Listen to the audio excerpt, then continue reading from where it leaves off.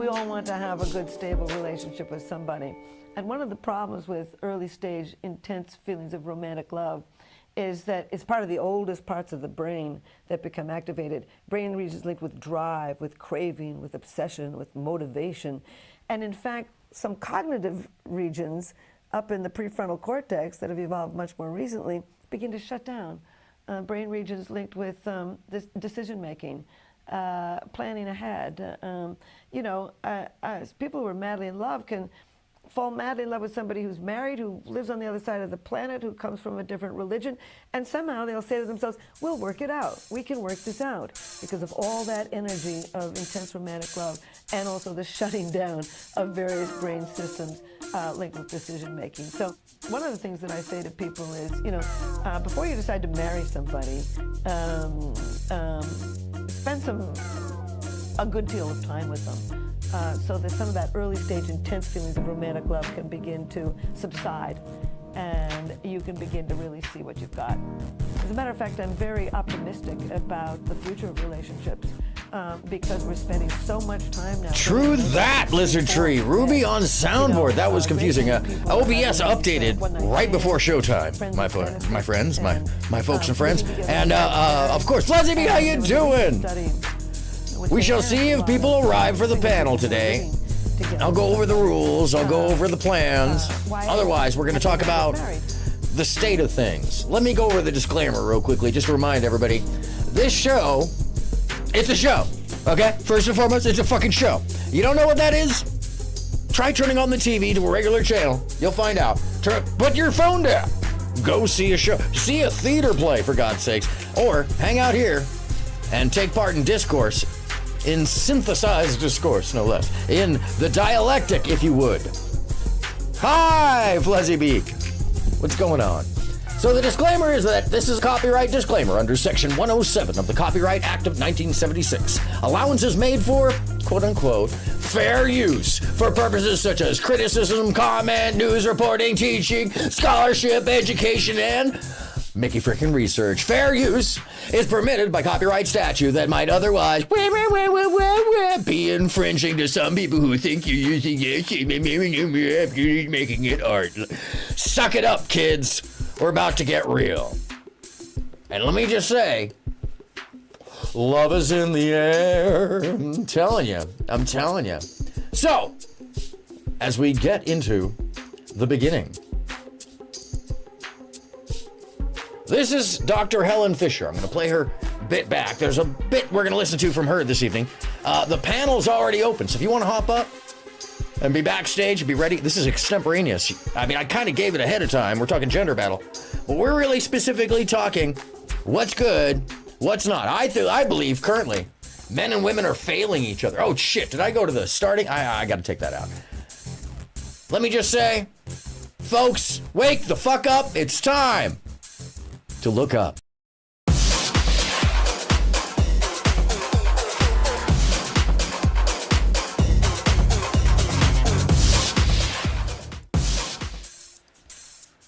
All right, let's get to it. Once again, Helen Fisher. Signs behind long-term, not just relationships or love, but long-term. We all want to have a good, stable relationship with somebody. And one of the problems with early stage intense feelings of romantic love is that it's part of the oldest parts of the brain that become activated. Brain regions linked with drive, with craving, with obsession, with motivation. And in fact, side note to Princella, it's not only the amygdala associated to testosterone. It's associated to a lot of shit, and clearly, you didn't take Chemistry of the Brain 101, 102, 103, 201 to 204, like I fucking did. So, frick off with all that. Men immediately only have one feeling. It's called testosterone. It's aggression. You only got one. Just shut the prick up. Take one to the ear. If you didn't know, I'm thinking Dark Arc. I'm done playing nice. I'm done being kind to people who aren't kind. I'm bringing a hammer. And that hammer is this game called discourse. Something that most people are not capable of doing, much less comprehending on this. I was told once, I don't do that, it's boring. Well, that's because you're not interested in an actual dialectic that gets somewhere with synthesis where you learn something about fucking life. And this is the truth. I won't be telling Helen Fisher. She knows everything. She's the one who found where love and pain and addiction is in the brain, Rue Mudcrab. She's amazing. She's actually really astonishing. She's like that clinical side of Dr. Ruth Vestama, who we can look at today as well. I didn't realize Ruth is alive. I thought Ruth passed away, which is very, I had a Mandela effect. I was like, did I think Ruth passed away? I swear I saw she passed. No. Anyways. Let me let you some hear a little of her. Regions if you haven't already, up in subscribe, the prefrontal cortex please. that have evolved much more recently. Get me to the algorithm. Begin to shut down. Brain regions linked with this decision making, planning ahead. People who are madly in love can fall madly in love with somebody who's married who lives on the But I'll other tell side you, of the if you're talking about planet. Princella, let me just take a side note. Yeah, because I know she'll never show up. I know she'd never show up because everything is beyond that woman, including cognizance. But that's beside the point. That's just my fucking ad hominem early before the fucking show starts. Which, by the way, rules don't apply to me because I'm the moderator. So if I decide to curse this evening or ad hominem, it means you heard it. But otherwise, I'll try to be kind. So I'm talking about this particular character named Princella, the Queen Maker. And she has like 1,400 to 2,000 people watching her at any given time. Good evening, Green Goblin. How y'all doing? I'm ripping the whole fucking gender battle a new asshole because especially online, it's so limited to a concept that isn't fucking based in reality. It's based in fear. It's based in their limited knowledge and the cliquish idea that you can just hang on to what somebody believed. And a lot of it is being driven by people who have no experience, simply no experience, and call to authority without any. And I've gone through this like a multitude of times in the last week, where someone would want to compare themselves to me, for some reason, in some chat about, which is hilarious, because it's like, we're all just anonymous faces there, right? Not here. I've always been a public face. Like literally my entire life. My birth was on fucking air 15 minutes after I was born. I'm shitting you not. The scream was on the radio. So I don't have any fear of this stuff. I've been here forever. On stream since birth. Hell, that's crazy. No, not completely. No, not like that. But truth is, I'm arguing for a better communication and discourse. I'm aronmsound. And I was so excited I already had the beginning roundup. I'm aronmsound, and this is the show known as Lookup. And I interject myself into conversations that most people don't want me involved in, and that's for many good reasons, because I tend to take conversations places people don't ever want or think to take them to. At least here online in this myopic environment of sycophantic strange catharsis that can only be called cultist and cliquish. And why? Because people here don't get outside. They don't actually get a life. They live most of their lives vicariously through the people they speak to, and half the time those people are just fucking making shit up. So, in order to bring this to light, and to bring the fakers to the fucking surface, and to show the real ones for who they are, I offer this platform now as something called Men Can't Love and Have a Low Emotional Level. That must mean women have a higher emotional level and lower intelligence level, and if that's their claim, it's evidently completely stupid. Rude Mudcrab, you just fucking nailed that into one moment. I don't always agree with you, but that was amazing. That, by the way, hold on a second. Hold on, I already have it. That's a 2 point from the fucking moderator right there. I'll give you an extra point. Normally I just give one on a point, but that's a 2 point right there. Speaking of which, okay, so what is this about? Stupid debates. Has stupid debate rules. And stupid debates is just the opposite of them. I'm calling that because everybody is, it's stupid. It's fucking retarded. The claim that somehow men are incapable of loving, that somehow we are incapable of associating to love is just as ridiculous as saying that women aren't as intellectually equal, or that they haven't matched us even physically in some facets. Although there are certain musculature differences we can't get past, there are still some women that are built like men. Hermaphroditia is always left out of every conversation, as if we don't share X and Y chromosome at birth, as if we aren't of the same completely around the planet 100% of the time on this little fucking dust speck. And when I put that into perspective, it's like we're on a dust speck, so really, what difference are we? We're who's in Whoville. You got the curl, I don't. Excuse me. Maybe I got a tail. Fuck you. That's the whole thing for me. That's the whole thing. Seeing differences as something negative instead of inclusive, as something special that we all have, is part of the problem, and much less the fact that it's very clear from the science that there is no difference in our brains. But I want to hear from you on this. I'm hyped up about it. I've also had a good amount of caffeine today. And I haven't been building a bunch of shit, so I got energy up the ass. Let me tell you something. We start building shit, like en masse, especially when it's yours, and then you stop because you're just like, got to do something else. Holy shit, I didn't realize how much energy I had. Oh, by the way, kids, this is called a tan. It's what happens when you're in the sun.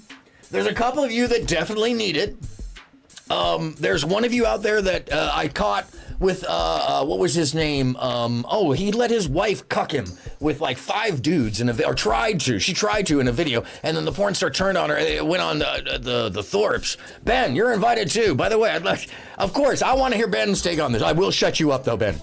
I will shut you the fuck up if you start ranting. But I love you, because I understand that you're crazy. And I give you that wide berth to the crazies. Most of the world is ruled by crazies. You guys realize that, right? Like by real, intense, psychopathic nut jobs that we vote into power half the time. If you've never met them, you don't know. And it's really weird. How do they get there? Because they're really good at faking you out. And that's part of the reason why I'm offering this panel. So I'm going to lay out the rules. So feel free to call in. Oh, Green Goblin needs a wrench. All right, hold on a second. I apologize. Yeah. See, I'm all out of fucking practice, see me? That scared me, came out of nowhere. Oh, no. Where is the... Oh, there we are. I'm so blind. Standard moderator... Oh, I know why I couldn't see it, because it wasn't opened up all the way. There we go. Standard moderator, welcome to the Bomb Squad!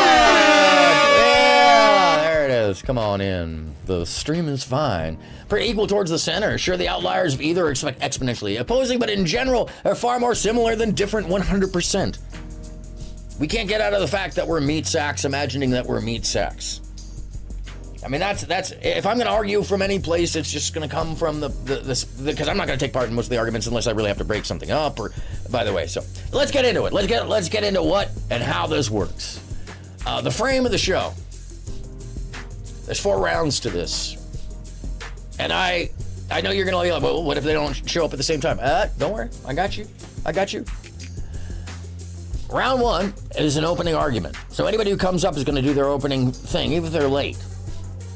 Now, if we're halfway through and then points have been accumulated, we will have a wild card. I will consider the wild card at that point in the show and bring them in. I will not capitulate points, so they'll never win, unless they're fucking astonishing. But that point, 5 minutes per person for the opening argument, anytime you pop in. Round 2 is an open debate, and it's 3 minutes per person at the onset for your premise, and then for 30 minutes, it's interjectable conversation, meaning like, don't get sour if somebody jumps across you because you misinterpreted, misrepresented, stated their name, and or called out a point that they made. Yeah, my pleasure, Green Goblin. All good. Sorry I missed you before. I thought you had one. I don't know. I am seriously going blind, folks. It's because I've been sitting in the sun. Yeah, let's just call them all. I don't know if you saw my list. I made an absurd list. Some because I know some of those people, and some because I just was like, fuck it. Let's see if they show. It's an open panel. Come on. If not, I'm sure we'll get somebody interesting. I hope. Either way, I'll just be sitting here talking to you, talking shit and sharing this stuff. But anyways. So yeah, feel free at any time to join and with your comments or any of the what happened here? Oh yeah.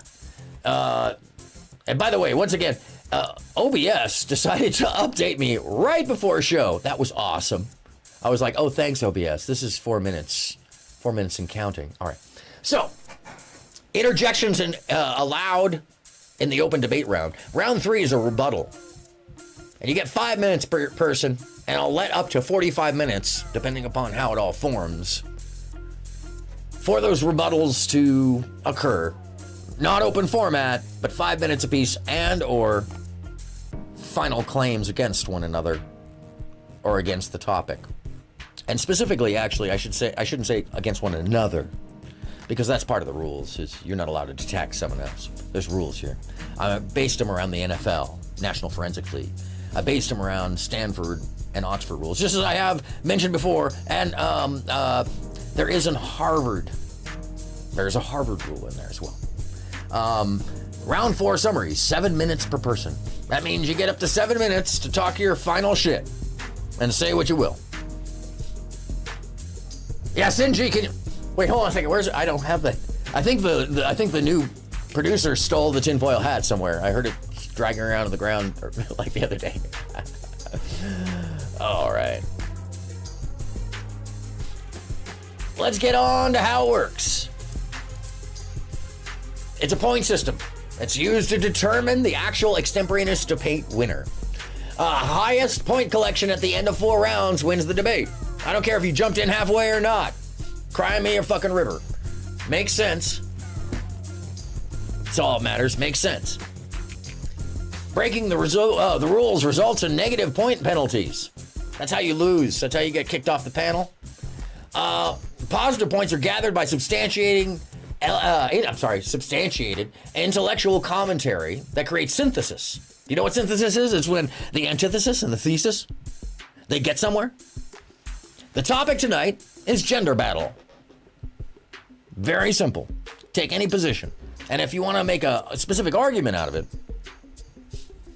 who is failing who? That's it. It's very simple. Polarizing and direct. Who fails who? It's not men are failing women. It's not women are failing men. I'm asking a question, and you substantiate it as someone who wants to hop on the panel. Who is failing who? Men and women. It's a gender battle. Men and women and others. Humans are failing each other. Whose fault is it? Is it someone's fault? You tell me. Let's figure it out. Let's get to synthesis, where we understand the point better. And so the points are gathered by substantiated intellectual commentary that creates synthesis or moves the topic forward substantially, meaning we get somewhere. These points can be given at will by the judges or me, the moderator, aronmsound. Hey. In other words, be nice, because if you want points, I'm kind of the guy you gotta be nice to. No, I don't give a fuck. No, truly. It's the government, true. Each are failing themselves by listening to the loaded voices and following them down a competitive route instead of a cooperative one. Yeah, it's, you are making points already here, Crab. You got 3 points already on the board, and people haven't even caught up. Seriously. Yeah, oh no, you know what? I think, did I read that in already? Each are failing themselves by listening to the loaded voices and loudest voices. Loaded voices worked for me. I mean, that was actually a triple entendre there. It was pretty good. Following them down a competitive route instead of a cooperative one. Yeah, well framed. Absolutely, I agree. It's about our belief in what people are telling us rather than what we know to be true, in that we feel a thing. We are an individual. We are what we feel, what we know. That is reductive to some facet, but it is an internal sensation. It is not an external known. It is not something that is monolithic. It is not something that is decreed by our parents, and we know that because arranged marriages are not hot. Clip. Anyways, a point is added to all panel members when a negative point is collected by a participant, meaning somebody loses a point, everybody on the panel gets a fucking point because you're an ass. I'm kidding. No, it's because you lost the point. Everybody else gets a point. All right. Minus 3 points in a round, and a participant is muted for the remainder of the round. Means we just shut you up. Because if you've lost 3 points at that point, it's... Come on. Minus 5 points, the participant is booted for the audience. $20? Yeah, by the way, this is called hate tribute. $20 to mute a participant for 10 minutes if you really don't like them. $50 to mute a participant for 30 minutes if you really don't like them. And $100 to boot anyone, except for me. And I hate to tell you this, but thanks to Daryl Long, that's a fucking great idea. I don't even care about making money about it. I just think that's amazing. Like, if you really want to boot someone, fuck it. Here's $100. Get them out of here. Get them out of here. Really. Focus on what they have to gain instead of what they can contribute, what they can share. Truth, cooperation is the true manifestation of any relationship, and it is the root of how we get to that relationship. And it is amazing to me how it is not just a war or a battle for who can get what out of another person, but rather who can be supremacist in their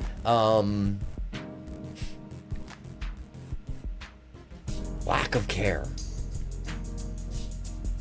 There were so many things that ran through my mind. There's so many options, but it really is just a lack of care and concern. How to be unempathetic. That's my point of view. I see people as good natured to start with, and then they find their way down wrong roads. Some people never come back. That's a happenstance of the experience. But when you knowingly buy in just because it feels included, just because it feels good to be included, you're selling yourself short, much less the people around you, much less anyone you love. And by that logic, we should give each other the credit to understand that people are more than the makeup of a concept. Especially not a singular platitude. That's gnarly. And then the rules. The rules are the kicker here. The panel rules. Number 1, everybody's gonna hate this. No ad hominems or direct personal attacks. That's a minus 1 point. Number 2 is, there's 9 rules, by the way. Just 9. Guys can live with this, come on. No ad hominems or direct personal attack. No rhetorical claims, i.e., most people believe. I believe in fill in the blank, so my point is superior. Minus 1 point to your fucking rhetorical ass. No hyperbole. Everyone is. All these people do. Everything is heading this way. That is why things are. Minus 1 point to your hyperbolous ass. Number 4, misrepresentation of fact. That's a minus 2 points. In other words, you misrepresent something because you want it to be a way that you want it to be, and we find that it is not that way. Minus 2 points. Number 5, all factual information and or claims must be provably substantiated for panel, judges, and the audience. Failure to provide said provenance. Minus dos. Pointus. Pointus minus dos. I think he was a general in the Roman army. I don't know. There was a long time period. There's probably clearly there was a biggest. Anyways, there was at least one biggest. 6, no red herrings. No red herring fallacies, meaning you can't just claim something that is non sequitur to draw attention. It's kind of a deflection, but it's a comparative that is not actual comparative. It sounds like a comparative. People are freezing to death because they don't have homes. Yes, but everybody has a cooling problem in the summertime. Yeah, that's a red fucking herring.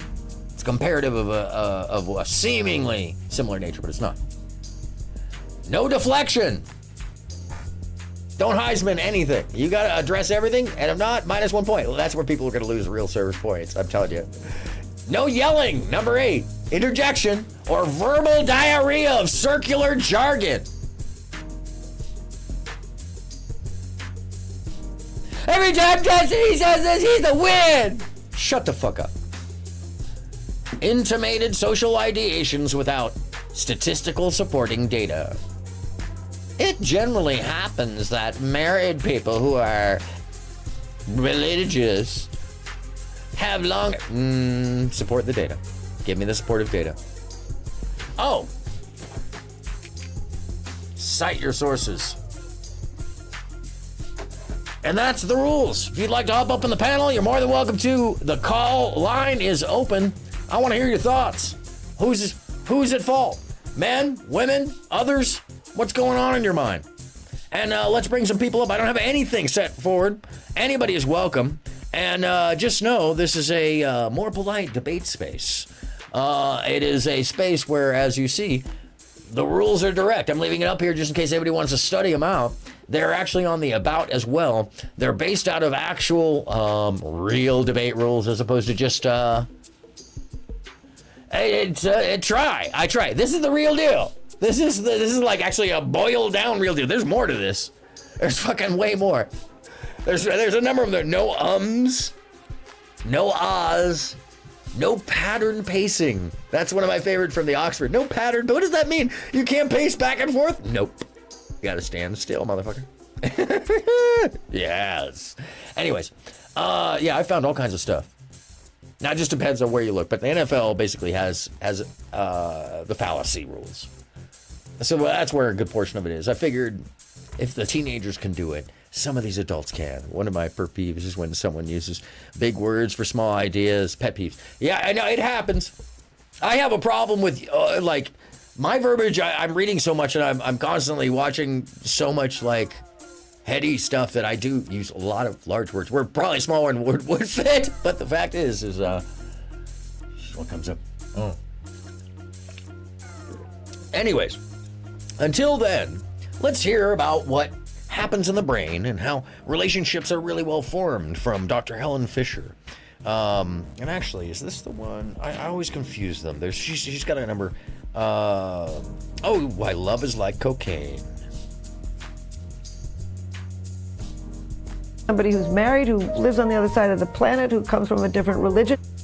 During romantic or passionate love, you're going to feel this sense of being addicted to your partner. People who are madly in love can fall madly in love with somebody who's married, who lives on the other side of the planet, who comes from a different religion, and somehow they'll say to themselves, we'll work it out. We can work this out because of all that energy of intense romantic love. Over time, as this whole neurotransmitter thing settles out, what's left?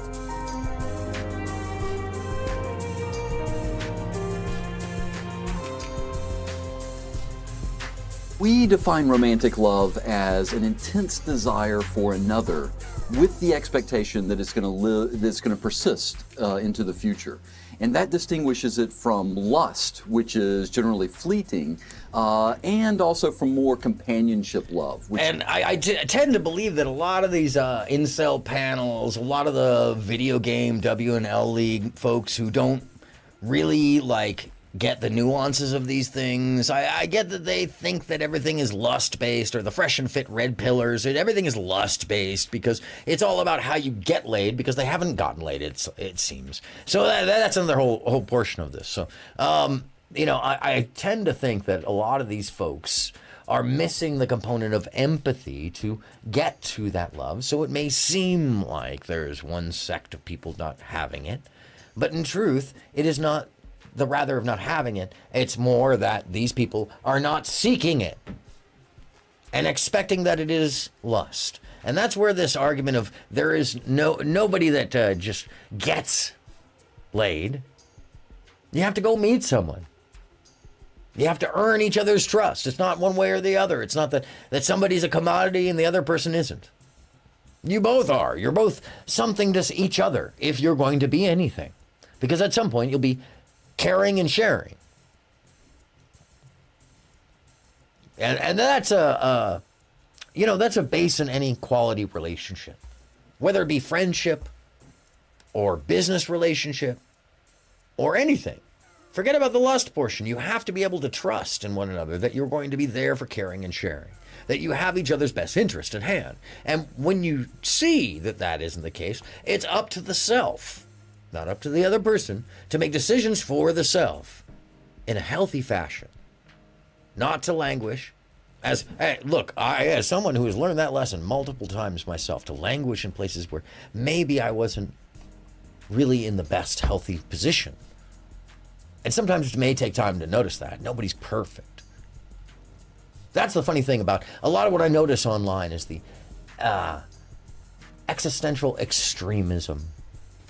The need for everything to be absolutely polar in its perfection or its evilness, or black and white, a binary sense of the world, which doesn't exist. It's not just gray.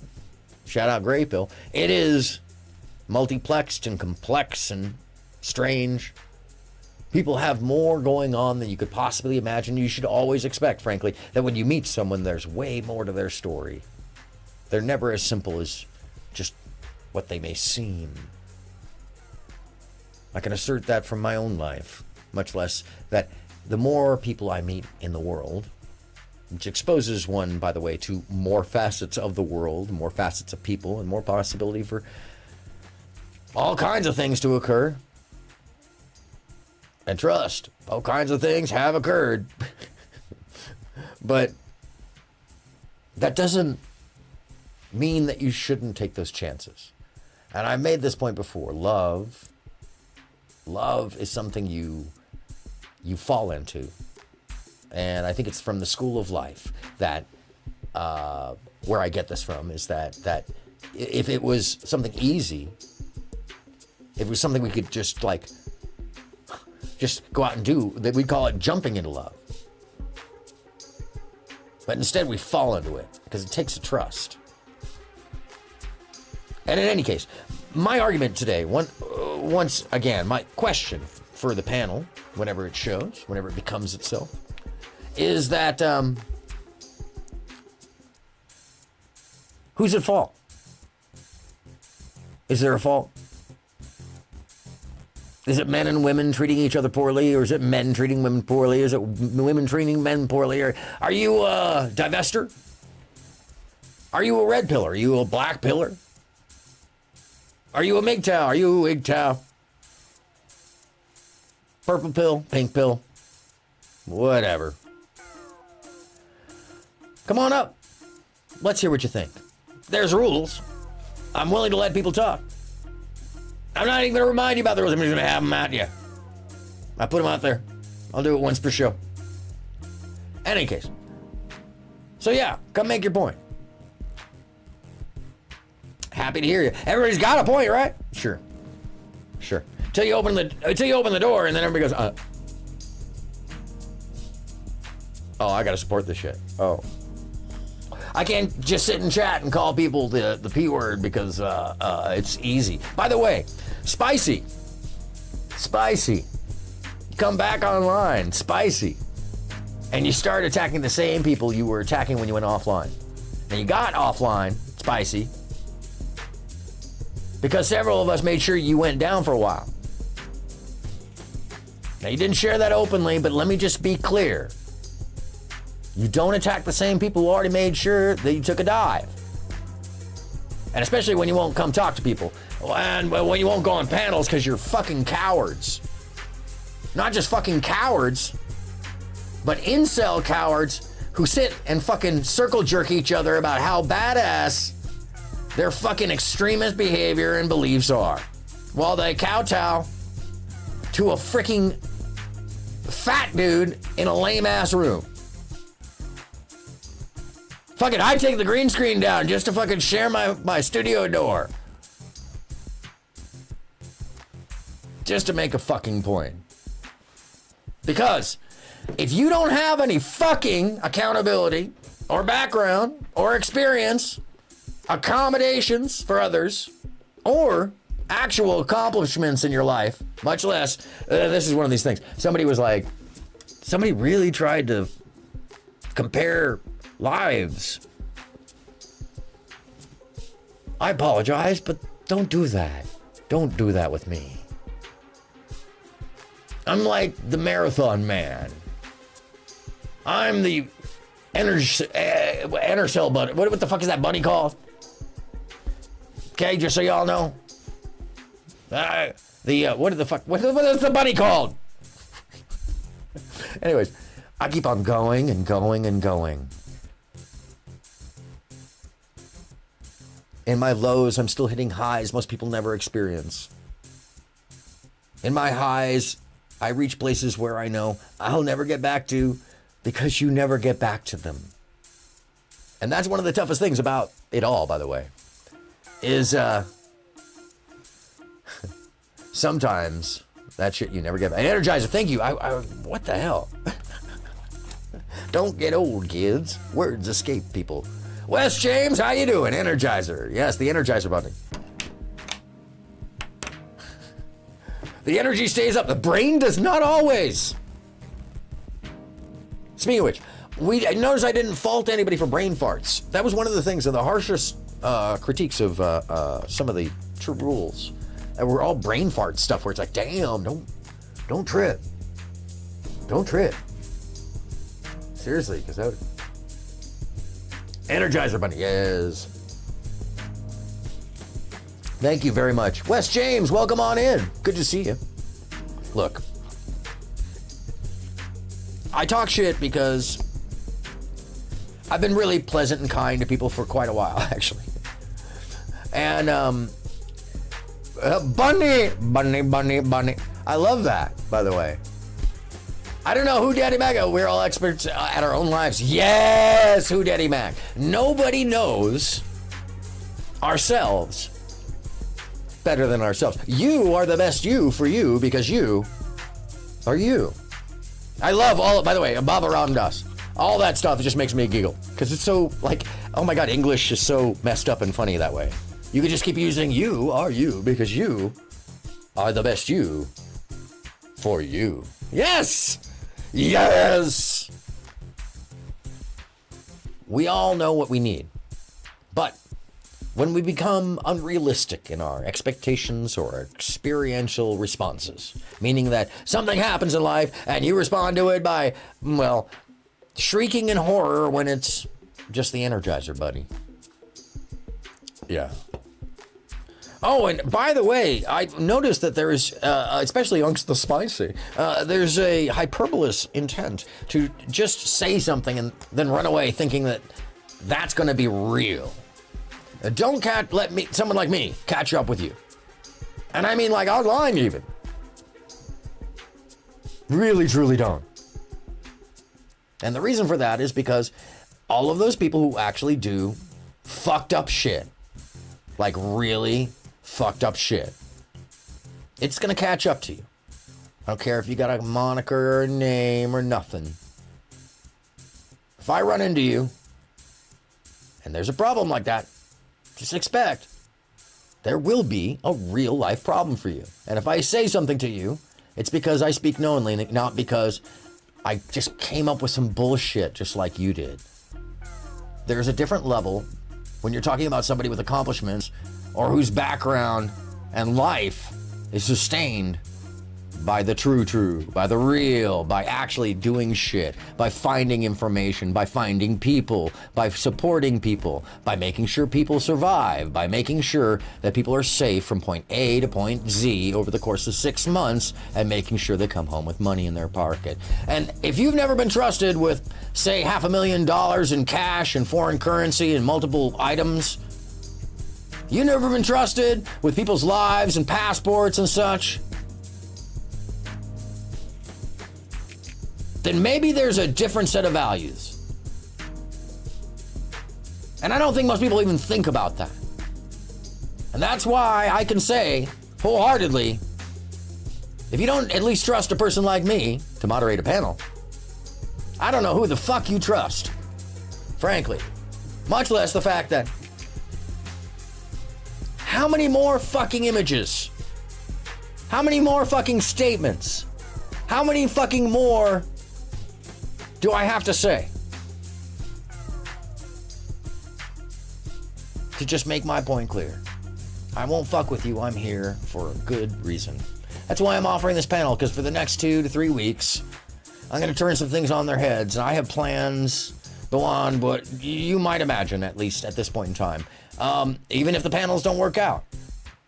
You see, you know very well that I can sit here and just talk about this, and if I start talking shit, I'm going to start sharing images and videos. And that's really what everybody doesn't want. Because once I go there, I don't know what rabbit hole I'm going to go down.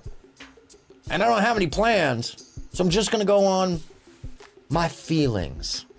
And I'm going to express what everybody else tries to do, I think, if I'm going to sit here alone, but tends not to do, because it's more interesting for their business. Hello, Mystery Sky, what's happening? Then it is, Bunny is my kryptonite. True.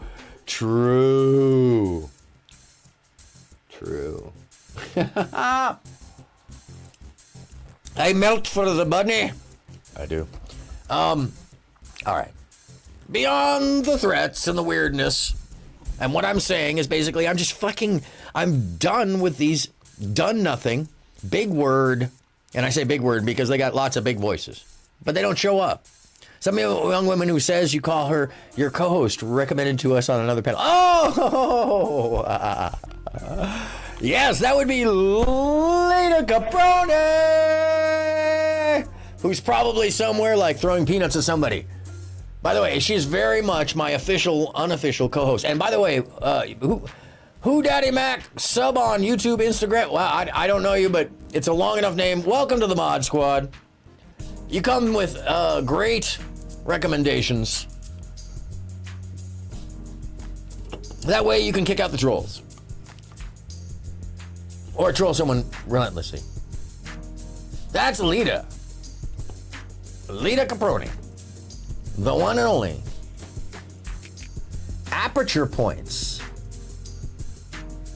Oh, you talking about the actual like subset points between rounds, or you? I mean, hold on a second. Let me look it up. It sounds familiar, but I don't know. It's right off the top of my head. My pleasure. Well, explain it for me, actually, Wes, before I go look it up, because I would just pull it up. Actually, you know what? It's going to bother me. You're probably telling me right now. So, hold on.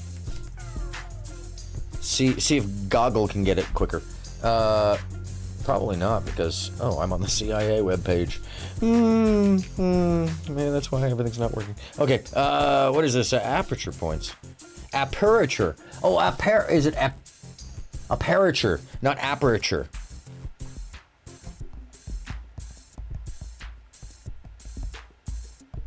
Let me see this. Oh.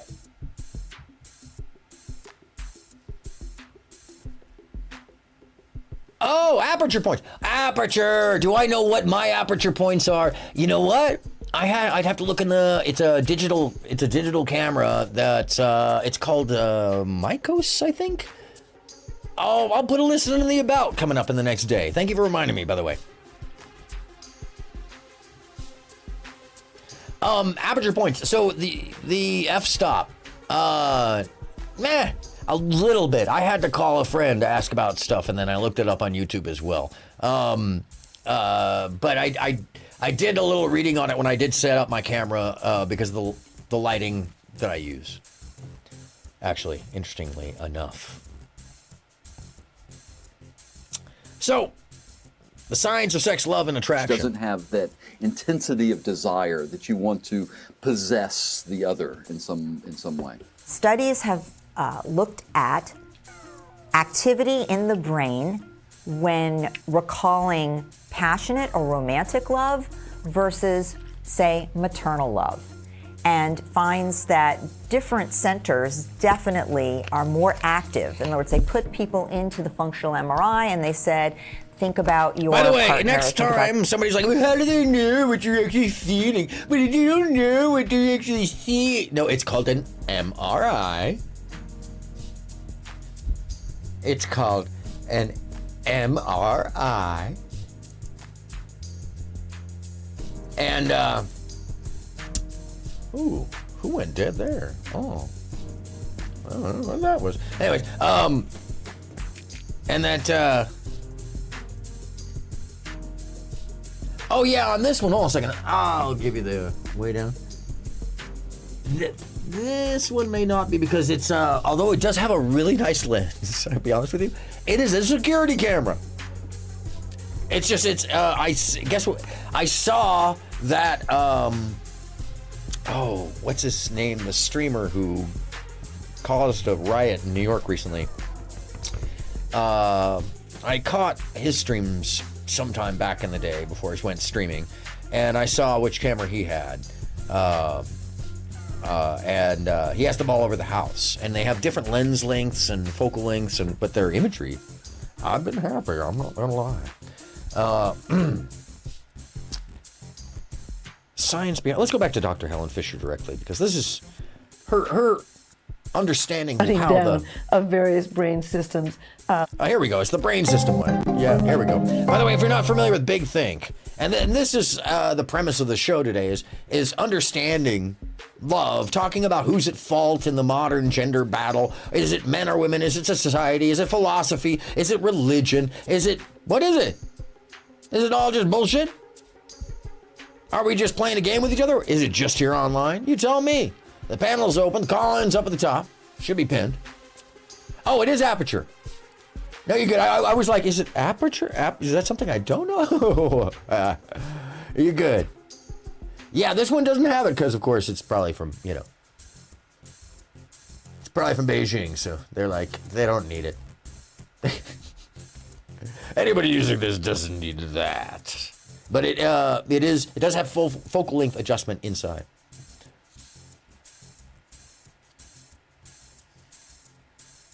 Oh, acupuncture. You're talking about chakra points. I don't know about aperture points, but that's an interesting way to put it. I would imagine that would make sense. Idea of lensing out from one's own chakras. Yeah, there's 5 major chakra points. There are a bunch of subset chakra points. I would guess that those are the apertures. I've never heard them called that, but there's a lot of lovely imagery surrounding the chakra points, actually, and how we focus our energy through them. And by the way, just on a total hoo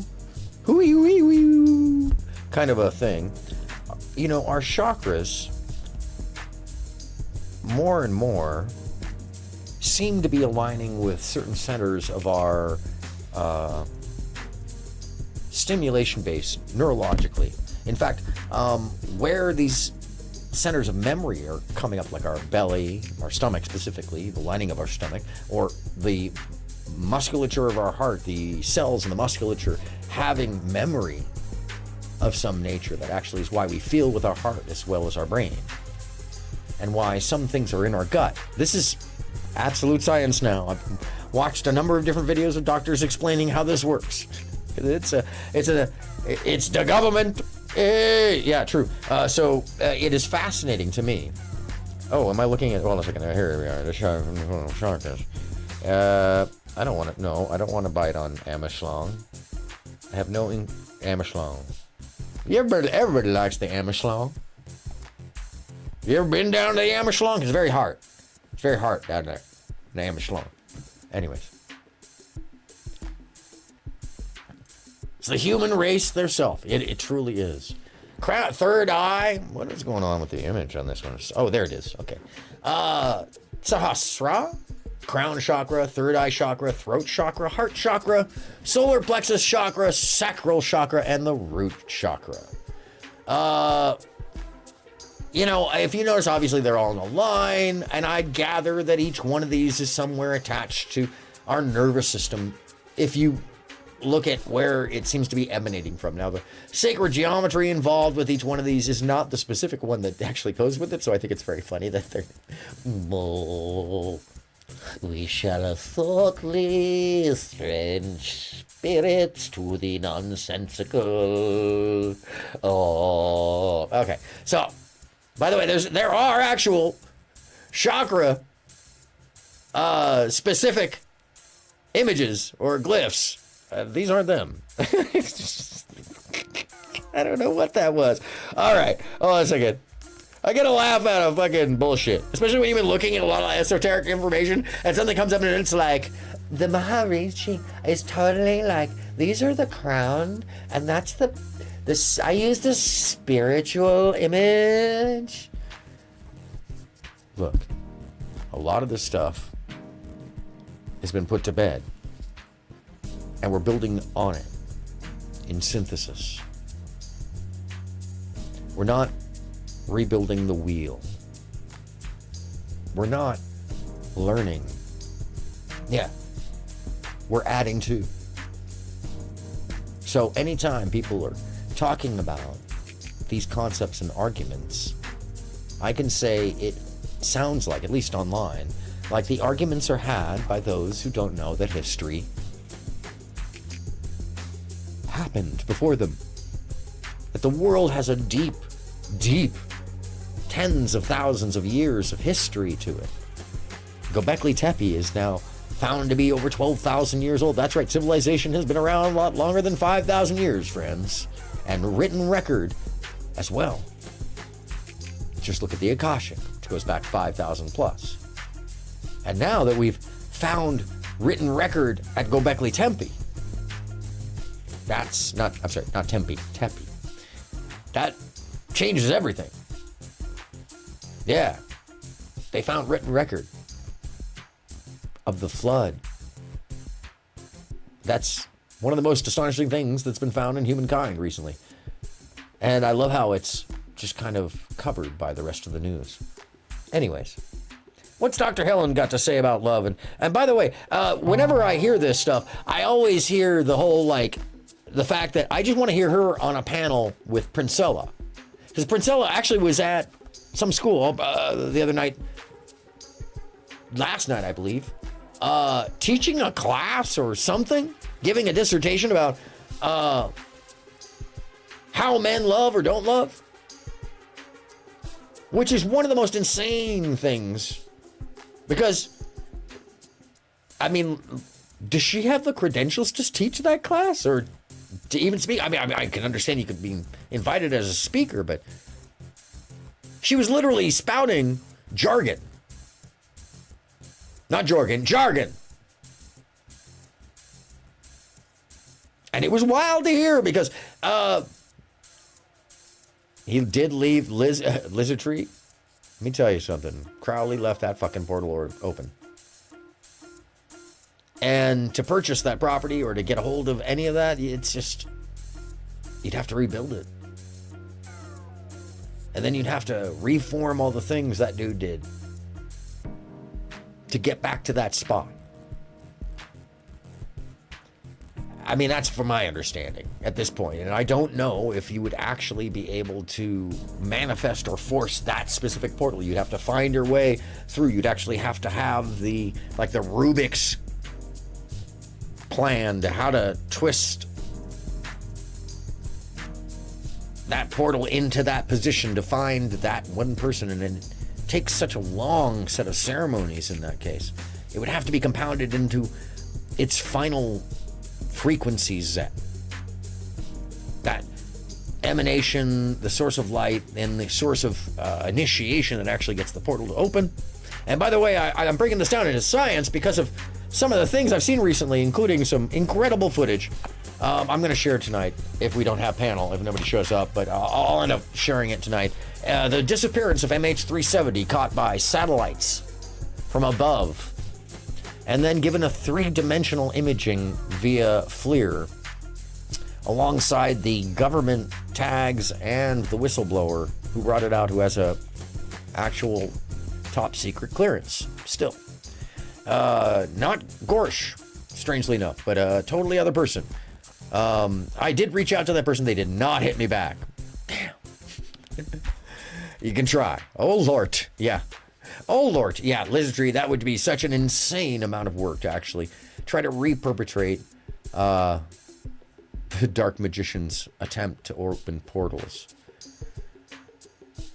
And if anything, I think the easiest answer, if I really put science as we know it now, is you would have to emanate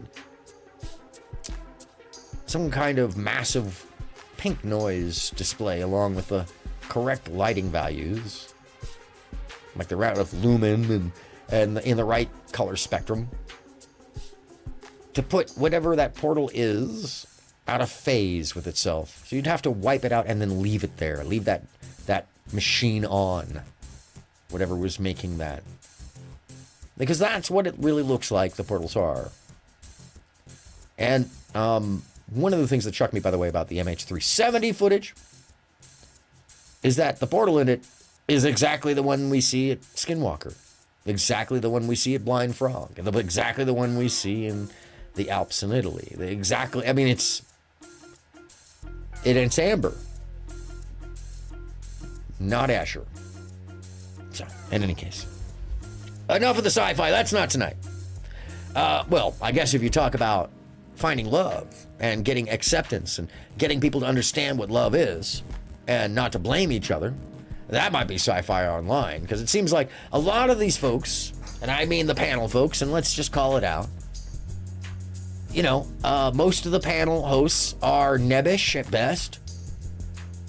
I think the only panel host that I know of, the two of them that get laid, or three, sorry, but she's not a panel host, Brittany, Angela Knight, and Tom. I hope he gets that's he looks like he could. He's 5'11" too, so whatever. Pink Noise. Oh no. Pink Noise is a different spectrum. There's white noise and there's pink noise. White noise is shh. It's everything above 400 hertz. Pink noise includes everything down just 20 hertz. So it'd be a form of pink noise that reaches across the entire spectrum, which is what it would take. And what we see when these portals open up, it's basically the neutralization of the background pattern of reality. That's the easiest way to describe it, but if you were to talk about it in scientific terms, they're putting our reality out of phase at a certain point to get the thin layers of the two realities to meld so you can pass through them. You basically put the interference pattern back into a waveform on the outside of the hole. Now, reality must be computational in order for it to close immediately, because otherwise it would cause a tear if it was not something computational, if it was something that wasn't self-healing, in other words. And that is something in itself. Anyways, I'm getting too deep. I've been studying so much, and level at Focus 5, repeatedly I have been having feelings of weightlessness. So I can attest that the Gateway program, it works. It's an enlightening space to be in. It's actually kept the tasks I've been doing really positive, because you can practice these things while you work, while you can practice them in your mind, because you are meditating, even if you're working, even if you can utilize these things by repeating them as mantra, by thinking about them. Not yet. I think that's Focus 15, actually. Where that comes in is levitation is about Focus 15. I'm a Focus 5, so it's going to be some time. They say sometimes it's going to take years, but and in this case, we're talking about love. And I would challenge to say that most people, at least here online, hyperbolically, and I mean me saying most people hyperbolically, are caught in this rut of believing a bunch of fear state sales points that have no solution. Blaming men or blaming women, allowing someone like Princelle to have 1,400 or 1,500 people just on live as she basically spouts jargon about the brain and saying that men's brains are somehow wired differently. I'm about to disprove that right here. I'm Focus 1. No, you're not. You're way up. If you start practicing, you know you'd be right up there on the scale. That shit would be epic, you know. We all want to have a good, stable relationship with somebody. True. And one of the problems with early stage intense feelings of romantic love is that it's part of the oldest parts of the brain that become activated. Brain regions linked with drive, with craving, with obsession, with motivation. True. And in fact, some cognitive regions up in the prefrontal cortex that have evolved much more recently begin to shut down. Brain regions linked with decision making, planning ahead. People who are madly in love can fall madly in love with somebody who's married, who lives on the other side of the planet, who comes from a different religion, and somehow they'll say to themselves, we'll work it out. We can work this out because of all that energy of intense romantic love and also the shutting down of various brain systems linked with decision making. So that's the other thing, is that is man and woman. That is all gender. That is, you end up with these endorphins. You end up with oxytocin. You end up with a whole bunch of adrenaline. You end up with a whole bunch of these feelings that are dumped out of the area of the brain that stimulates from love in the amygdala. I've been saying that wrong all week. And that area of the brain, she'll tell you later, actually is the same stimulation that causes for pain and want and addiction and all these other things. And also love. It's the chemicals afterwards that get stimulated by that area that are slightly different per person, not per gender, and not gender biased. By the way, no matter what culturally you have been told to believe, that is bullshit. We practice traditions. We practice biases. We are a makeup of both nurture and nature. It is not singular. There's no binary. We are also outside influence. We are also our own agenda because we all have free will. If there's one thing in the absolute, I can assure you we have free will now in the hologram. If I'm going to talk like wildness, right now in the hologram, from what I've seen, from what I've read, we have free will. Even if it seems like it's not, and it's a permutation of a mathematical pattern, we are still making the choices that push around the neutrons. We are still making the choices that create the interference patterns in agreement. And we still are in this imaginary meat sack that imagines that our brain loses its cognizant functions. A little bit of it's our sensibilities when we get giddy over the feeling of love. So that's healthy. It's something to lose a little, control over. Is, before you decide to marry somebody, spend a good deal of time with them. So that some of that early stage intense feelings of romantic love can begin to... It would be, Lizardtree, to just dump all the programming that is pushed on us from early age, and many people are living out in their adulthood the programming of childhood. I'm always amazed, especially people that give out advice. And this is the other thing, is that I would never gather to say that I'm going to give out advice, because what may work for me may not work for you. Take away what you can. I'm as flawed as the next person. I've had as many fuck-ups as I've had wins, but that's because I keep trying and trying and trying. I keep achieving and achieving and achieving. And alongside those achievements, there's 10 fails for every achievement. So 100 achievements, do the math. 1,000 achievements, do the math. Gets exponential. Can seem really daunting, but you know what? That's the beauty of being sentient and fucking alive. We get to deal with all these weird complexities. And if you try to boil it down to some reductive little concept that your friends go, yeah, that's pretty much how it is. I'm angry. So, Mom, shut up. Yeah, that's what that's about. By the way, coming up, is it Friday night? Oh, yeah. Chad Chatterton panel. All red pill, all bullshit all night. Chad will be here hosting a panel. Doesn't care, clearly just like me. Doesn't care. But is willing to host. So yeah, Chad Chatterton, all shred pill. Chad does not specifically represent any ideas, concepts, or is supported by the channel in any way, shape, or form. He just appears here. Yeah, that is yeah. I am anti-red pill. That shit, it's a cult of fucking pickup artistry weirdness. The fact that most of the people who are involved in it aren't old enough to remember the fact that the exact same thing was sold to people like my older brother in a book by people like Rollo and his old boss, the pickup artist. If you don't know about that, just go back. It's on YouTube. It's out there.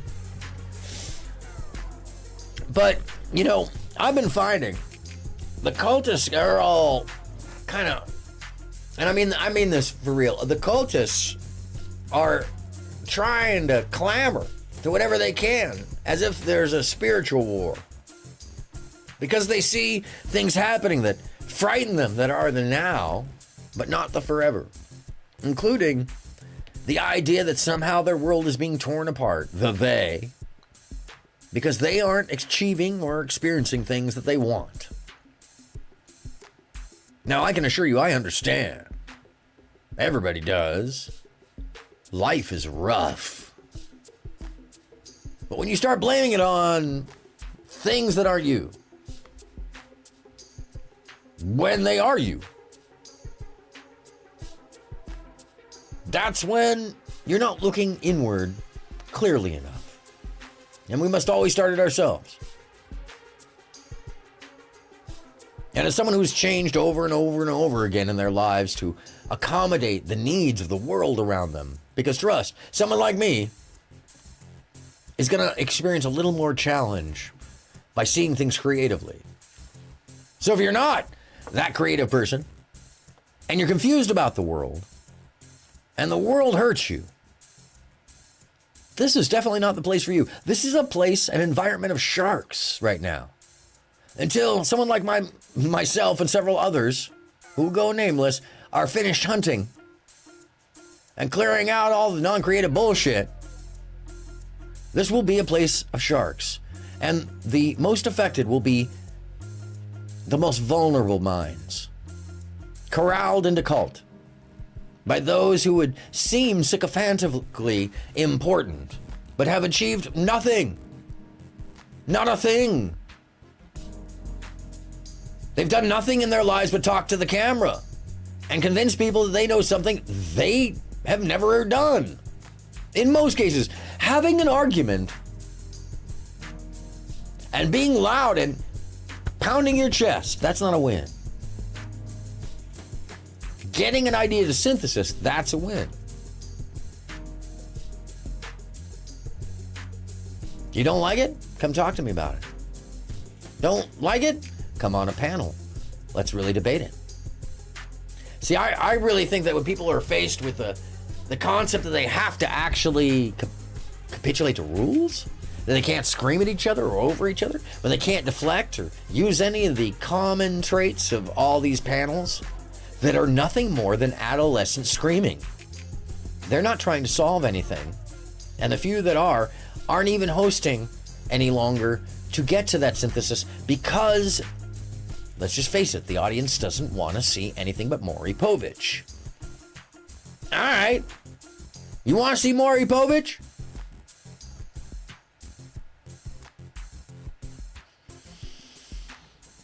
I'm about ready to provide it. Because trust, I didn't go down off the net for a couple of weeks on and off just because I was busy. Well, I was. But I've been prepping. You see, I take what I do as my art pretty seriously. And this portion, this is where I'm, if I'm going to sit here and talk, at some point I'm going to start going down the rabbit hole. So the question is what we want to see first. I'm starting with Ellen Fisher. And then we will move on and we'll see if I don't get struck. Side, and you can begin to really see what you've got. As a matter of fact, I'm very optimistic about the future of relationships because we're spending so much time now getting to know somebody before we wed. A great many people are having these one-night stands and friends with benefits and living together before they marry.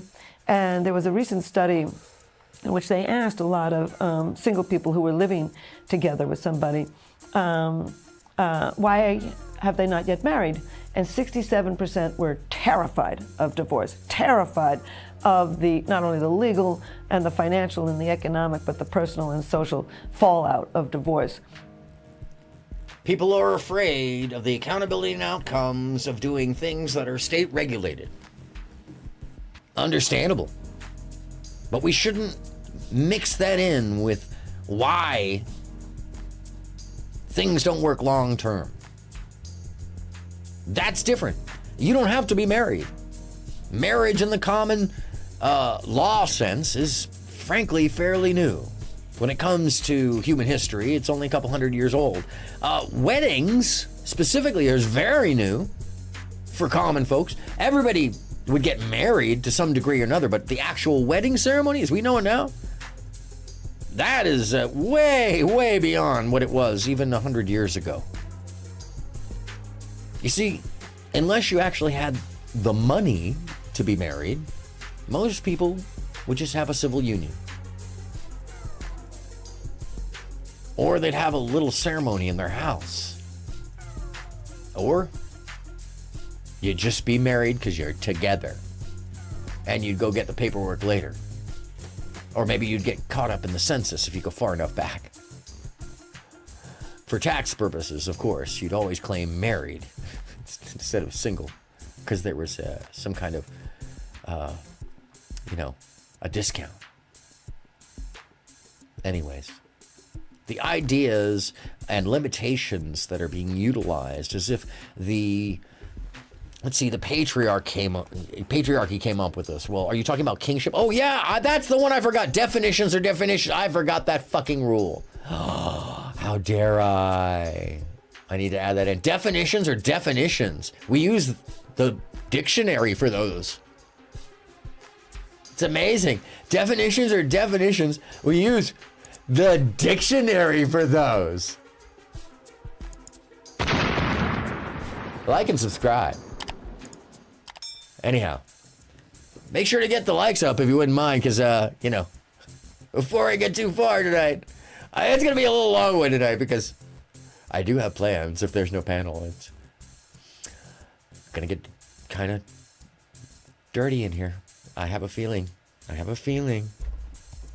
And so I began to realize maybe all this hooking up and friends with benefits and living together is not recklessness. Maybe it's caution. Maybe singles are trying to learn every single thing they can about a potential partner before they tie the knot. And that is smart. And that is a choice we didn't always have. And that is something we really should take advantage of when it comes to learning ourselves and our partners and understanding what it is our partners need and want.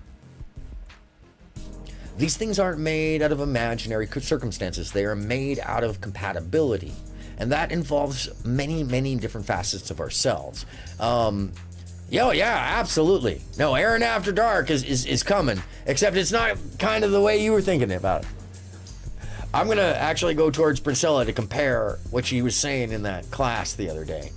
And it may take me a little bit to get there, but I want to start here because I really want to talk about the science of the brain. I want to talk about Helen Fisher, and I want to talk about the misunderstandings that are known. And I keep hearing them talked about as if there's some unknown that couldn't possibly be known. How do you even measure that? Well, schmucks, you measure it with science. That's as simply said as I can. But MRI, studies, self-reporting, Kinsey Institute, scientists, neurological function research. There's lots of stuff constantly going on that you may not be aware of. And if you aren't, well, it might be time to log the fuck off. Nancy, where am I? All right. True. And when we do get to Aaron After Dark. Ooh, well, damn, baby. You know we'll be ready. Anyways. Helen? Marriage used to be the beginning of a relationship. Now it's the finale. And I think that is very positive. As a matter of fact, I work with Match.com. I'm their their chief scientific advisor. And we did a study of married people, not on the site Match.com, of course. of 1,100 married people, and I had reason. Well, if there's this long pre-commitment stage of getting to know somebody, maybe by the time you walk down the aisle, you know what you've got, you're happy with what you've got, and you're going to build a long, stable, really happy marriage. Maybe we're going towards a time of happier marriages because relationships can end before you tie the knot. Yep. So within this study, I asked these 1,100 Being married careful people, is healthy. a lot of questions, but one of the questions was, Being afraid or xenophobic or agoraphobic is unhealthy. These lines are thin, frankly, folks. Just like the difference between being smarmy and cynical and being humorous, because you're being silly. Now, I understand that a lot of people would like to use the neurological dysfunction terms to play off their assholeindrum. What is that I just said? Assholeindrum. Their asshattery. Their bullshit behavior. Their childish adolescent fucking whatever it is they didn't get rid of that they're supposed to get rid of when they're 13. That behavior that we seem to be seeing out in the world, because people are still playing the same video games they're playing when they were 16, but they're 30. And all that snark, that quote-unquote what they thought was edgy, it's still the culture. It hasn't gone away. It's in the background. And they who is more snarky is considered more smart. So literally we are living in idiocracy. So if you're the mundane ass who thinks that snark is the only humor and everything else is quote-unquote cringe, first and foremost, you don't understand life or art. You're going to be embarrassed when you get older, so you should probably learn this now. And if you don't like that, well, I'm sorry. The world may change, but it's never going to change that much. Not that quick. And as a matter of fact, the majority of us, right now, are Gen X. And we're the fuck around and find out generation. All of us got the lowest end of the stick. Doesn't matter who you see. They got something. They're Gen X. They fucking fought every tooth and nail they had. Chewed skin off to get whatever the hell they were given and received. So I'd warn you of just saying boomer, because you're forgetting that the people that are your bosses right now are Gen X. And it's not going to be tomorrow that you take over. In fact, you're going to have to wait the majority of your life for us to stop poking you softy ass bitches. Softy ass bitches? Who was that? Oh, softy ass bitches as in anybody who thinks that talking snarky in a chat is so spicy. Fucking walk up to me and do that. As a matter of fact, it's easy for all of you who are actually the problems, the maps, the folks who sit there online looking at crazy ass porn, who can't seem to get away because they're addicted to the limited fucking social network that they have, because they actually have none in real life and they're too afraid to actually experience that. Not because of rational caution, as Helen is talking about. No, Dr. Helen is talking about rational shit. What I'm talking about is the kind of behavior where somebody literally said, well, why should I even take the chance? I'm gonna get hurt. Oh, you softy ass little fucking punk bitches. For real.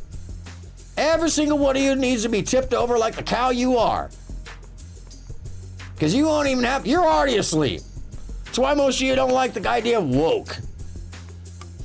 Because that's from my generation. We woke the fucking world up. We questioned authority. And now you wanted to go back to sleep because you had an iPad? Piss off, kid. Yeah, you heard me, child. You're 35 and you're still a child.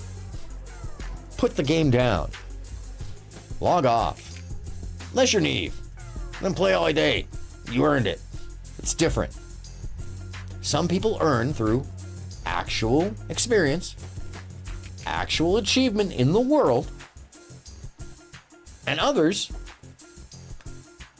are just piles in a chair, blathering on and on. Achievements, Resto. Achievements, Joombi. Achievements. Constance. Book writing.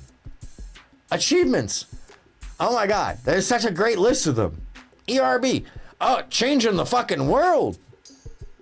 Literally, like just a little cultural bit. Achievements. There's a lot of folks online that have. Anna Akana. She's in the movies now. She went from YouTube to movies.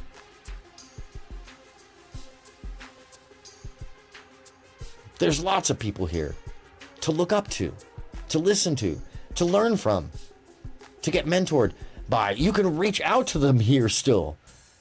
It hasn't been deconstructed like Twitter, where you used to be able to really talk with world leaders.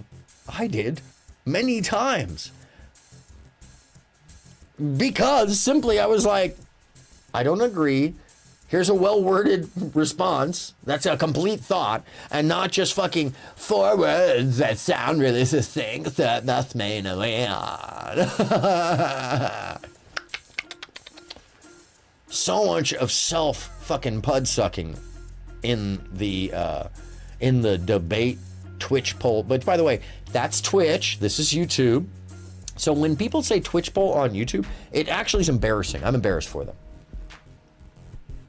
It's like some weird, childish fucking, I don't know what the fuck that is. And yeah, I hope they all come towards me, because the real reason I would do this, I want you to consider this. The real reason is because they're easily baited. They're easily incited. They're the witch hunters. They're the ones who'll believe anything. I mean, they'll just type some shit in chat and think that it's real. For real. That's absolute. We've seen it over and over again. No different than the mean girls. The spicies, the degerers, a little bit better, but not much. Because they're so myopic that they'll fight over a topical point that is reductive to the point that they don't even know what they're talking about anymore. And most of them will stand on subjects. I don't know if you've ever listened in the DGG. I did for a good while there, and it sounds like an insane asylum, except to those people who are involved in it, and then it's absolutely rational. Now, if you end your sentence with a growl, most people want to reach out and just ask you to stop. But inside their mind, they're actually uppercut. Parkour.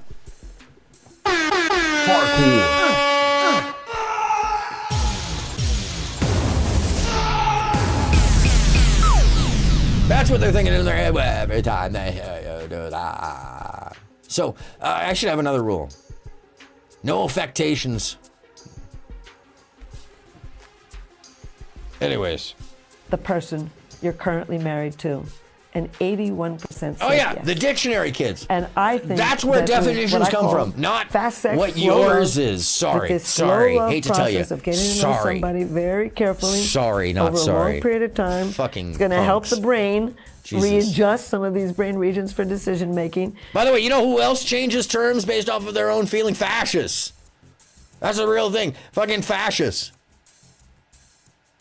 Authoritarians who use fascism to adjust mindset via changing words and definition.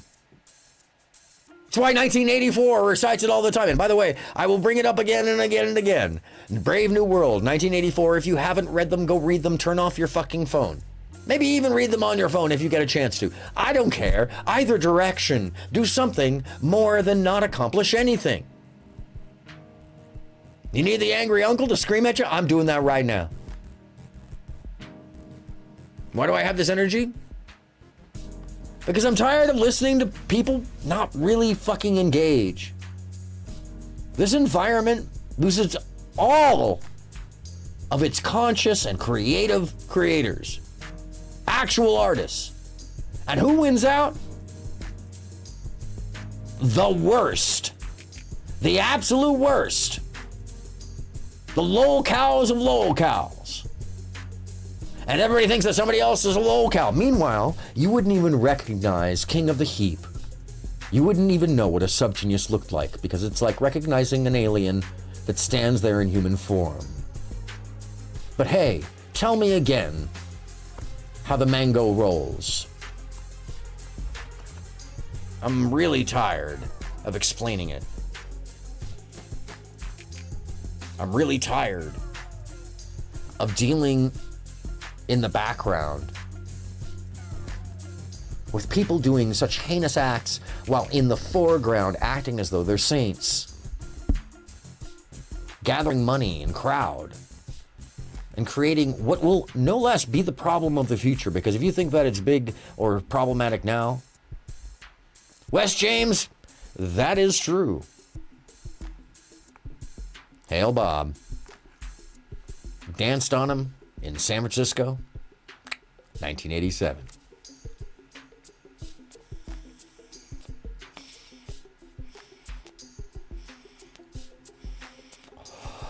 May your fraught be filled. We are talking about Bob. The kids don't even know where the troll came from. They don't even know where the idea of any of it comes from. They don't even know who is what. They just think that they're the ones who invented a fucking meme. Meanwhile, they don't even know that there's a meme queen. They don't know that there's a hive. They don't even know where this shit comes from. Hail Godrex, hail Eris, yeah! I love that, good for you. Yeah. And that's something that most people should recognize, that the world is very complex. It's made up of complex people.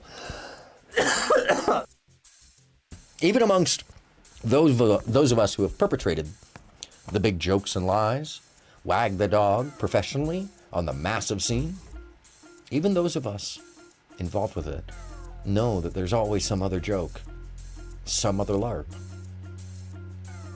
on a massive scale that we don't know about, that we may even be some kind of pawn to. The game 23. I've heard about it. I have not played it. Yes. I've heard about that. I actually, I follow Reckless Ben. I want to go to the Crucible really badly. That's one of the ones, and Fear. Those are the two ones that I really want to go to right now. But I am into wargaming, by the way, in the IRL. That's a pastime of mine, has been for quite some time. And by wargaming, most specifically urban warfare, propaganda. It's an interesting little sub-facet that most people don't understand. The game 93. Hey, Wes.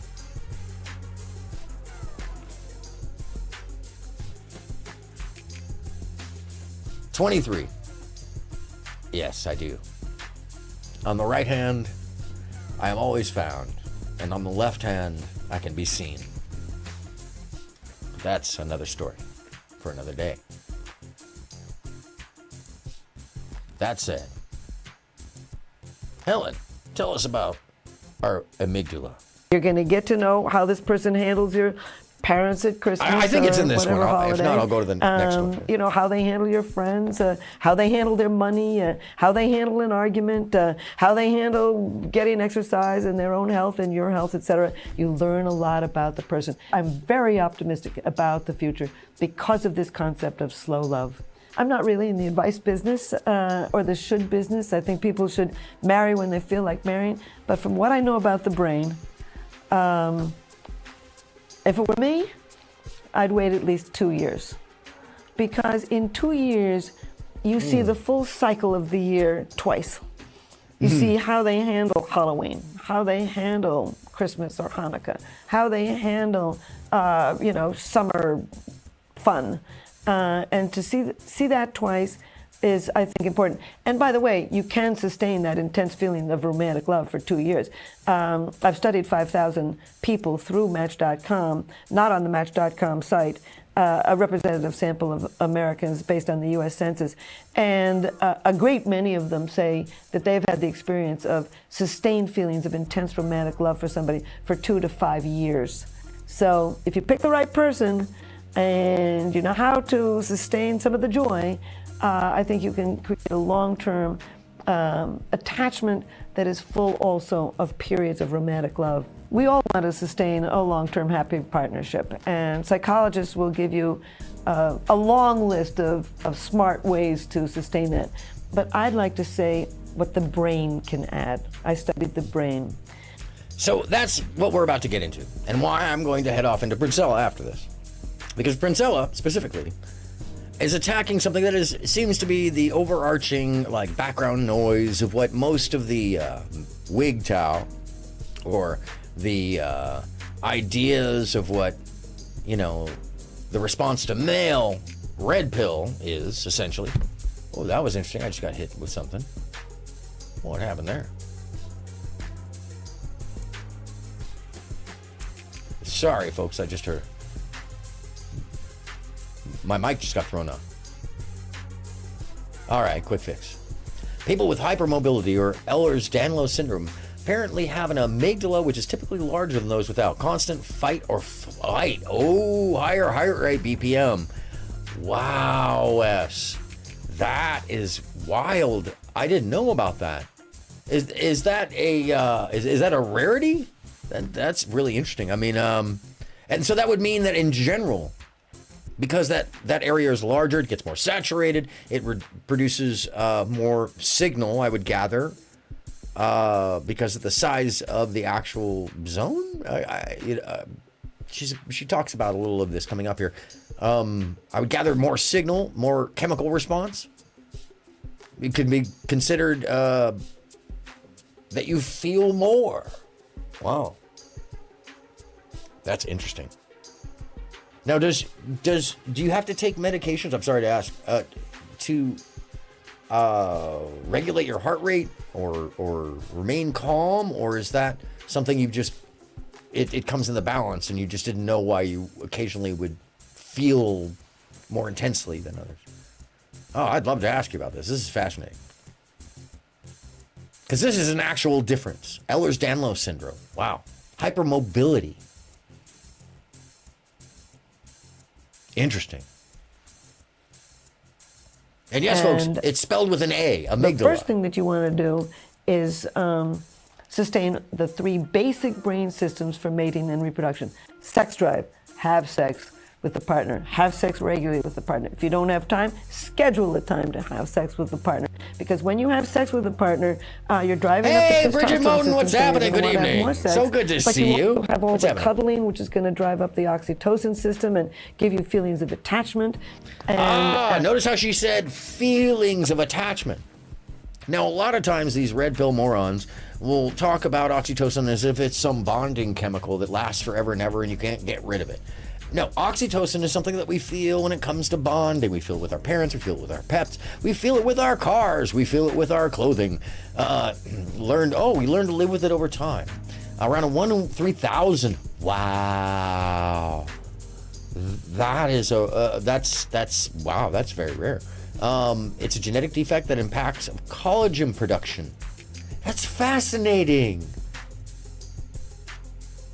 Oh, you know what, Wes? I have a friend, I'm not going to name his name, but we used to call him Floopy Man. I wonder if why he was floopy. Because he had all this extra collagen soft, and he's got to be 15 years older than me, and he looks a good 15 years younger than me. And seriously, he's also, because he's shaved head. Good evening, Bridget. So good to see you. It's really nice to have you here. Apparently no panel yet. We'll see what happens. I think it'll maybe form overnight. I'm going to end up watching Princella after this because I'm watching somebody who actually talks about brain chemistry because they're a doctor of brain chemistry. And then we're going to go check out somebody who's not a doctor of brain chemistry talking about brain chemistry as if they are. So, this is exactly, if I was able to get up on her panel, that's what I'd do. But see, I would only want to talk to just her.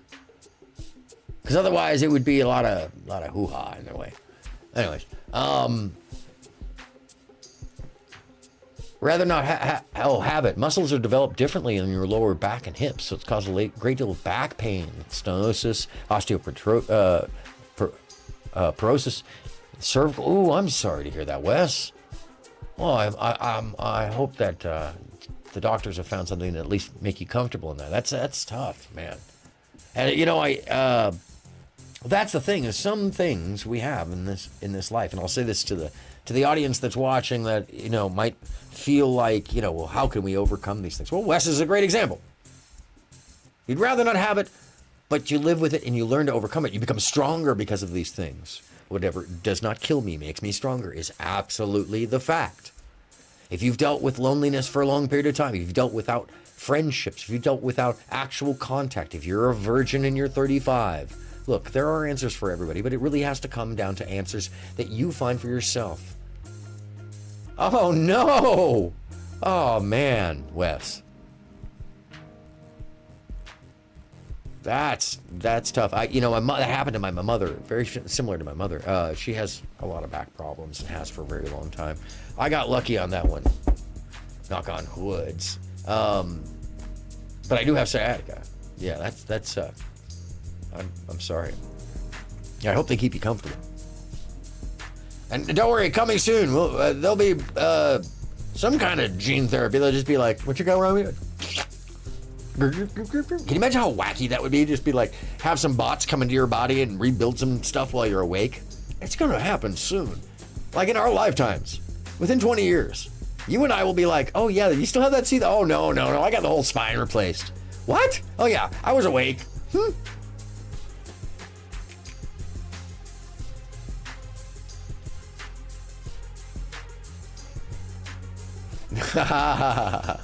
That's awesome. Wes has a chant. Oh, nice, Lizard Tree. It's okay what you lacks physically, he makes up for metaphysically in his natal birth chart. There you go. Hey, that's better than me. Let me tell you something. One of the things that was found on my palm twice, by the way, which always is the equalization of struggle and achievement, or struggle and great experiences. They balance and counteract one another in my life. And I also believe that I'm a natural lens. Most people are, but I have seen it actively where I am better when paired. I'm better when put alongside of things. Especially that's what makes me a good tour manager, production manager, or, creative designer, or creative executive, or an executive assistant, is because, fixer. Because when you put me alongside a team, suddenly everything becomes exponentially wider, or whatever it is, it becomes an access. Everybody has some access. Wolverine X-Men style. Yeah, you're growing the extra. Or yeah, it's yeah, totally. It will be one of those things where they put the bots inside of it. Anyways, no, it is a thing, and everybody has some potential of that. But some people are golden children. They're the ones that when you put a lens next to them, then it becomes like, oh, the sun. I think a lot of people are that. They just don't find it, or they want to be the lead and aren't the lead, or whatever it is. And I think there's a lot of people in this world right now who think that they're the lead of the story and don't realize that they're the supporting cast. Thank you. I appreciate that, Wes. Yeah, it's been a role of mine for a long time. I accepted it. And it's funny? I am, more often than not, cast in the role of leader when I don't want to be. Whenever I don't want to be, that's when it is. And whenever I kind of want to be, that's when it's not. I kind of gave into it. What can you say? Somebody the other night, by the way, was chastising me because adult babysitter? Yeah, man. Yeah, let me explain it. Adult babysitter, that's real. Not only that, but I'm great at making an adult crib. It's the size of the planet, almost. It's a little smaller. Just a little. But you wouldn't notice. Because you could bounce off the walls. Oh, thank you. I appreciate that. It ends up being, most of the time, by proxy. And honestly, I like being part of a good team of creative people, or working towards a union of ideas and synthesis. I've seen it happen so many times that it's more profound and more exciting and more wonderful when you all come to that synthesis of moment and look at each other and go, we fucking did this. Whatever that be. Because sometimes, power doesn't matter. Once you've seen real power, You've seen that it can come from a butterfly wing, which is actually what I was just about to say, is most of the great motions of the world are had by someone blowing in the wind in the right direction. And you just wouldn't know, because most people think that it takes a grand, bold action, when those are the ones that go away quick. If you want something to really catch, you've got to light the fire with a match. And most of the time, you got to do it simultaneously with a whole group of others. And you do it right in front of people that carry that match for you.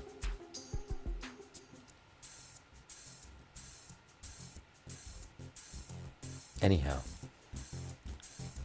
Having sex with a person, any kind of stimulation of the genitals drives up the dopamine system and can sustain feelings of romantic love. So basically, having sex, and of course, there can be good jokes about folks, it. hold on a second. I might have to go back up here. Relaxation about it. That is good for the body and the mind. So have sex with a person and sustain that brain system of the sex drive. To sustain feelings of intense romantic love, do novel things together. Novelty drives up the dopamine system. Okay, did you hear what you were saying?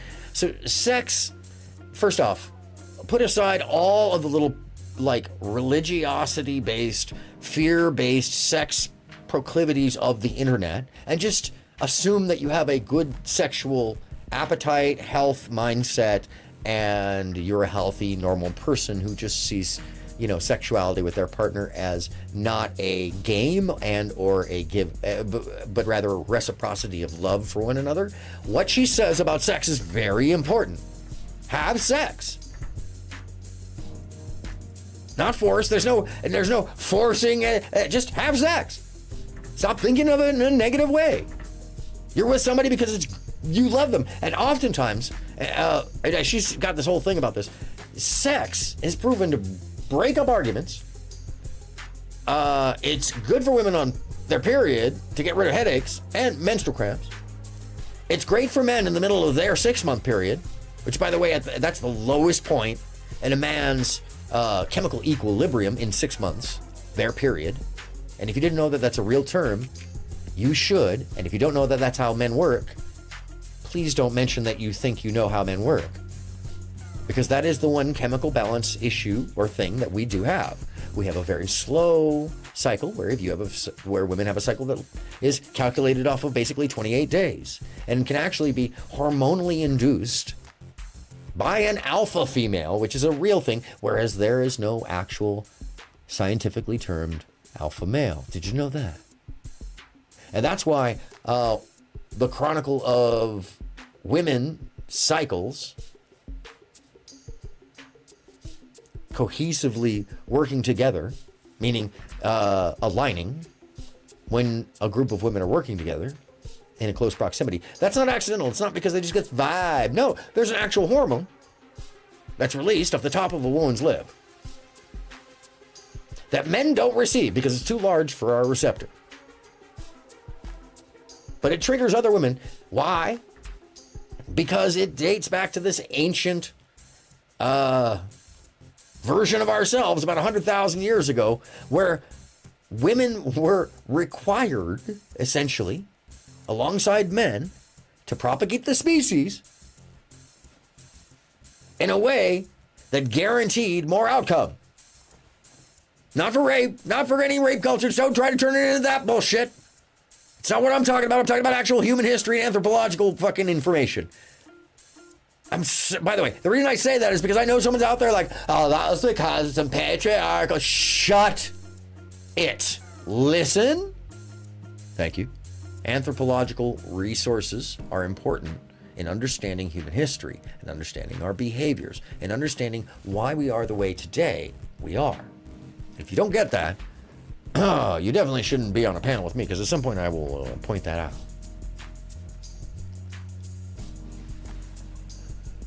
We developed these physical behaviors over hundreds of thousands of years as a species that integrated with other formats of ourselves, whether it be the little people, the Dionysian, I'm never sure how to say that, I think it's Dionysian, or the Cro-Magnons. We as Homo sapiens are not even Homo erectus. That came before all that.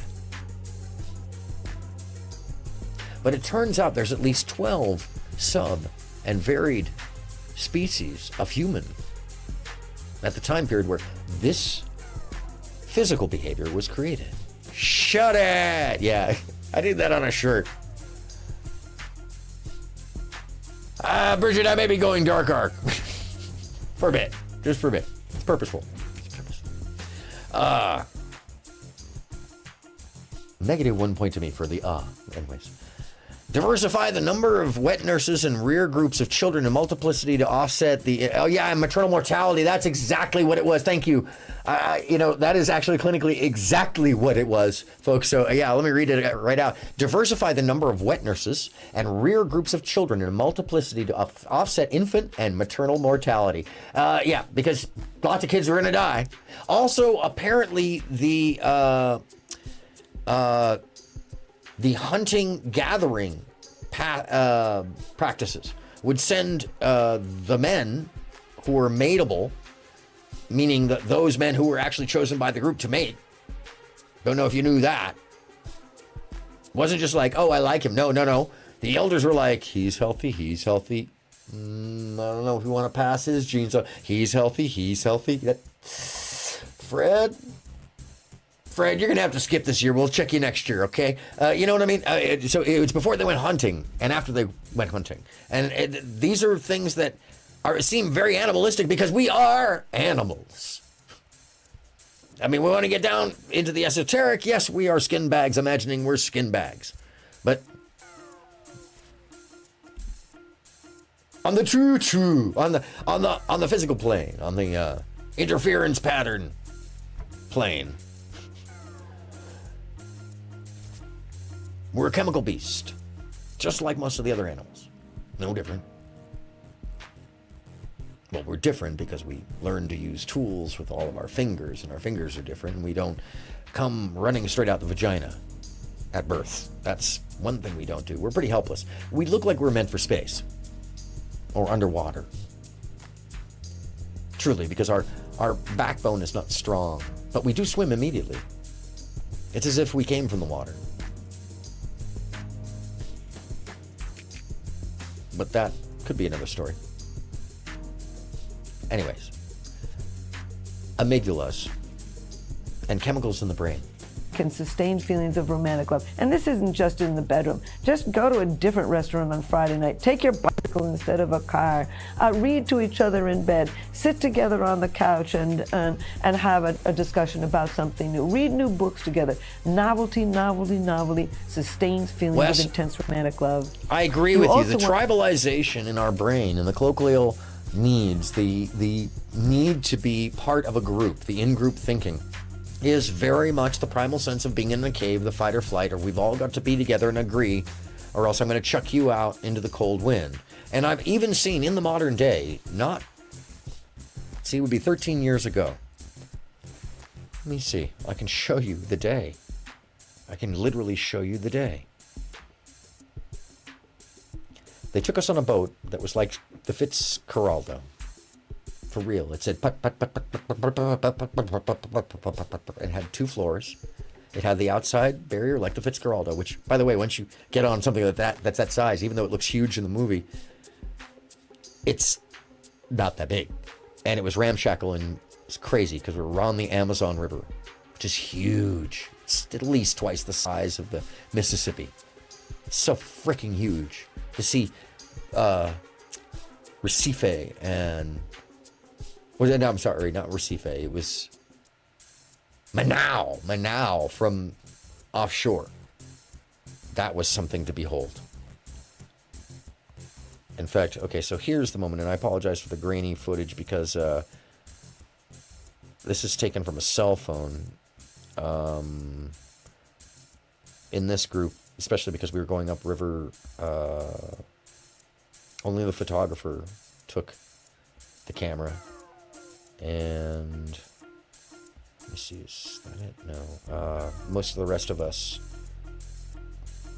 wanted to go for the spiritual ceremony and the dinner that they were offering us. So what was fascinating about this experience is it was a couple hours up the river, up the Amazon River, and we arrived about an hour and a half, 2 hours before sunset. And I'm not looking up the camera right now because I'm actually looking for this.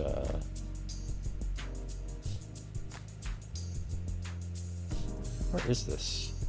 Buy coffee, bathing is secondary. Anything.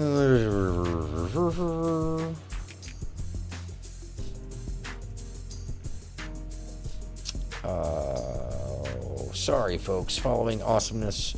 There, it's somewhere in here, isn't it? Good God, what did I do? Oh my God, where is it? Oh no. Anyways, I'll find it. I have too many videos now. I probably just scrolled right past it. Anyhow, we went up the Amazon River past where I think it's called the Black River, meets with the Amazon. And it was amazing because the two rivers are different acidities, pH balances. One is base and the other is acid, so you can actually see them running against each other. One is white, pretty much, like, brown and white. It's a lighter, much lighter color, tan. And the other is pitch black. And we transferred over to where the Black River carried us up. And we ended up getting to a spot in the river along a bank. Gosh, where is this? It's going to kill me because I can show you the moment where the chieftain comes out and welcomes us. In any case, the point that I was trying to make is that when we got onto the beach, after they directed us to where we needed to land, we putted the Fitzcarraldo on over and got to a dock that literally was just made of boards on top of like stumps. It was crazy. And they could barely dock the boat. Docking in the Amazon. There it is. There we go. Eddie, what have you done for me lately?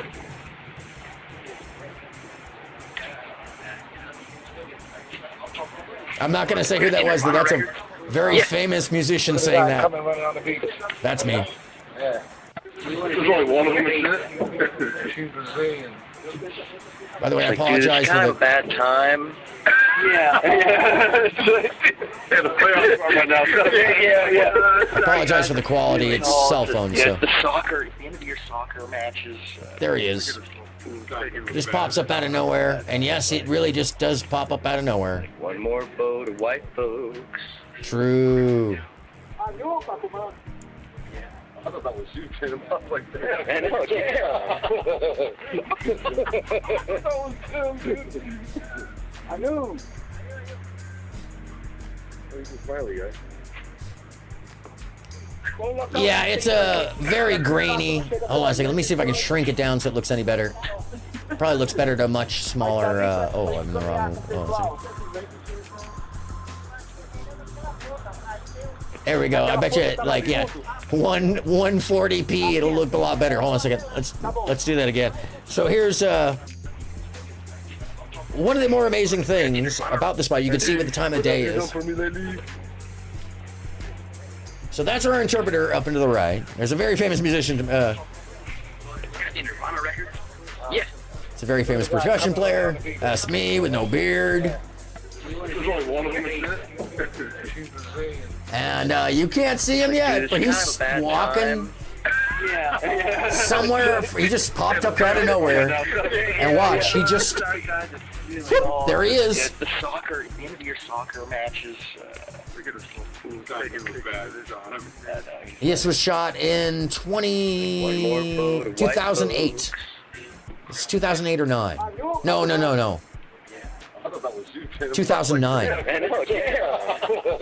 I'd go back and look at it. It has to be 2009.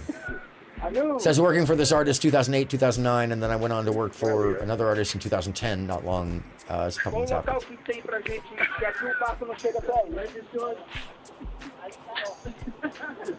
Anyways, you can see where we were at, way up the Amazon. There's the chief in his blocky glory.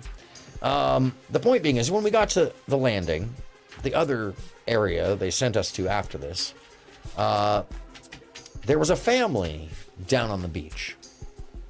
And we thought it was, they're isn't that interesting? They're bathing in the river. I wonder where everybody is. Oh, well, it turns out that family had been banished.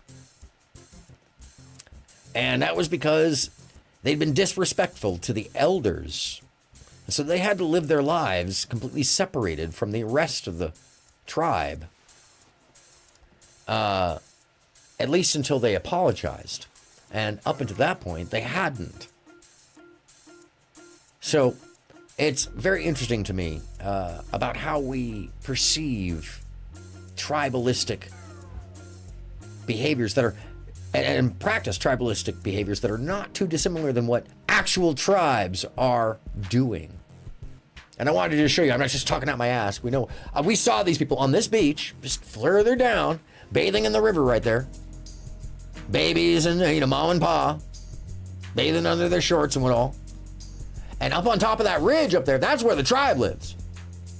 And the ceremony, the food, the whole experience was amazing.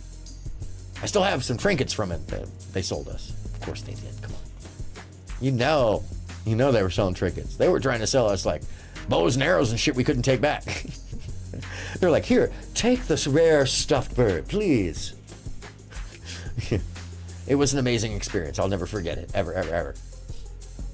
I believe there were crocodiles, a whole mass of them. Like, what is that in the water? The guy next to me was like, crocodiles. Yeah. Like, it just looked like the water was bubbling. That's how many there were. It's just the whole river was filled with. So scary. And apparently there are piranha there. Although you have to be like, it's like with sharks. They aren't going to attack you unless you're bleeding. In any case. Yeah. So we get down there, and I don't think that today, I'd love to travel to South America and do some La Madre ceremonies with actual native shamans. Man, Wes, let me tell you, there was so much energy in the air. Being in that little, it wasn't a lean-to, it was like a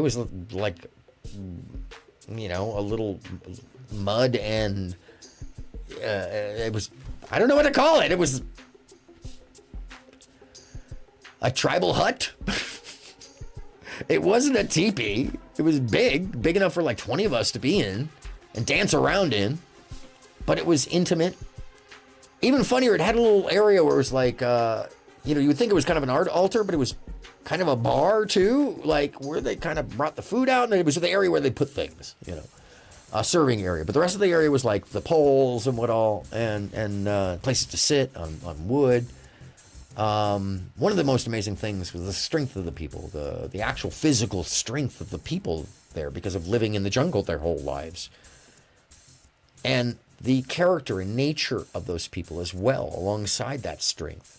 It wasn't just a physical strength, it was also an emotional character strength of knowing that, those people they banished for real fucking good reason. It wasn't just because they were being petty. It was because those people were turning on the tribe in a way that makes the tribe unsafe because it poisons the tribe. Now that makes sense. You're in the jungle. That's you versus nature. For real. Now, mind you, there were some generators there in the background. There, one or two little, like, they towed a single wide. They turned it into a long house. But most of the houses were huts. Yeah, lean super strength. Lean super strength. And one of the most amazing things is there was this girl, she was dancing around. She had her baby in her arms. She'd been dancing for hours. And at some point, she grabbed my hand and pulled me up after I had sat down from dancing to, like, get me back up, like, you fucking wimp. And when she pulled me up, she didn't just, like, grab my hand. No, she yanked me the frick up. Like, and she couldn't have been 110 pounds, 120 pounds. She was not a big lady. But the strength, she could have held the baby and just kicked my ass, basically, is what it would have been. Anyway, so she pulled me up. It was pretty amazing. And she was a lot of fun, too. None of them spoke any English. We had an interpreter. And it wasn't Portuguese. It was a native language. So, which was fascinating as well because it was an indigenous language. So the point being is that tribal behaviors are still existent on the planet. So we can see them directly in the way that an actual tribe behaves, and then relate it to the whole sycophantic need for some people who are lonely and here on the net to be a part of something so they can feel associated because they're sitting at home and they really don't have any outlet. They go to work, they come home, they talk to people online, they go to work, they come home. Some of them are drug addicts, some of them are emotional crisis. There's a lot of people here who have psychological disorders. There's a lot of people who are just fucking, fabricators. There are a lot of people here who are sociopaths. There's a lot of people here who are willing to take advantage of the vulnerable simply because they think they can. And there's a group of people here that want to cause trouble just because, which I find fascinating. But I also find it despicable because in the end, it tends to sell a lot of seeming authority without it. Chieftains, where there is no experience to be the chieftain. They've never fought a battle, much less gone outside. But once again, it's called a tan. If you get one, you'll see the line. It's not terrible. Don't do it too often. All right.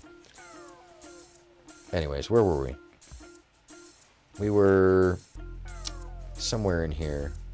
Shutting down a representative sample of Americans based on the U.S. Census. And a great many of them say that they've had the experience of sustained feelings of intense romantic love for somebody for 2 to 5 years. So if you pick the right person and you know how to sustain some of the joy, I think you can create a long-term attachment that is full also of periods of romantic love. We all want to sustain a long-term happy partnership. And yes, psychologists we do. will give you a long list of... And you have to be able to, by the way, trust the authorities. Meaning those people who spent their lives studying these things are telling you the information that is what they have found. It may add on to it, it may change over time, but right now this is what we understand. Doesn't mean you can just throw the baby out with the bathwater because you don't like the information or it doesn't fit you particularly. No, that just may not work for you. Now, it may work for others. But if the only thing that works for you is a religiosity-based ideation of how life works, I'm going to tell you right now, you're already starting from a loss. You can do that. But in this day and age, I'd warn you that carrying on the same belief systems as when you were 4 to 8 years old, that teach you basic manners and skills and to give you some kind of cohesive understanding of how the world works with other people, that's supposed to be added to as well, just like science. But hey, you're still playing out those fantasies from 4 to 8? That's fine. Same fear sets? Okay. That's the patronizing fucking behavior and attitude I'm going to give you. And anybody else who lives in the real world, who isn't fucking caught up playing into some idea that actual credibility, can be shortened, can somehow be gotten because you've got followers. How many of your followers actually have impact on others? How many of your followers are actually creating things? How many of your followers are actually spreading your word? How many of your followers are actually creating a positive environment and creating a positive change in the world? For the majority of you, you don't have followers. You don't have viewers. You don't have an audience. For the majority of those big streamers who do, they may have confused a lot of things about what an audience is, and I think a lot of the audience is confused about what they are as well. Because a normal audience turning on a TV show, say CSI Miami, understands they're watching a show.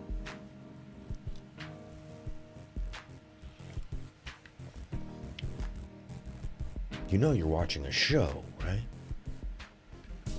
I say it often just to remind.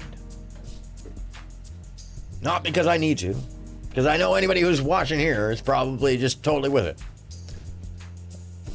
Or angry, hate watching, waiting for me to mention their name. Which is even funnier. There's a couple people, I never mention you, not never again. Not never again. Because I know you want it. Even worse. The uninvited always want to be. Anyways. Truman! Yes, Swiss James. Listen, we can misconstrue the world easier than we can understand it because misconstruing it takes less effort and work. And that's fine if you want to live that way. But most people who claim that they've got something to say and some authority in the matter, they won't actually, if that's the... Lita Caproni! What's happening? How you doing? Somebody said some nice young lady sent them over. Thank you. I'm guessing that was you, Lita. Lita Caproni, the unofficial, official colleague, co-host, occasional producer, and instigator. So y'all know. Anyways. Yeah, I'd love to take part in some actual ceremonies so long as it wouldn't kill me.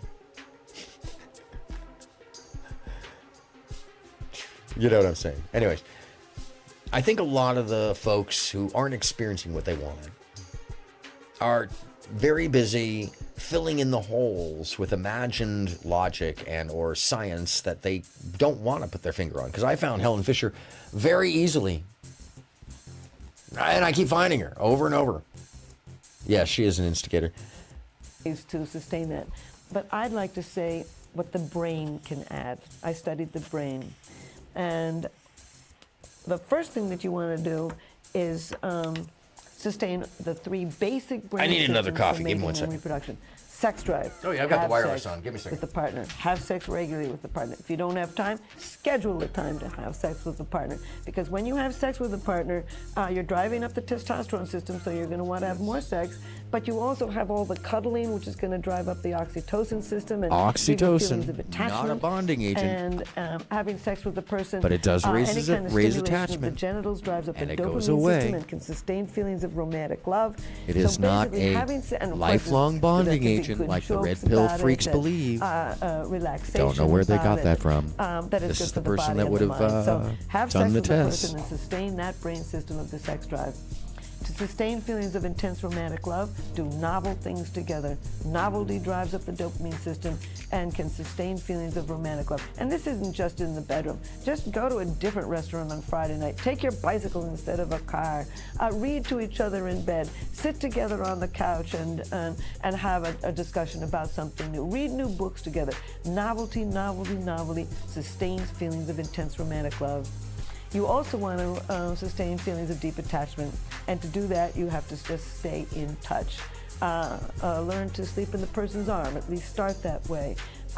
Cuddle after dinner. Walk arm in arm down the street. Hold hands together. Put your foot on top of his foot. Notice or what her it. foot, Notice the while thing you're that it having takes dinner. in all these Of course. situations. But stay A in party, touch. That two drives up the parts. oxytocin It's not just system one or the other. and can give you feelings of deep attachment to the partner. It can give you So feelings you want to sustain all three of, those brain systems, aha. sex drive, feelings of romantic love, and feelings of deep attachment. Yep. But we've also found out what's going on in the brain in long-term happy partners. We did a study, a brain scanning study. Can you of imagine they people found who out were what's going on married in the an brain? average Oh of my God, it's 21 magic. Oh, let me And run her those back. people Is she who talking were about married the an average of magic? 21 Are we years, who were reinventing madly the in love with wheel? their No, partner, we're just showed fucking have the activity science in because we live in the brain 21st regions goddamn as brain century. scanners. By the way, And you'd those think in if you were listening to long-term some of these happy panels that none of partners, this was we did known. a study, a brain scanning study of people who were married an average of 21 years. And those people who were married an average of 21 years, who were still madly in love with their partner, showed activity in 3 brain regions. Oh! A brain region linked with empathy, Empathy? a brain region linked with controlling your own emotions, Emotional and a brain region regulation, linked can with you what imagine? we call positive illusions. The I love this. simple ability, but sometimes hard, to overlook what you don't like about somebody and then focus on What you do. So these are what she talks about there is how we not just compromise, but how we cooperate. By the way, speaking of coffee, I know this had to be Bridget. I believe you have sent me one of the greatest gifts I have ever received. Ever. Like literally in my adult life. And it is a simple thing. I received in the mail 3 bags of astonishingly good coffee by this company. Where are they? Soul Reviver. And 3 bags of beef jerky. That like went to my heart right there. That was astonishing. It's a treat I don't get for myself very often. It's very rare. It's like I gotta be on a journey or happen to see it. But dang, I'm gonna tell you something. I jerkied out the other day when I got back. So I want to thank you. That was really awesome and kind of you. And just be Hardcore. true.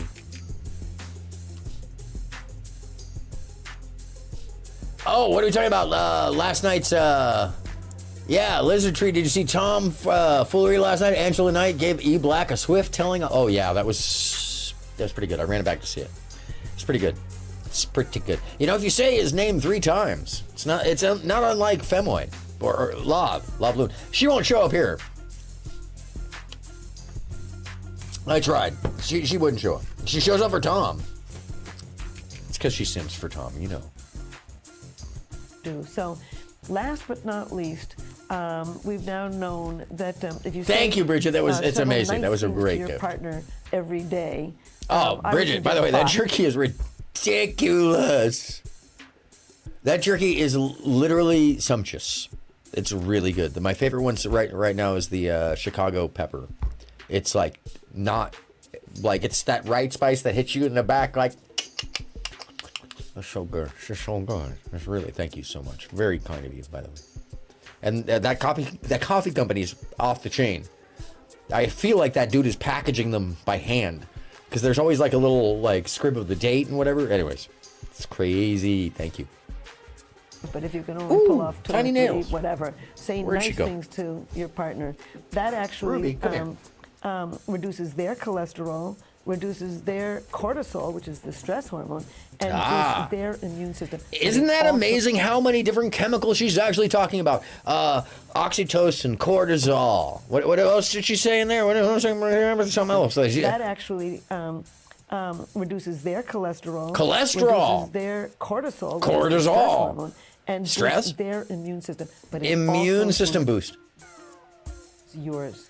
So what both the brain sides. says about a happy long-term partnership is overlook what you don't like and focus on what you do. Express empathy for the partner, control your own emotions, have sex with the partner, do novel things together, stay in touch, and say several nice things every day. Your brain will help you sustain a long-term deep attachment. We're built to love. We are built to love. It's true. It's very, very true. Hold on a second. Let me find the other one. Oh, I pulled myself out of the search. So, hold on a second. Love and Helen Fisher. There we are. Let's see. Where's the other? There's a couple of neat ones. Oh, here's another one. I'm sure we'll hear similar things.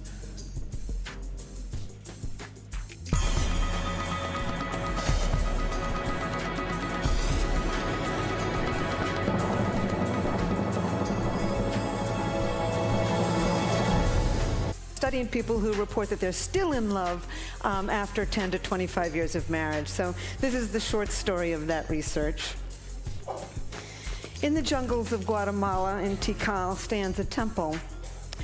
It was built by the grandest Sun King of the grandest city-state, of the grandest civilization of the Americas, the Mayas. His name was Casaquinchel. I don't think we need to go that far back. I found another one. Hold on a second. That was pretty far. She was like, let's go back to the beginning of time. I'm like, Helen, I love you. I love you, Helen. Helen, I love you. But this is we can just wrap it up a little faster. We all want to have a good, stable relationship with somebody. And one of the problems with early stage intense feelings of romantic love is that it's part of the oldest parts of the brain that become activated. Brain regions linked with drive, with craving, with obsession, with motivation. And in fact, some cognitive It's true. It's regions- and this is a lot of her studies show that those with 5 or more sexual partners, male or female, it shows that you actually have a higher rate of success in long-term relationship and have a more likelihood of getting to the 7-year mark than you do if you have fewer partners, because you start to range and look at the differences and not know the difference. So you start to query and wonder if there is. Now, for those who have religious proclivity, that amplifies. There's a whole bunch of things that she's found that actually people with healthy sex lives, normal healthy practices, realistic expectations, tend to fare better. Can you imagine? I can't possibly fucking imagine that that would be a thing. That people who have realistic, grounded expectations that aren't founded in fear, founded in hyperbole, founded in what somebody told them in some video game chat or Discord. Yeah, can't possibly imagine that that would be incorrect. Now, this is the person who not only found where this was in the brain, but she is also, well, really been at the forefront of the science ever since. She found love. She found where devotion and emotion and pain comes from. And it's in the place where somebody else coming up here real soon will tell you that the only thing that exists for men is testosterone. Now, mind you, I would love to have a discussion with this person, bring up these videos and see what she said, because she doesn't have a doctorate. But she'll tell a whole lot of people some bullshit she knows nothing, absolutely zero, zip, fucking not a goddamn thing about. But it's amazing. In fact, I tend to believe that that same person might have some issues themselves. I mean, there's a lot of costume changes and characters that go along with those costumes, so I don't know if they're just LARPing on people or if that's something we should be concerned about, otherwise called DID for real. There's a lot of weird behaviors over in certain sectors that act like they're just separate of the entire world because they want to be. And that's just called self-segregation. And let's just call it these things what they are. Because, by the way, one of the rules I didn't put in there, and I'm just going to put it in there for the next time, which, you know, anytime, anybody can hop up. Panel ready. If not, I'm just going to sit here and yell at you. You don't care. Look, other than just losing my point there. Because I decided I was just going to yell at you. There's this person, who I'm going to get to, Princella, who is happy to share her lack of knowledge with you as if it is absolute and turn an entire group of people on their head. Now, some of her logic may be sensible, but it still doesn't add up when she starts talking about what the other is, what the other options, what the other people feel. Nowadays, that kind of thing seems to be fairly fairy tale. Social media pervasively ruins whatever relationship is by establishing itself as a dominant source of a person's dopamine. Now, that is a big thing. The oxytocin, dopamine back and forth, and the adrenaline rush that's gotten from any reception or, these same chemicals get dumped into your body when you are experiencing the thrills of internet interaction. There is no dissimilarity. There's no, there's no end to the similarity. One of the interesting things is it's not unlike the dream state, where just because, by the way, if the green screen comes down, it's because the new tiny producers decided to scale it and take it down of her own accord. Anyways, oh, thanks, Lizard Tree. I appreciate that. I somehow avoided that. I don't know if by luck or by, it just never happened. There was one or two I thought maybe, and then,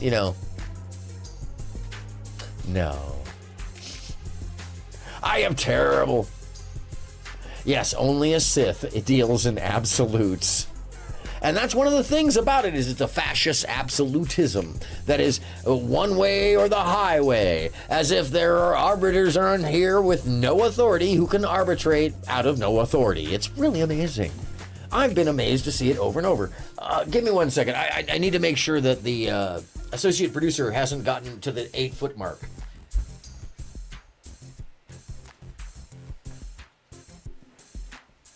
Excuse me, man. Let me time you out.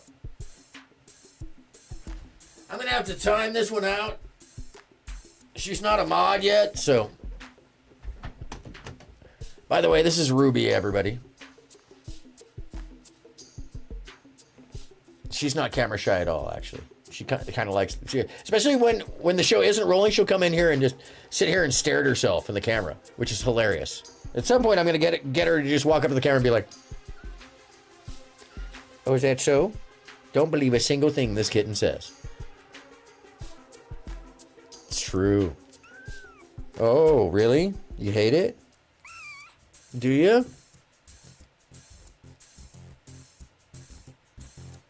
Okay, I'll let you go. She's not really trying that. Yeah, see, I put her down and she's just not going anywhere. She's not going anywhere. This one's a snuggle bunny, actually. No! Yeah.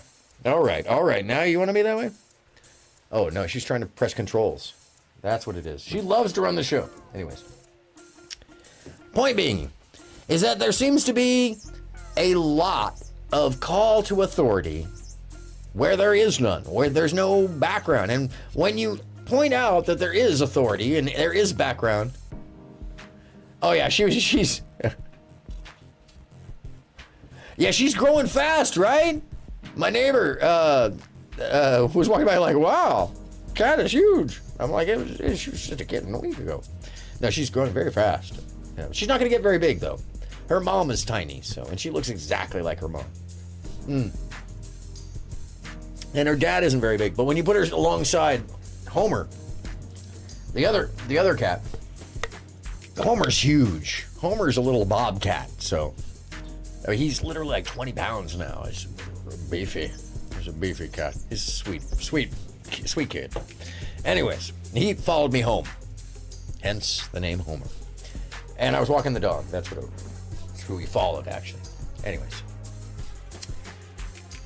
So yes, people are getting their brain drugs from online, and it's replacing things that they otherwise would get in real life. Not everybody, just a subset of people who are relying on this as their social agent, as their avenue of finding friends. But in a lot of cases, and I've experienced this personally with a roommate, and most recently, and also seeing it out in public, like display itself. There's a lot of problems with parasocial friendship.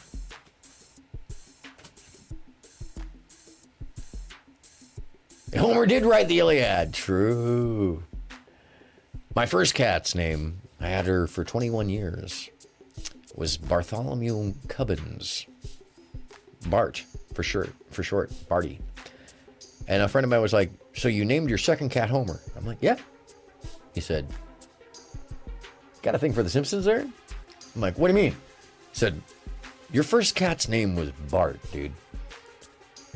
Oh, yeah! No, total accident. That's why I named Ruby, because I'm like, I was like, I should name her Marge. No. Ruby Meow. Okay? I haven't actually given her, I almost called her McHoppins because she hops a lot. Like, she has leaps. That little cat has leaps.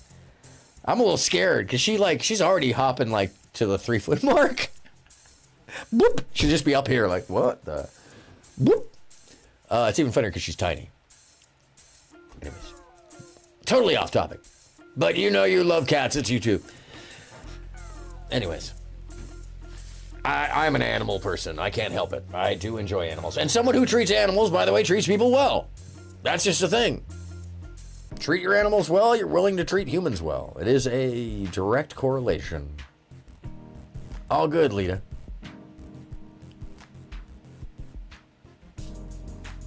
Bart and Homer are the only eligible stonecutters. True, that is the other thing. People were highly predictable. Oh, really? True. Yeah, Ruby Marge. Actually, that's what it should be. It should be Ruby Marge. Huh? Ruby Marge? She got 2 first names. Makes her Southern. She's not Southern, though. She's Southern California. Anyways. Born to a feral kitty mom. Almost feral. It's like half and half. I don't know. My neighbor lets her out. Beautiful, beautiful, sweet little cat, though. This is a tiny, teeny cat. I don't know how she survives out there. We got owls, we got vultures, coyotes. Oh, I think Lita. Oh, hello and welcome back, Songwang. Yes, you are. What's going on? Good to see you. I'm talking smack about all of the ideas of love on the internet right now, on YouTubes, on the panels, on the Twitch polls. But by the way, nothing more obnoxious than people going like, well, you know, Twitch poll. This is YouTube. If you're over there on Twitch, that's cool. Go play a video game. Go look at a hot tub stream. Something, whatever you guys do. Go complain that each other is more incel than the other. This is YouTube. YT. Google Complex. Subset of Alphabet. I wouldn't say it's any better or worse. But I would say it's a different platform. And it was based on creative people doing creative things, as well as just normal people sharing normal shit.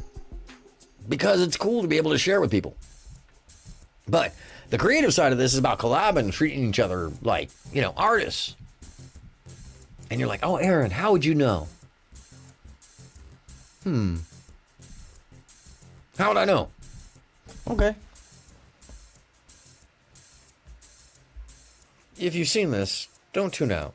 I won't share everything. I just want to share a minute of it.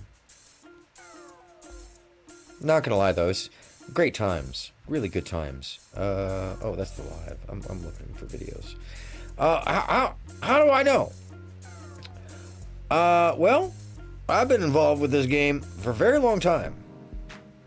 People are like, oh, you don't know the background. You don't know what do you know about you don't. This guy's been on. How you been on? And you haven't got it. No, actually, I've been involved in the background, utilizing these services and these practices and these platforms.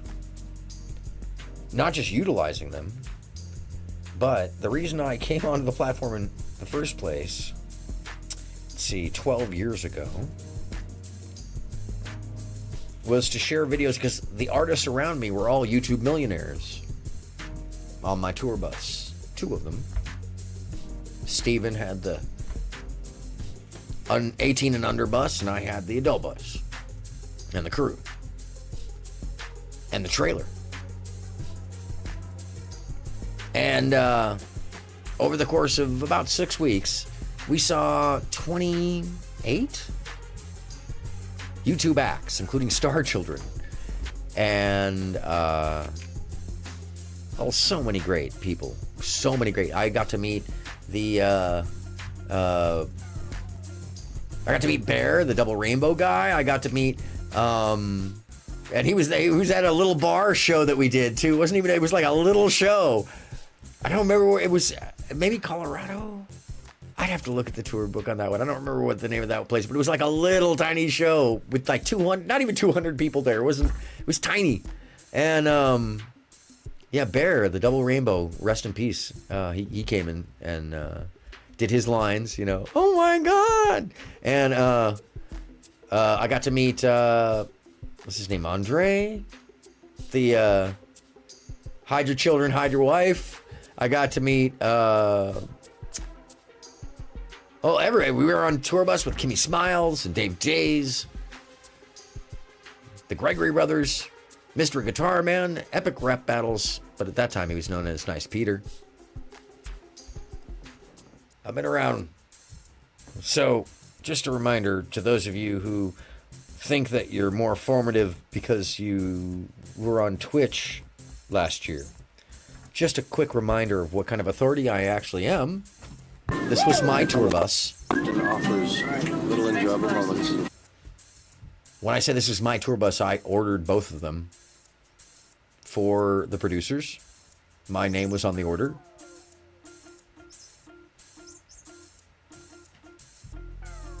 Oh, you're good, Wes James. All good. I appreciate that you found me, Wes. I appreciate that you're here and taking part. It's actually very cool. I love it when we find new folks and new things. I'm always finding new pages, by the way. I found this incredible thing I can't believe I didn't find before, which is called Wacky History. Let me see. Hold on a second. The library.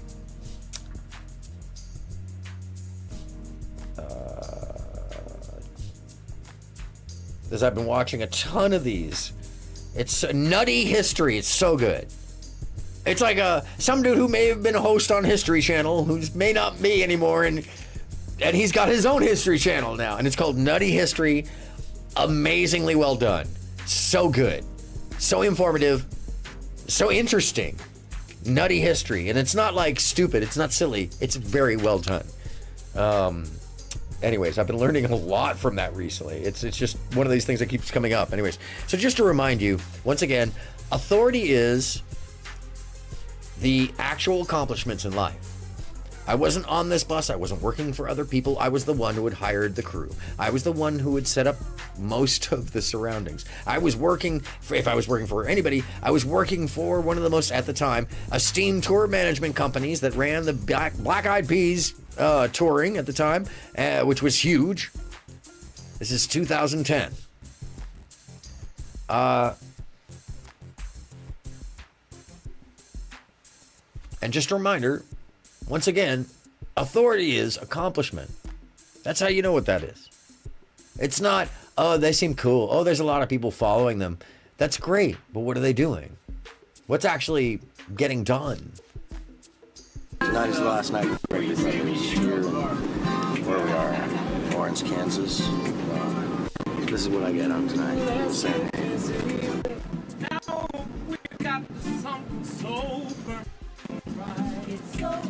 Don't make no sense to be wasting our time. Uh-oh. My apologies. Every once in a while.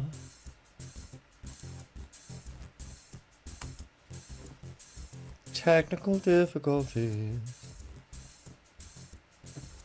Oh, the actual cable said no. No. Might have to go to the backup. Oh, damn.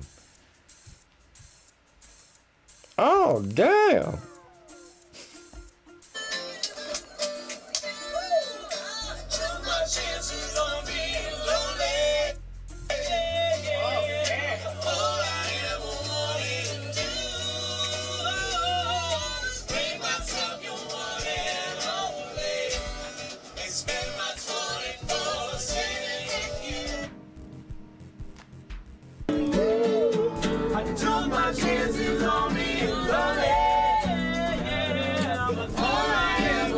Once again, everybody in this scene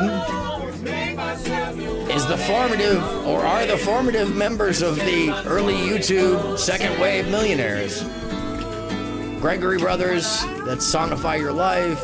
And I've shared this a number of times, but once again, yeah, it was a good day. We got a couple good deals on these, and it was like at a time of year where like not a lot of people were touring, and I had ordered it early, and I also was able to use the name of the tour company. It worked out well for everyone. And by the way, don't count how many. There shouldn't have been that many people on the bus at that time. Rest in peace, Buddha Phil over there and right. Na, na, na. Na, na, na, na.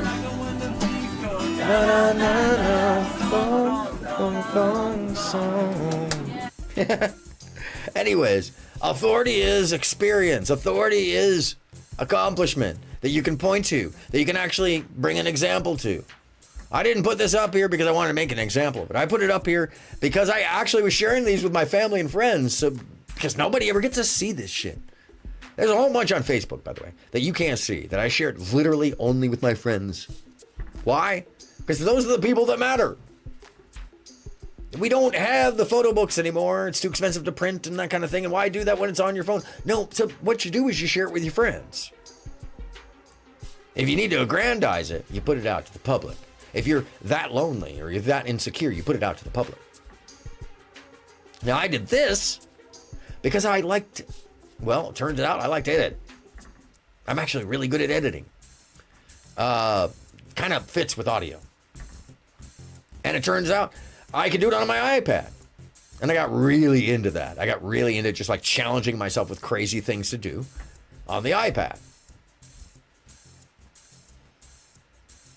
Hence why I have every cable known to man. Hence why I have multiple displays. Hence why I have so many graphics. Hence why all this stuff. Hence why I've been involved with VJing. Hence why I've been involved with video graphics display. Hence why I've been involved with project design. Hence why I've been involved with everything you could possibly fucking imagine. For so many reasons. Am I an authority? I don't even think so. So what does that make the know-nothings who have no experience, no accomplishments, who just get off on saying bullshit in chat? Who are they? Oh yeah, we call them Nimrod. It's one of the oldest slurs. It's named after an actual place that was destroyed because of their own logic. Nimrod. And they found it. It exists. It's pretty astonishing. But here's the thing about Nimrods. They have Dunning-Krugers. They will point to nothing and pretend that they are showing you the world. Which brings me to the next section. And I might get struck for this. I don't know. I definitely don't know this person. And I definitely don't believe that I have permission to use this. I can't imagine that I do. Because I'm about to talk shit about it. Oh, she took it down or made it private. Made it part of the... Oh. Okay, let me see. Let's look at what this says. Yes, Bridget, it's grifting. Here for women who want to gain their freedom and their independence. You have a few different types of people. Gain freedom and independence. Okay, so right off the bat, she reminds me of all the actual real pimps, Don Juan, and all the rest of them. She's wearing that kind of an outfit. She's playing some kind of weird character there. I mean, she's trying to be Coffee. I'm talking about the movie.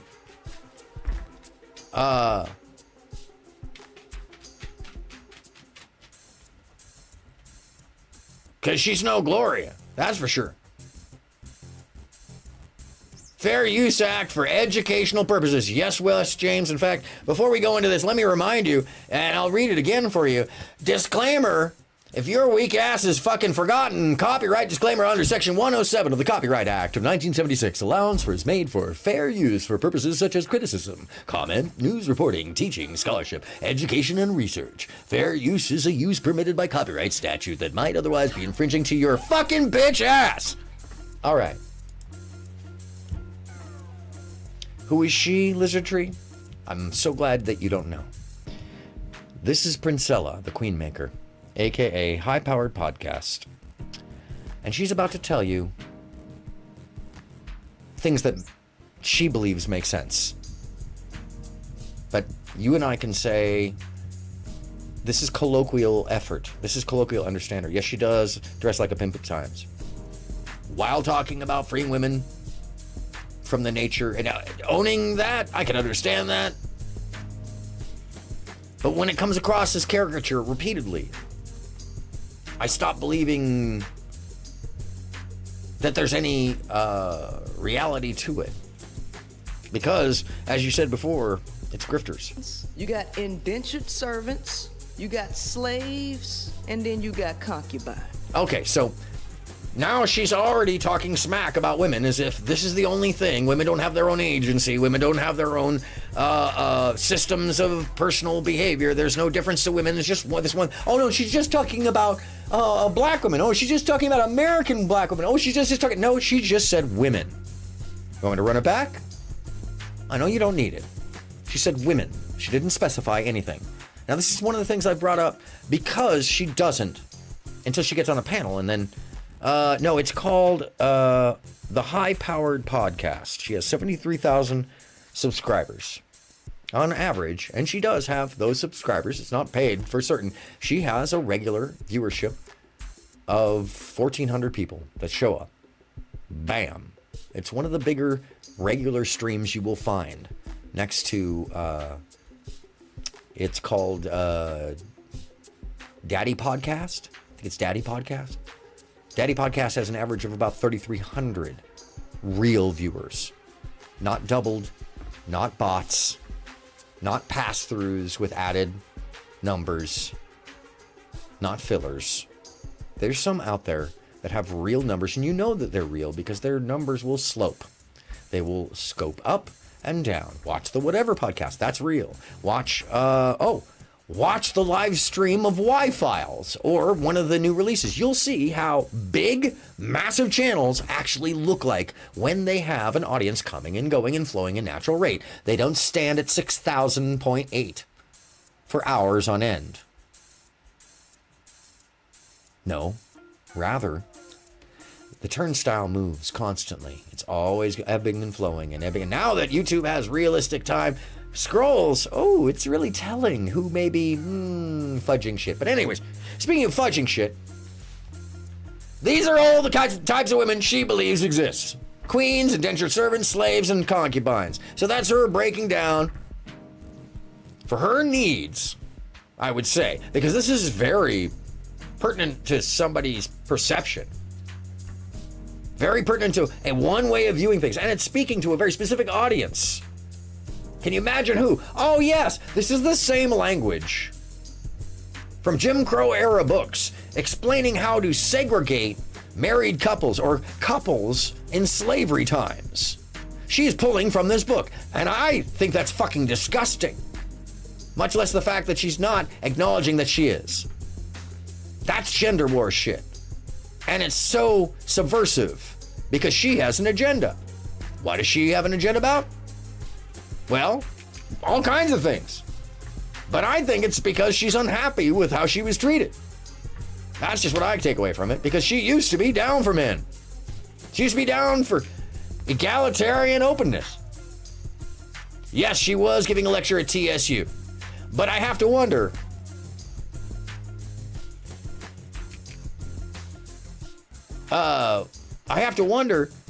was she giving a lecture invited?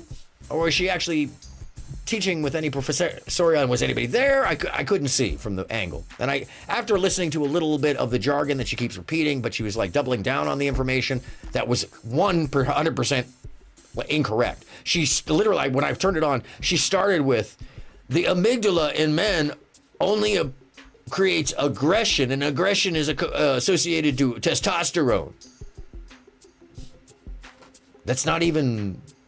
That has nothing to do with being even close to correct. I can't believe that TSU would actually allow that. It's probably why it's not there, or it's in private mode, or she's members only or whatever. Yeah, it was actually really crazy. Especially, that's why I started with Helen Fisher. I'll go back to it too. She explains what goes on. And for someone who doesn't have a doctorate, who isn't who doesn't study brain chemistry. Oh, that would be a cat and a dog playing, by the way. Who came in? I missed somebody. Bird up. Lady going away? No, Lita knows. I wouldn't have found Princella without Lita. And that's the funny thing is, you can watch a Princella live, and for about the first hour, you'd be like, okay, I can understand. Yeah, but no, West James, she hasn't a clue. Hello. That was a selection by the, that was me, but the other one was the associate producer following the, one of the two official producers. No, she doesn't have a clue. While speaking at TSU, which is astonishing. Shame on them for allowing her. Now, mind you, open and free speech, I'm sure it was just, an invite kind of scenario. This one's out of control. Yeah, you. But yeah. Queens, indentured servants, slaves, and concubines. That's what she thinks the different types of women are. So she's speaking poorly of them right away. Oh, that's negging. It's literally negging your audience while dressed as a pimp. Discordian Pope, what's happening? Welcome on in. So glad you subbed. I appreciate you. Thank you. Oh, you know Discordian Pope? All right, well, we normally have a day. I will remember this. Yeah, you come with great credentials, Discordian Pope. But definitely, I find that you're involved in taking good, interaction. Of course, you're very much going to earn a member of the Mod Squad. Anyways, so let's hear what she has to say about queens, indentured servants, slaves, and concubines, which are the different types of women in her 6-minute, 50-second video. Indentured servants and slaves are not the same thing, right? See, indentured servants want to be free, but they work their way to freedom. Slaves, on the other hand, need an owner, and they are afraid of freedom, and they need somebody to own them. And there's a number of assumptions. Let's just assume that free will and personal agency has always driven the assumption that we all urge to freedom. Oh yeah, everybody earns theirs. Oh yeah, it's like a 24-hour general waiting period unless you get direct somebody. Anyway. Okay, so she might be getting ready to take down the green screen. She's not sure of the design. All right, but just in case, I want to let you know. So in this person's mind, first off, the explanation was reductive, and it also deflected away from one of the points that she includes indentured servitude as alongside slavery, but then says indentured servitude is not the same as slavery, so she's making a comparative instead of an addition, which makes the premise fairly illogical, but okay. They ain't nothing but a hump toy. My message is for queens and indentured servants. I'm one of very few women in the entire world that knows men like the back of my hand. Okay, so this is how a cult leader speaks. I'm the only one who can help you. I'm the only one who knows. I'm one of the only people that understands. Meanwhile, she doesn't seem to understand men at all. She understands a certain type of thing or person, but she seems to resemble that person, in my opinion, more than who she describes. Slaves are afraid of freedom? Yeah, exactly. There's a lot of intimation and language of presumption, much less that she doesn't just look like a pimp there. She looks like somebody who's actually putting on a character, and I don't mean naturally, like I would say my character is. The growl. Now, I think that this is something else, to be frank. She can conceptualize how much $34 trillion in debt is. Actually, hey, that's a low blow, Wes. That is a low fucking blow. That's fucked up. Yeah, lizard tree. Right? 1,400 people on average watching it. This video has 12,000 views. It was from 2 weeks ago. I know them inside and out. They can't tell you, and they ain't gonna tell you, because a lot of their ass don't even know they self. So they can't tell you shit but what they want from you. So... Okay, so now, what did that actually say? Oh, they can't tell you, but I can tell you they don't know themselves. Really? All of them? Oh, yeah, she's talking about all men. Absolutely, the whole world monoclastic. Men are all the same.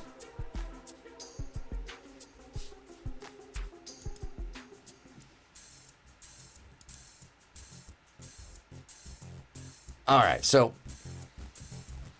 as unbelievable as it is, there's a massive amount of people believing and buying into this in what they call the black manosphere. Now, this is a sector that crosses over with the beef sector and the troll sector and a number of other sectors, the space sector and all sorts of places that many of you won't see me, but I am. Why am I there? Because it is part of the larger ecosystem. Yeah, they self to thyself to make her look deep. She's like female Kevin Samuels. Lizardry, she damn near is. Except it's even worse because it's a gender battle display. And it's for display. She knows what she's doing. She wrote a book. It's a $50 paperback, by the way, which I think is hilarious. She just says that she understands men better than anybody else, right? But she doesn't really befriend men. She doesn't really treat men well. She wasn't treated well. She used to be into men. She used to be, I believe, like a subculture of the Hebrew Israelite. And then she became Fruit of Islam or something. I may be getting that wrong, so I apologize if I am. But I definitely know the Fruit of Islam era. And then there's, she was married, she has a child, so she's had children with a man. So there's a lot of intimated projection. Hello, Song Wang, welcome back. It's very clear to anybody who knows what that looks like, but there's also something else there. Which I really do believe that these characters, the baseball hat character, the pimp character, I don't know if they are characters as much as they are separations in character of an unfused personality. Pretty well, Sung Wang, so far. I mean, no panel, but I can yamble and bramble and talk all night long. It doesn't really matter. I don't, pop in anytime, anybody. The call-in should be up. I think I just have the chat taller than normal. Hold on. Oh, wait, what's going on? Oh yeah, it's totally taller than normal. What's going on with my chat? It's all like super tall. See, the panel call-in is up there. It's a pin. It's definitely a pin. All right, so anyways. And my problem with this person is she keeps repeating things about chemicals in the brain and how men work and how women work and how this is absolute. And it's just the same as any of the other grifters trying to sell you a book. Now, good on her for writing one, if that's what happened. But the truth is, it's a paperback, it's $50, so it means it's limited print, and it's, you really gonna spend $50 on something that you can pretty much sum in a 6-minute, 30-second video? And she will actually tell people that would try to disagree with her or argue with her, oh, you gotta read the book to understand. Fuck you. If you can't make your point to me here, your book is useless. It's funny because Ruth Westheimer, Helen Fisher, other people who, doctors and actual scientists, who know what they're talking about, who have experience and actually accolades, accomplishment, who are the authority on the matter, actually can't speak to those matters without you having to read their book or deflecting off to that. Yeah, that's a deflection. And the reasoning here is incredible red herring. Worry about it, I'm gonna put you on game. This is not the era where I'm teaching women to be gold diggers or I'm trying to show you how to gold dig. Well, that's funny. Why would it be? And why would that be the only option? Because that's the way you see the situation. As transactional. I'm sorry you do. Whatever has happened, I understand. It tends to be, what comes out of bad experiences. Especially when you don't give yourself many. Which comes to a you problem and not the rest of the world problem. I understand it seems like that, but schizophrenia is when you believe everybody is the problem and not you. And specifically when everybody's after you and they're gonna get you. That's schizophrenia. Except you're the innocent party, right? Yeah. You're not gonna teach people like that's the only option? I definitely know that isn't the only option in any fucking subculture, subgroup, any group of people in the United States. It's not the only fucking option. It's not the only option anywhere in the world.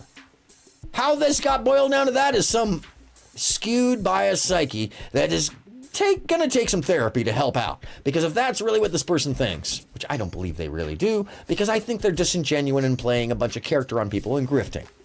That's, and I'm saying she sure has that go, yeah, absolutely. Or it's just like a lot of bold type.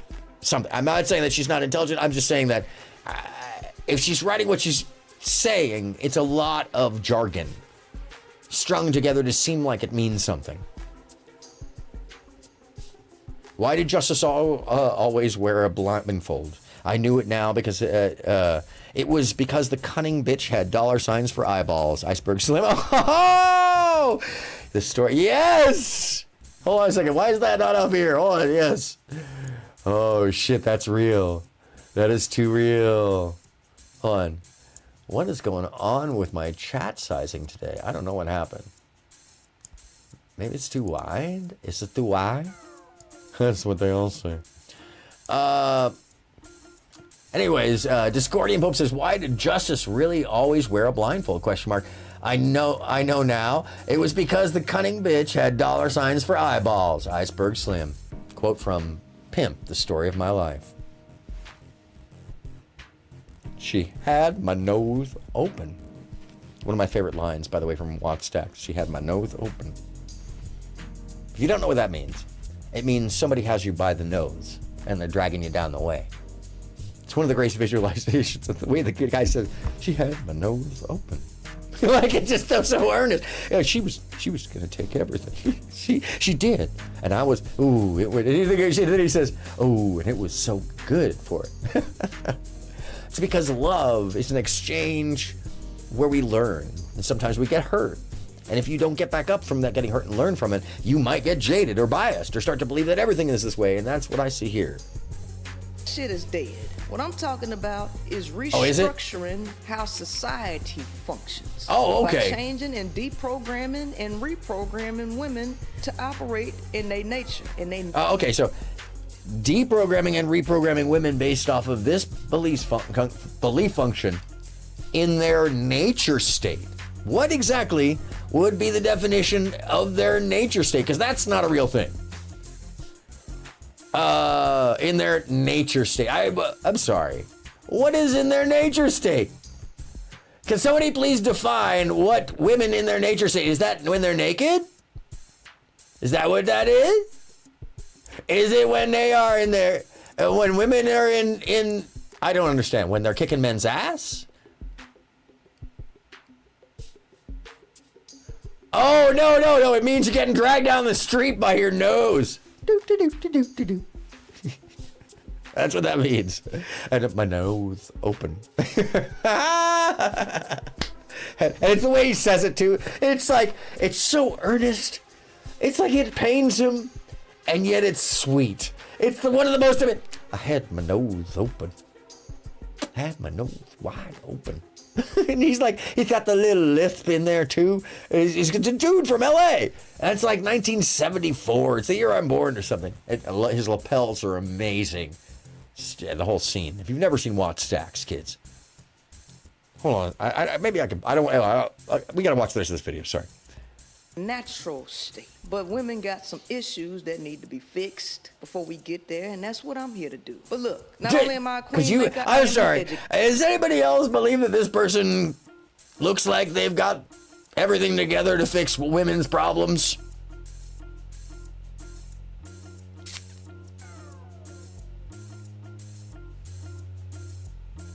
Maybe it's the hat that's throwing me off.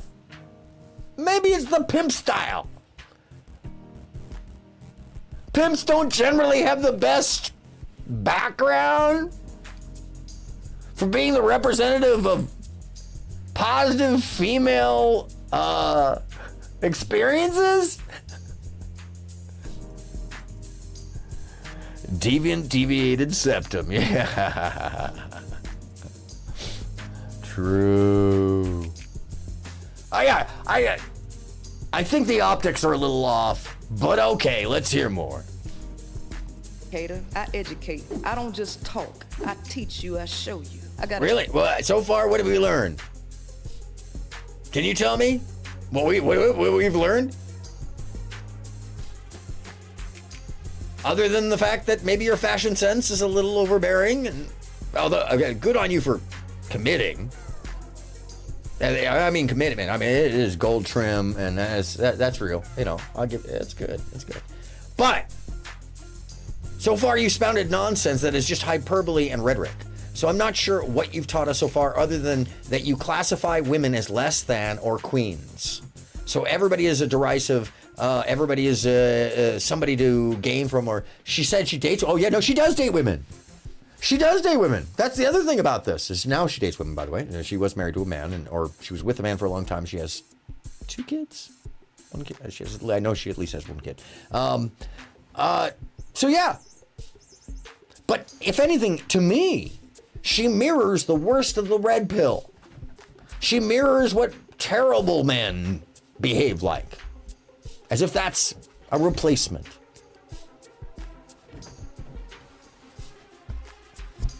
Set your mind in the right direction, okay?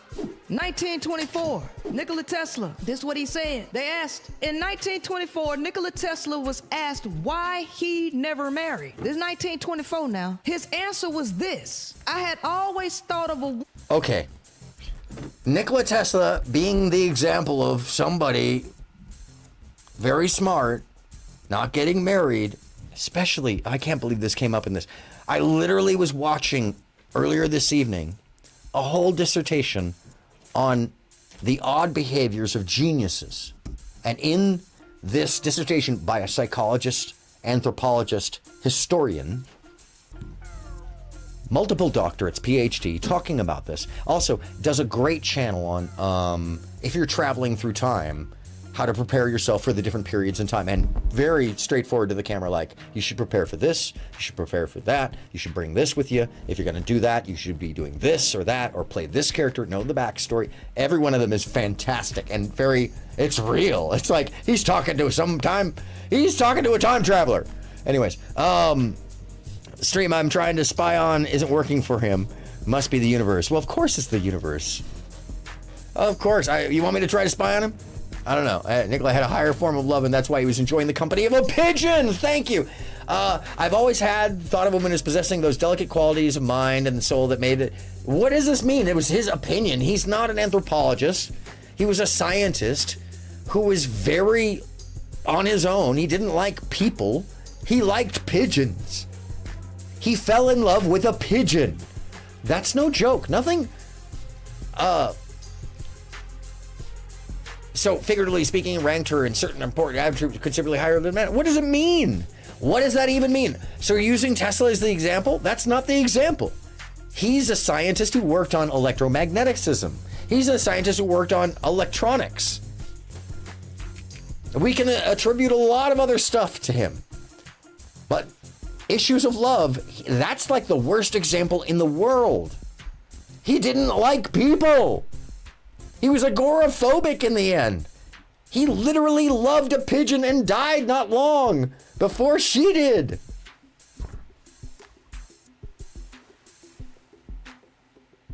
Anyhow, it's the most absurd example to start with if you don't know. Woman is possessing those delicate qualities of mind and soul. Oh, and you know what else really gets to me? I too can speak with the cadence of a preacher.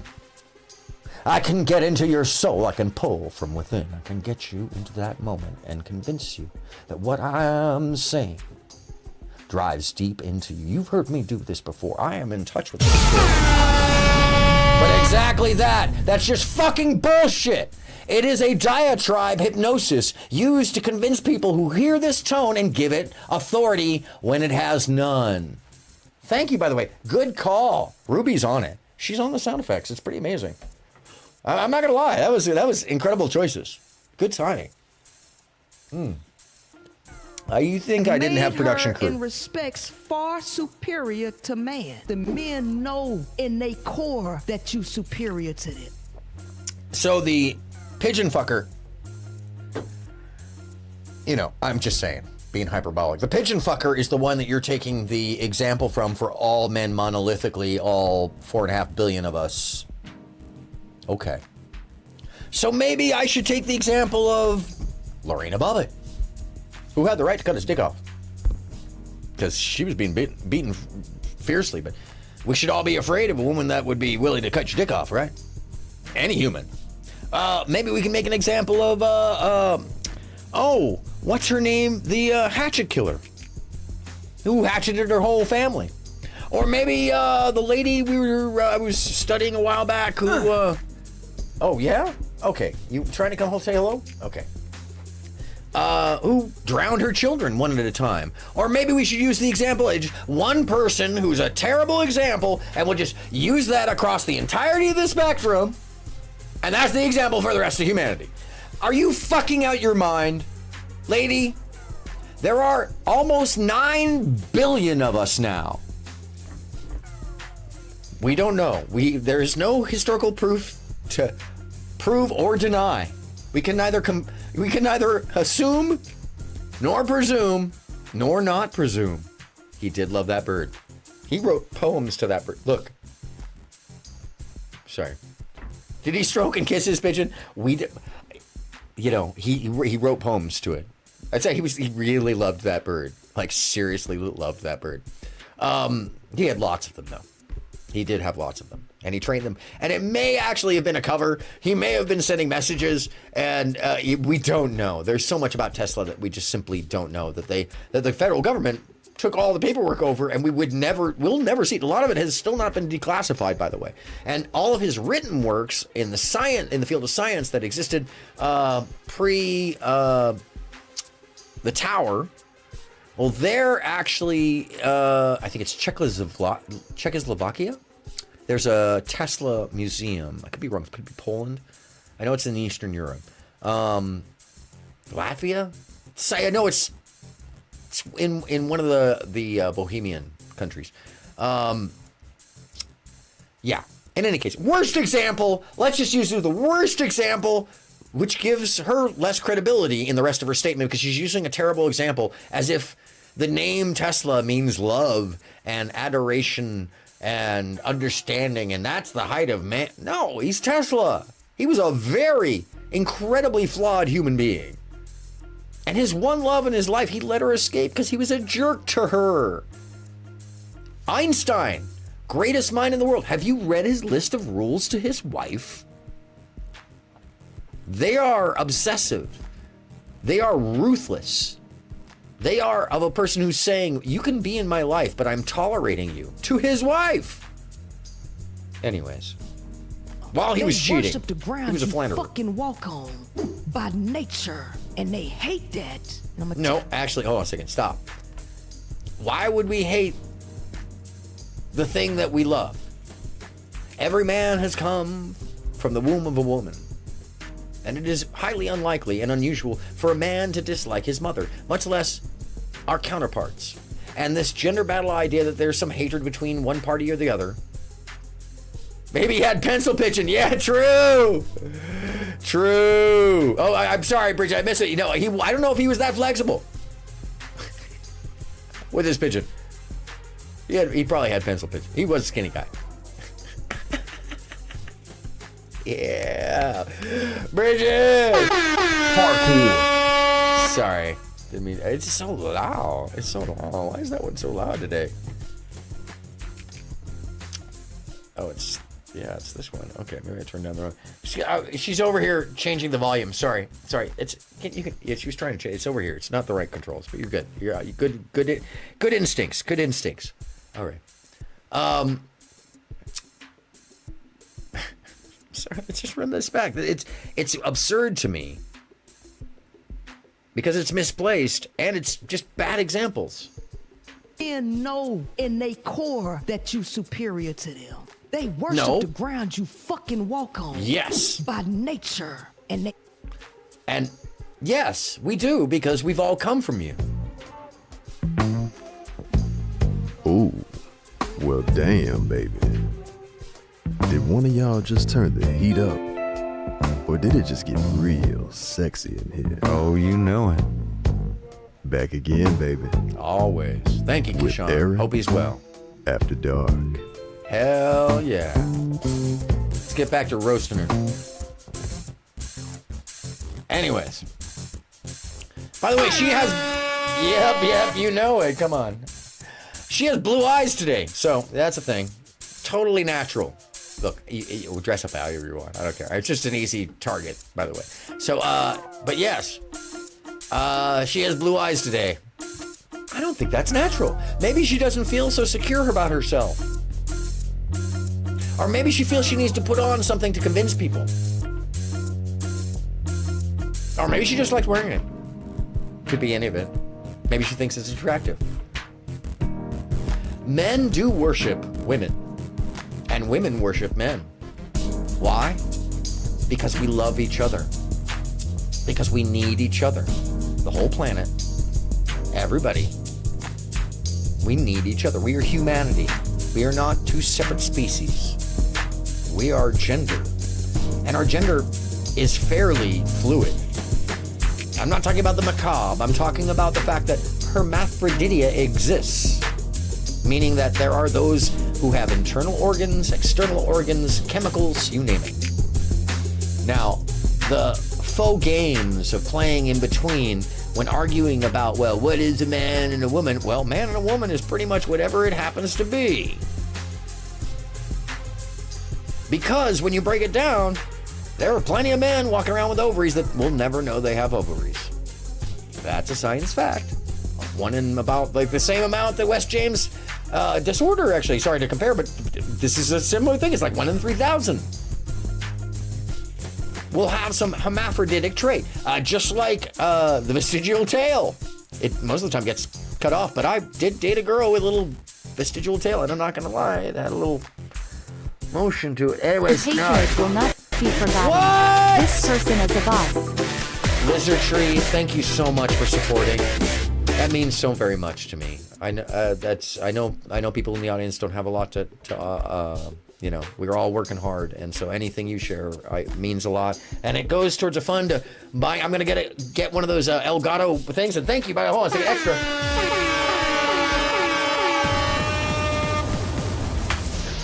Hold on, a second. That's an ass being smacked, by the way. Thank you. That's really kind. Thank you, Lizard Tree. That's amazing. Whoop whoop whoop. Anyhow, yeah, I'm sorry. Wow, patronage does mean a lot to me, by the way. And I'm gonna, at some point coming up here soon, I'm gonna probably do a push in the last 50 subs to 500. Because I don't know if I mentioned this before. I think I did. They did up my ability to be monetized again at 500 instead of 1,000. Which they had moved it to a while back after I had been monetized, and then they took it away because I wasn't doing videos for a couple years. Anyways, so I appreciate it, and I have some real fun ideas for memberships and all sorts of stuff. But more importantly, I'm going to start a Patreon. But that Patreon, what I'd like to do is actually like the memberships. It'll be the same thing. But I want to do something where the show grows and becomes something in the live. I'd like to bring my experience to you. I'd like to gather together great artists and panels. I'd like to really take this to somewhere. It's going pretty well. It's going, thank you. I appreciate you, Lizard Tree. Thank you. I'd like to bring the show to the live sometime. Have it on a stage. 4 or 5 nights a week, roaming through the country, doing a different show every night, having different guests or call-ins or performances. Oh, thank you. I'm glad that you get to take something away, Lizard. That means a lot to me. That means more than anything. Thank you. Yeah, it's something I'm growing into my head, and I'm seeing it in front of me, and that way it'll come to fruition at some point, and I have the capability to do it big, although I know how to grow it from the small. So it would start in a little tiny club, maybe 250 maximum guests, little bar clubs with a screen and an internet line. Hey, Genevieve, how you doing? I'm so glad to see you. Good to see you. I just saw that video that you sent through, Dave, by the way. Thank you for sending that. I appreciate that. Got a kick him. Yes, exactly. Iconic limited edition cult classic novelty t-shirt type. Yes. Limited runs. Different colors for different cities. I've actually done all of that. Hold on.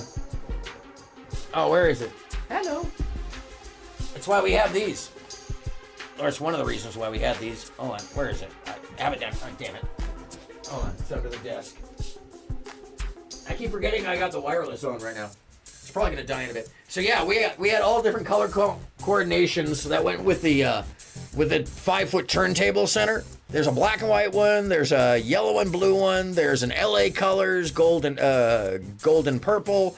There was a whole bunch that were like, you know, there was maybe 100 made of each color set. And then we would sell them throughout Europe in just limited cities. So once they were gone, they were gone. It's a neat thing to do, because then when you see people with those colors, you can be like, Amsterdam, Copenhagen, or Hamburg, you know, that kind of thing. Gothenburg? By the way, Gothenburg. Wow. Antwerp. Wow. Bohemian cities are fucking amazing. Anyways, I got off topic. Easily done. I hate that. I'm gonna tell No, you we don't. why. We don't. Okay, this is where we don't hate worshiping you. Maybe there might be a small amount of freaks out there, and I say freaks because they're unusual. They're self-hating. They're self-loathing, just like the women. There's no difference. Men and women all go through this. It isn't one or the other. It is both. We all have intimacy moments where we aren't sure. We all have moments where we fuck up. We all have moments where we pair with the wrong person. We all learn. Nobody's perfect. But if you start throwing everybody under the bus, as if the whole of the half of the planet is the problem, well, then the problem is probably you. Because there is no such thing as a monolith in humanity. Every single person is their own free will. Let me say it again. Every single person is their own free will, their own ability to be who they are, and they come from a different vajayjay, so they are a different entire experience from the beginning to the moment you meet them. See, I too can bring together the full feeling of being at the pulpit when you feel the fire in your soul. I can bring to you that heightened height. As you know, I'm bringing it to you without saying a damn goddamn thing. That's all we're hearing. Don't let the hypnosis get you. But I digress. I had always thought of a woman as possessing those delicate qualities of mind and soul that made her in respects far superior to man.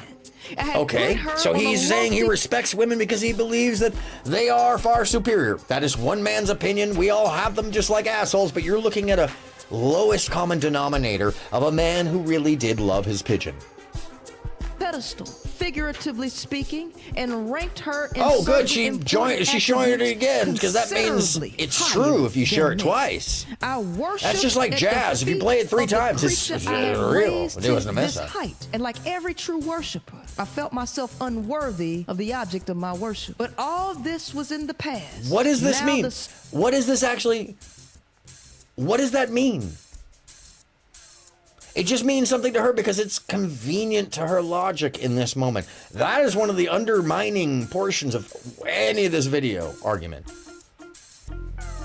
Soft-voiced, gentle woman of my reverent worship. By the way, this is also the 1920s. Vanished. In her place has come the woman who thinks that her chief success in life lies on making herself as much as possible like man in dress, voice, and actions in sports achievements and achievements of every kind. Also, just know this, that it's not just the 1920s, you're also talking about an incredibly misogynistic man from the Eastern Europe who doesn't like people. He likes pigeons. He's so engineer-brained that it's hard for him.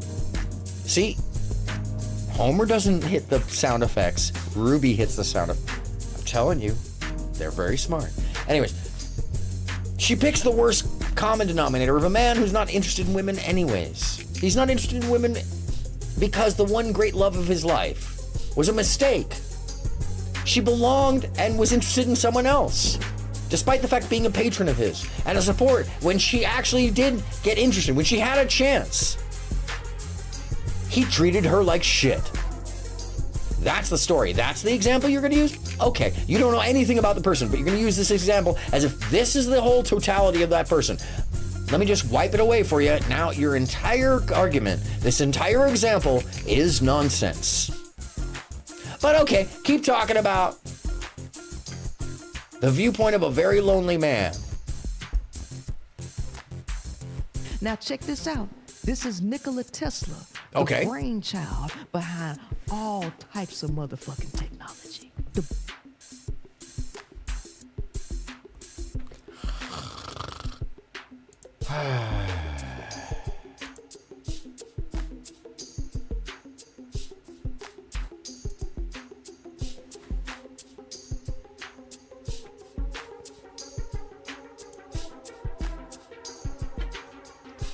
All kinds of motherfucking technology. That just makes it even more. Oh, just send your point home, because that makes it meaningful.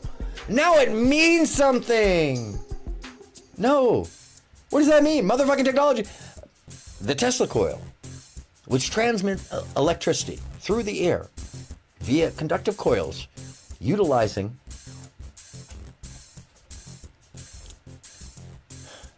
the static in the air and running at very, very high velocity, high value. The electricity is in the gigawatts. It's running so fast that it actually runs across your skin, and then as it hits the transformer that you see collecting it, which is his big major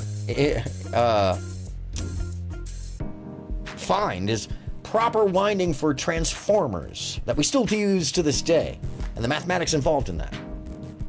That's his big deal. That's his big invention. Not just any motherfucking technology. She doesn't even know what he invented. That's even funnier. That's how you know she doesn't know. It's just all kinds of motherfucking technology. aronmsound, the maker of all kinds of mental technology. Shut up. Know what you're talking about. This is a great example. She doesn't know shit about what she's talking about. She's just saying some shit that sounds impressive. And that's everything that is on these panels. Logical fallacy, slippery slope argument, 100% natural selection. Yeah, exactly. He created the Tesla coil. It sounds like an electrical sound wave. Yeah, exactly. Rob Z, what's happening? Good evening. How you feeling? Okay, so when it comes right down to it, that's exactly what it is. It's a logical fallacy. It makes no connection to the point. It is a red herring to the point. It actually is it sounds like it makes sense, but it's no connection. He has no connection to the point of humanity, of masculinity. Now, if you had compared to Genghis Khan, or to Kublai Khan, or to Thomas Jefferson, George Washington, to King Louis, to Bonaparte, Napoleon, these are men who had great love, who had great history and experiences as men, who portray masculinity in its essence with all of the integrities and credibility of true masculinity, all with great historic wives. No. Tesla and all of his motherfucking technology.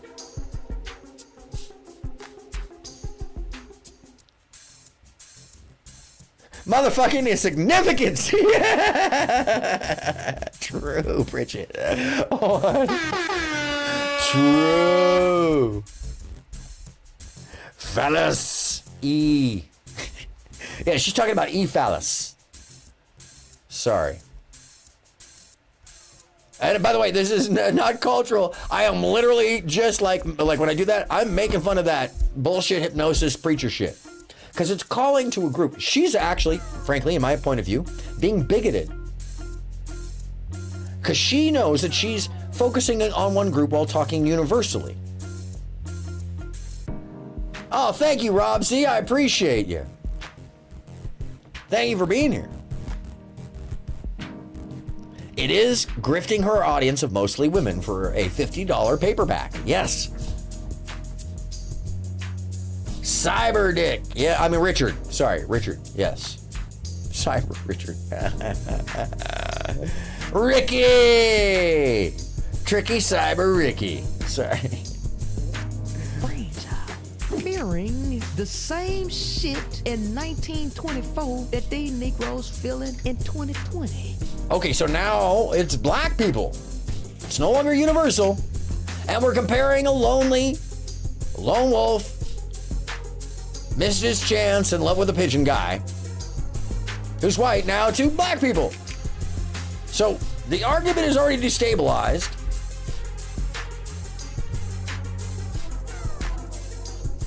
Yes, it is mostly, her audience is mostly women. There are a few men. And when she goes, I find it very interesting though, when she goes on male panels, they tend to fall over backwards to try to make themselves look good around her because she has such a large audience. So she knows that she can play against the capitulation to clout chasing, which I think is hilarious. Clout. Like, that actually comes from streaming. Nobody knows who the fuck anybody is unless you're watching YouTube. And the few that do make it out of this platform, they're doing it because they're making it out because they're not doing this dramasphere. They're doing shows that people can repeatedly watch, that they can follow along with, that have a historical bias and are actually more formatted like regular TV. Right. Oh yeah, it's not just a mess. It is an intended gender battle of grifting, meant to take advantage of the lowest common denominator of people seeking out a voice of authority, or she claims to have authority, and yet has none and no capability to speak on the subject, which is why I started with Helen Fisher. It's a paperback. Yeah, it's not even a hardback for $50. It's an it's an ebook. Well, she has a hard copy, but it's a paperback.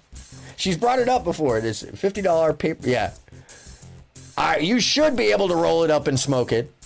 By the way, oh shit, you know what I should share? Speaking of which, hold on, give me 2 seconds, folks.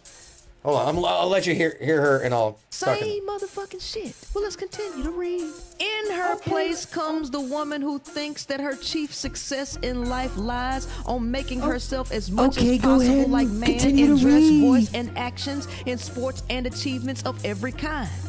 The world has experienced many tragedies, but to my mind, the greatest tragedy of all is the present economic condition wherein in women 1924, right before the crash, it is totally taken out of context. Oh my God! It's real quick for his brain to switch to competition like that. Even if you, she doesn't even understand what he's talking about. He's in competition. Oh, why? She's taking it out of context from a time period. Oh yeah, buy a book, gotta be able to turn pages. So speaking of $50 and rolling up and smoke it, many of you may have seen this album before, but have you seen it with the actual paper unused? If you're ever wondering what I've done with a good portion of my life on the road, especially when I've been out with DJs, I have definitely collected some things, and I've gotten to go to some places that most people never get to see. And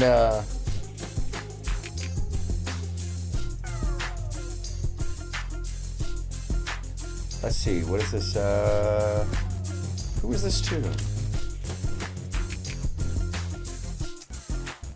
I don't know. Oh, it's from Portugal. Somebody says I got it in Portugal. Yeah, if you're not familiar with this album, this is Bamboo, Cheech and Chong Sobrinos. And by the way, if you can find a copy, this is belonged to Mrs. Paul Washinsky. Originally Mrs. Washinsky, yeah. So the Big Bamboo, very rare to actually still have the big paper in it, because everybody always rolled it up and smoked it. And still that album is like $50 in good condition.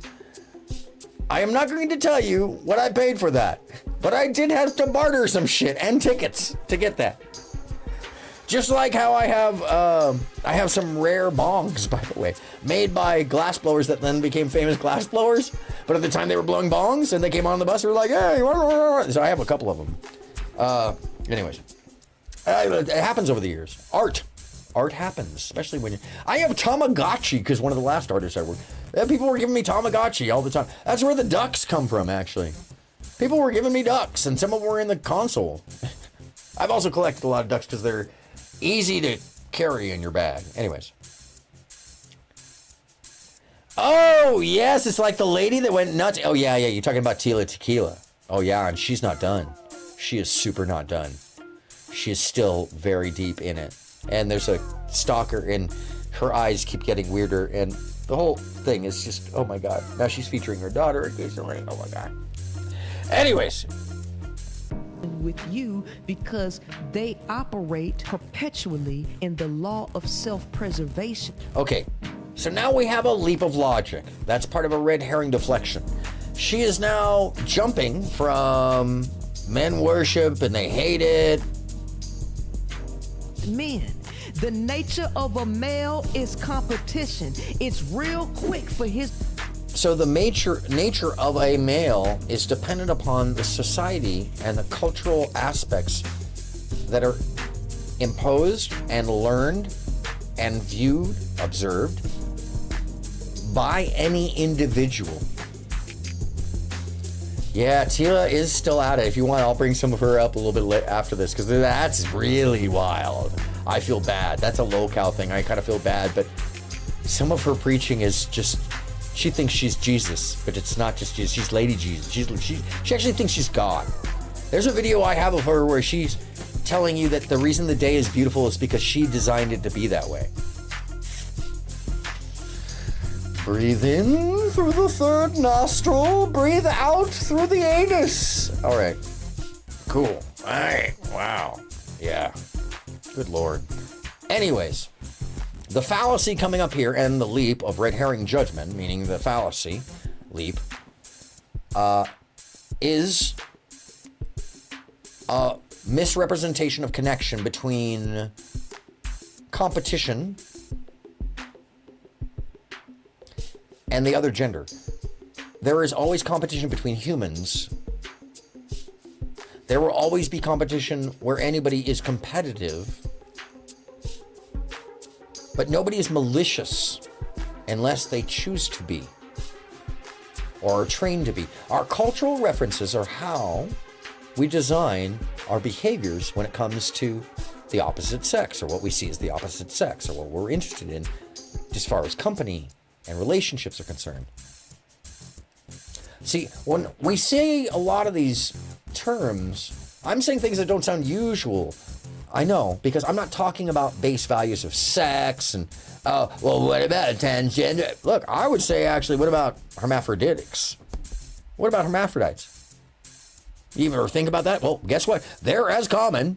It's as common as people with red hair. Think about that. Next time you're walking down the street, you see 2-3 people with red hair. You've already seen 2-3 hermaphrodites. You just didn't fucking know. Don't worry about what's between people's legs or inside of them. Worry about the nature of their character. That's what you worry about. Start there. If you're lucky and everything goes well, and that's what both parties intend, trust me, you'll get to see what's between their legs. Otherwise, shut it. Okay?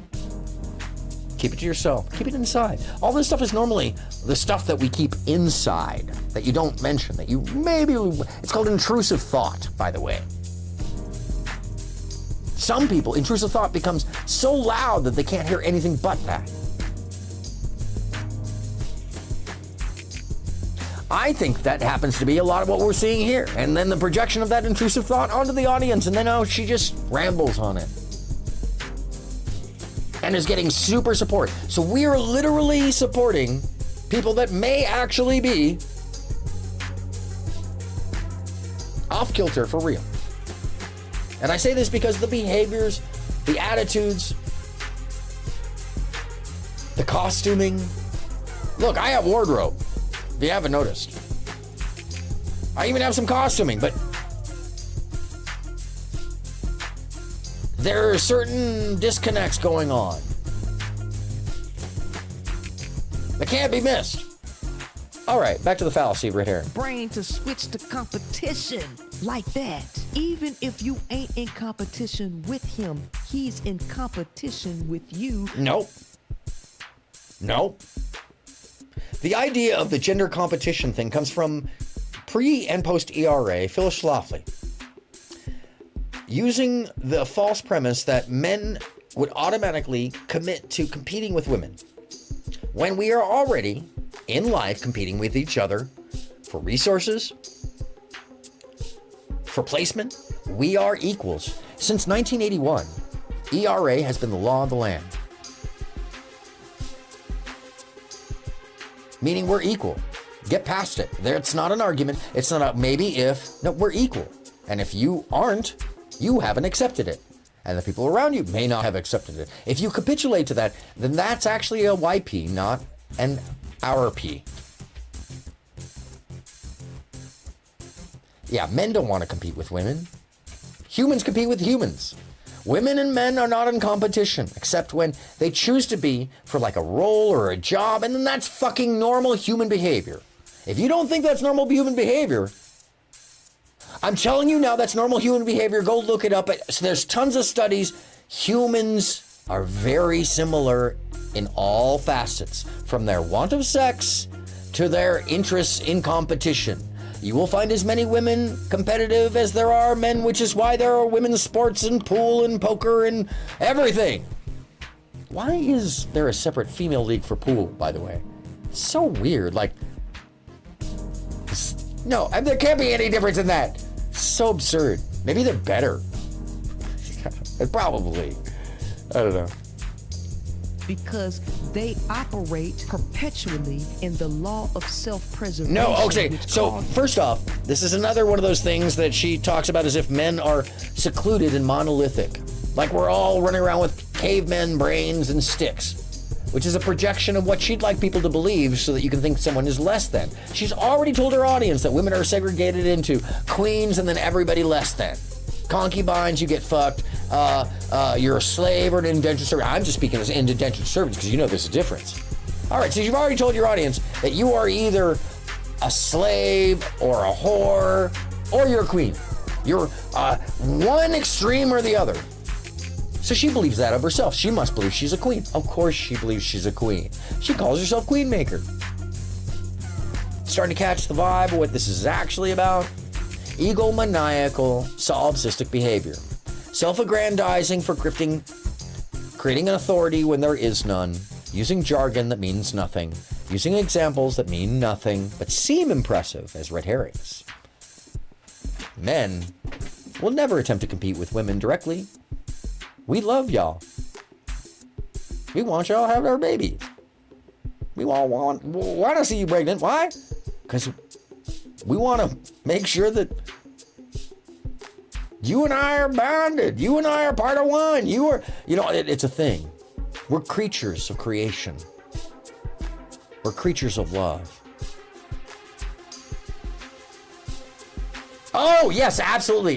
Two of the things that are absolutely astonishing is when it comes to women's capabilities in areas that were, for a very long time, controlled by men, at least for the past couple centuries, which actually, it's very interesting, by the way, a number of the female shogun and early Japanese leaders were women who were incredible samurai and known to be deep killers. And when you look at history, women have started more wars because of the needing to prove their power ratio, as well as fighter pilots. Female fighter pilots are now ranging higher values of kill rates than male fighter pilots because of their neural synaptic capability to multitask and their accuracy in shooting. Now that comes from certain aspects of child rearing. It's just what it is. Being able to, hold a baby in one arm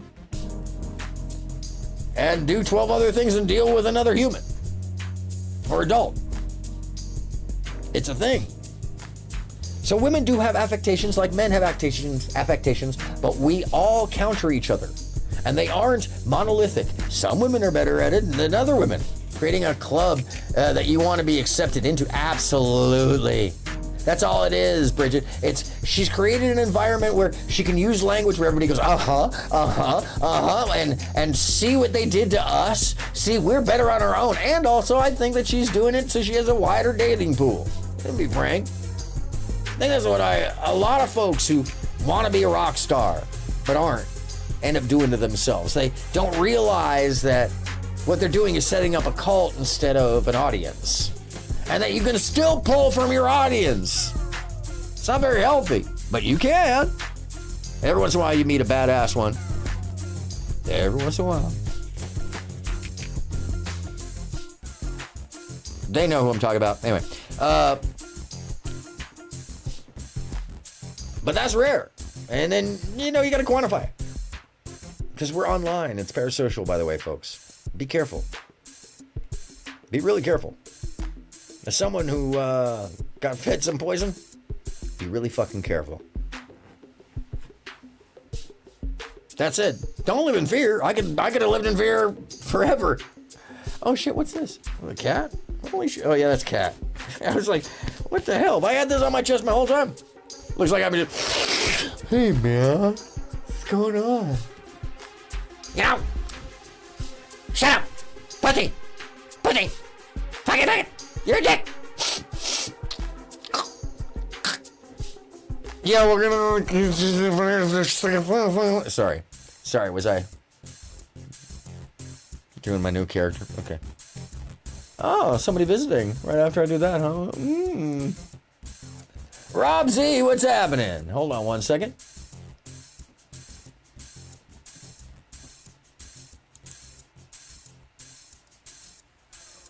What's happening, Rob? How you feeling?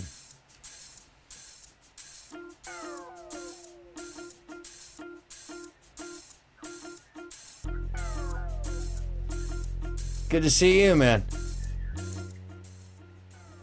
Thank you. What's up with you tonight? What are you thinking about this?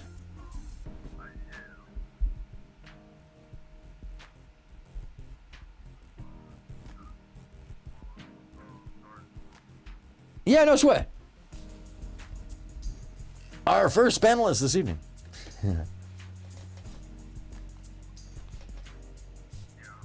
Oh, you're good.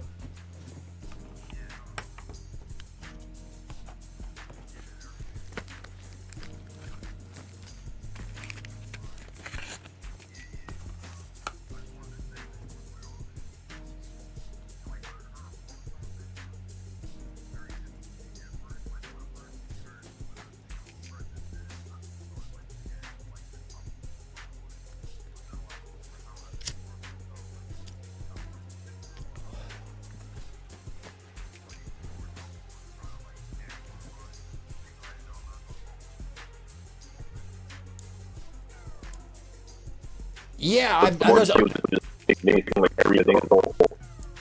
Seem like she don't love it. Like we don't love women at all, and it's weird. That is a take I've also had as well.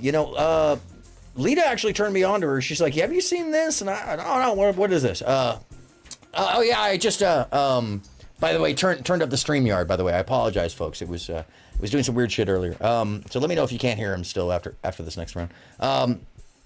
So I found it very interesting. I want to know what you think about this, is that it does sell you into initially it sounds like she's got a good point. Like the first time I ever heard Pearls, thing where it's like, I didn't know what I was hearing, and it sounded like reasonable to a point. And then the longer you listen, and then maybe, I just want to get this straight, that I'm not alone in this. The longer you listen, the more you hear that it's like, oh my God, she's just really angry. That's what I feel like. Yeah. Yeah. What do you think? I mean, that's what it seems like. Nah, yeah, I mean, but the thing is like, and it's sad because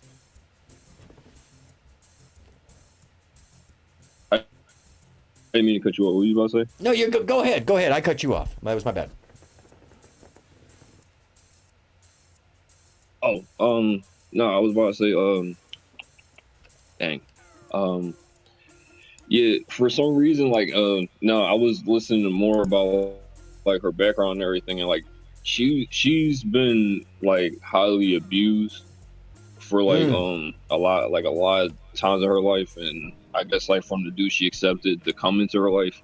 But the thing is she kind of chose those people, in a sense, and then she chose to feed off of that energy and bring it into her life. I'm not excusing what they did.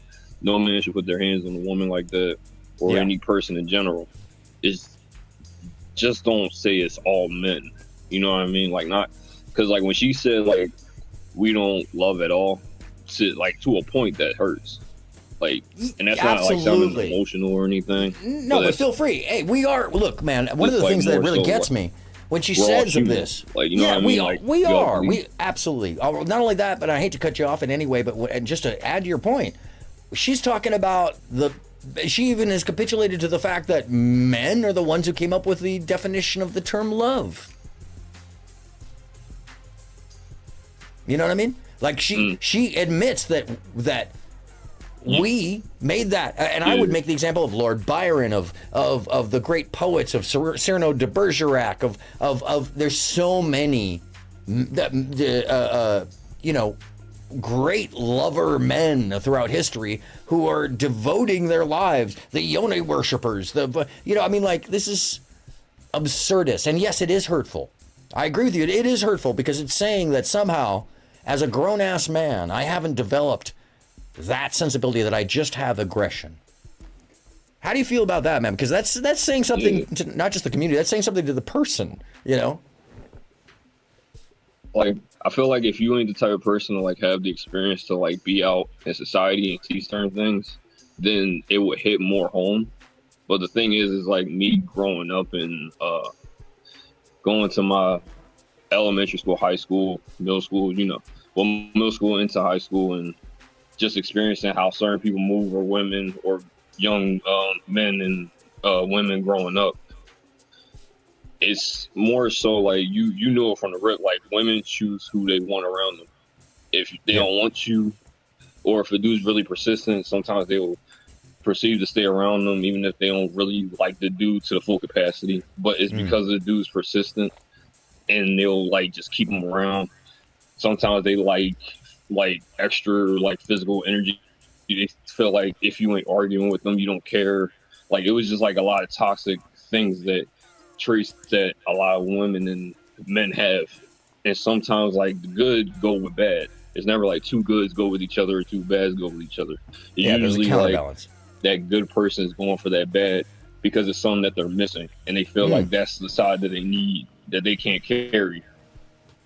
But that's human. That's human. That's human becomes nature. like very like, that's the thing is, I can completely agree with you on that, because it's just how we balance ourselves out. I hear her saying, and going back and forth and vacillating, this bothers me deeply, and I'd like to know how you feel about this, because she goes from universal to secular. You know what I mean? She goes, oh, this applies to everybody, and then she goes, oh, and black men. And frankly, as someone who's like all my friends, like all of my friends, most of whom are married and have children, and this is a message to her, by the way, they love their wives and mothers and daughters and aunts, like ridiculously, bro. So I mean, like, how does that impact? Because I can't feel the total weight of that. So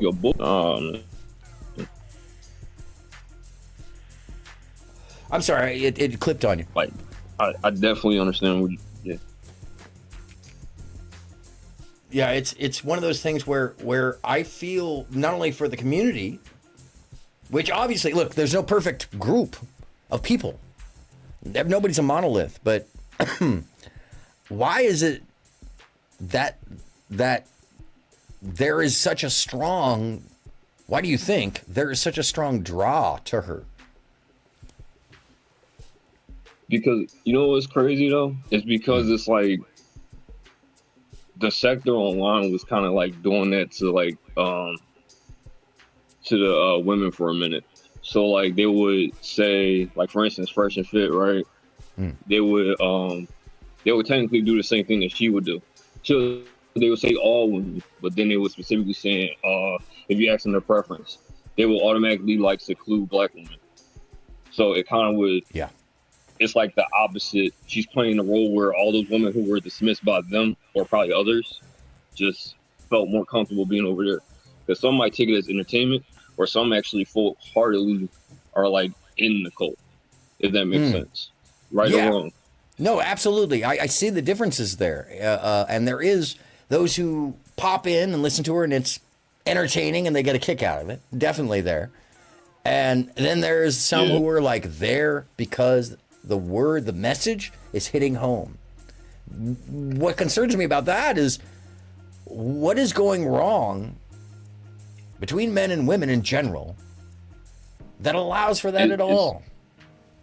You know, it's the online thing in general, because the thing is like, this might sound messed up, but I realized it was like when Jerry Springer like passed, it made me think that like online social media is on Jerry Springer. You can make it whatever it is. Yeah. Like there's a beef sector. People just beef for no reason. Nobody wants to make content like actual like cut and paste. Everybody kind of just wants to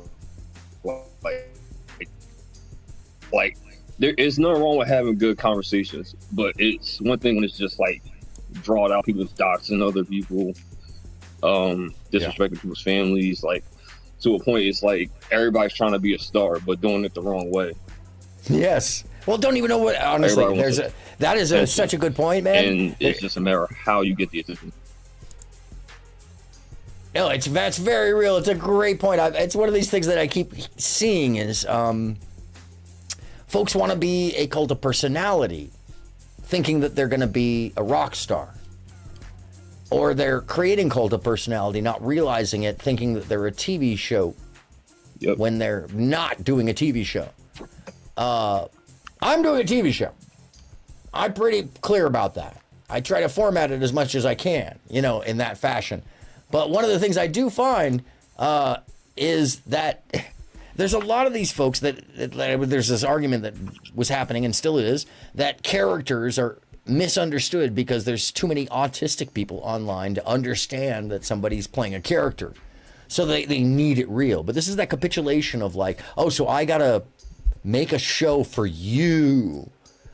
When the art, what we do here is made for those who find it.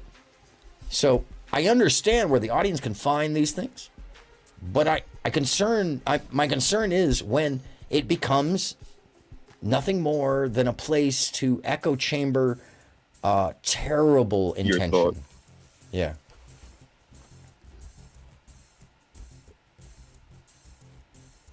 Yeah, I think that it's hurting I didn't mean people. to cut you off. I'm sorry. No, you're good. You're good. No, I landed the plane there, where it's just it's like the sales of a terrible intention with no solution to it. Just I need attention, like you were saying, in a negative fashion because I'm not getting it elsewhere.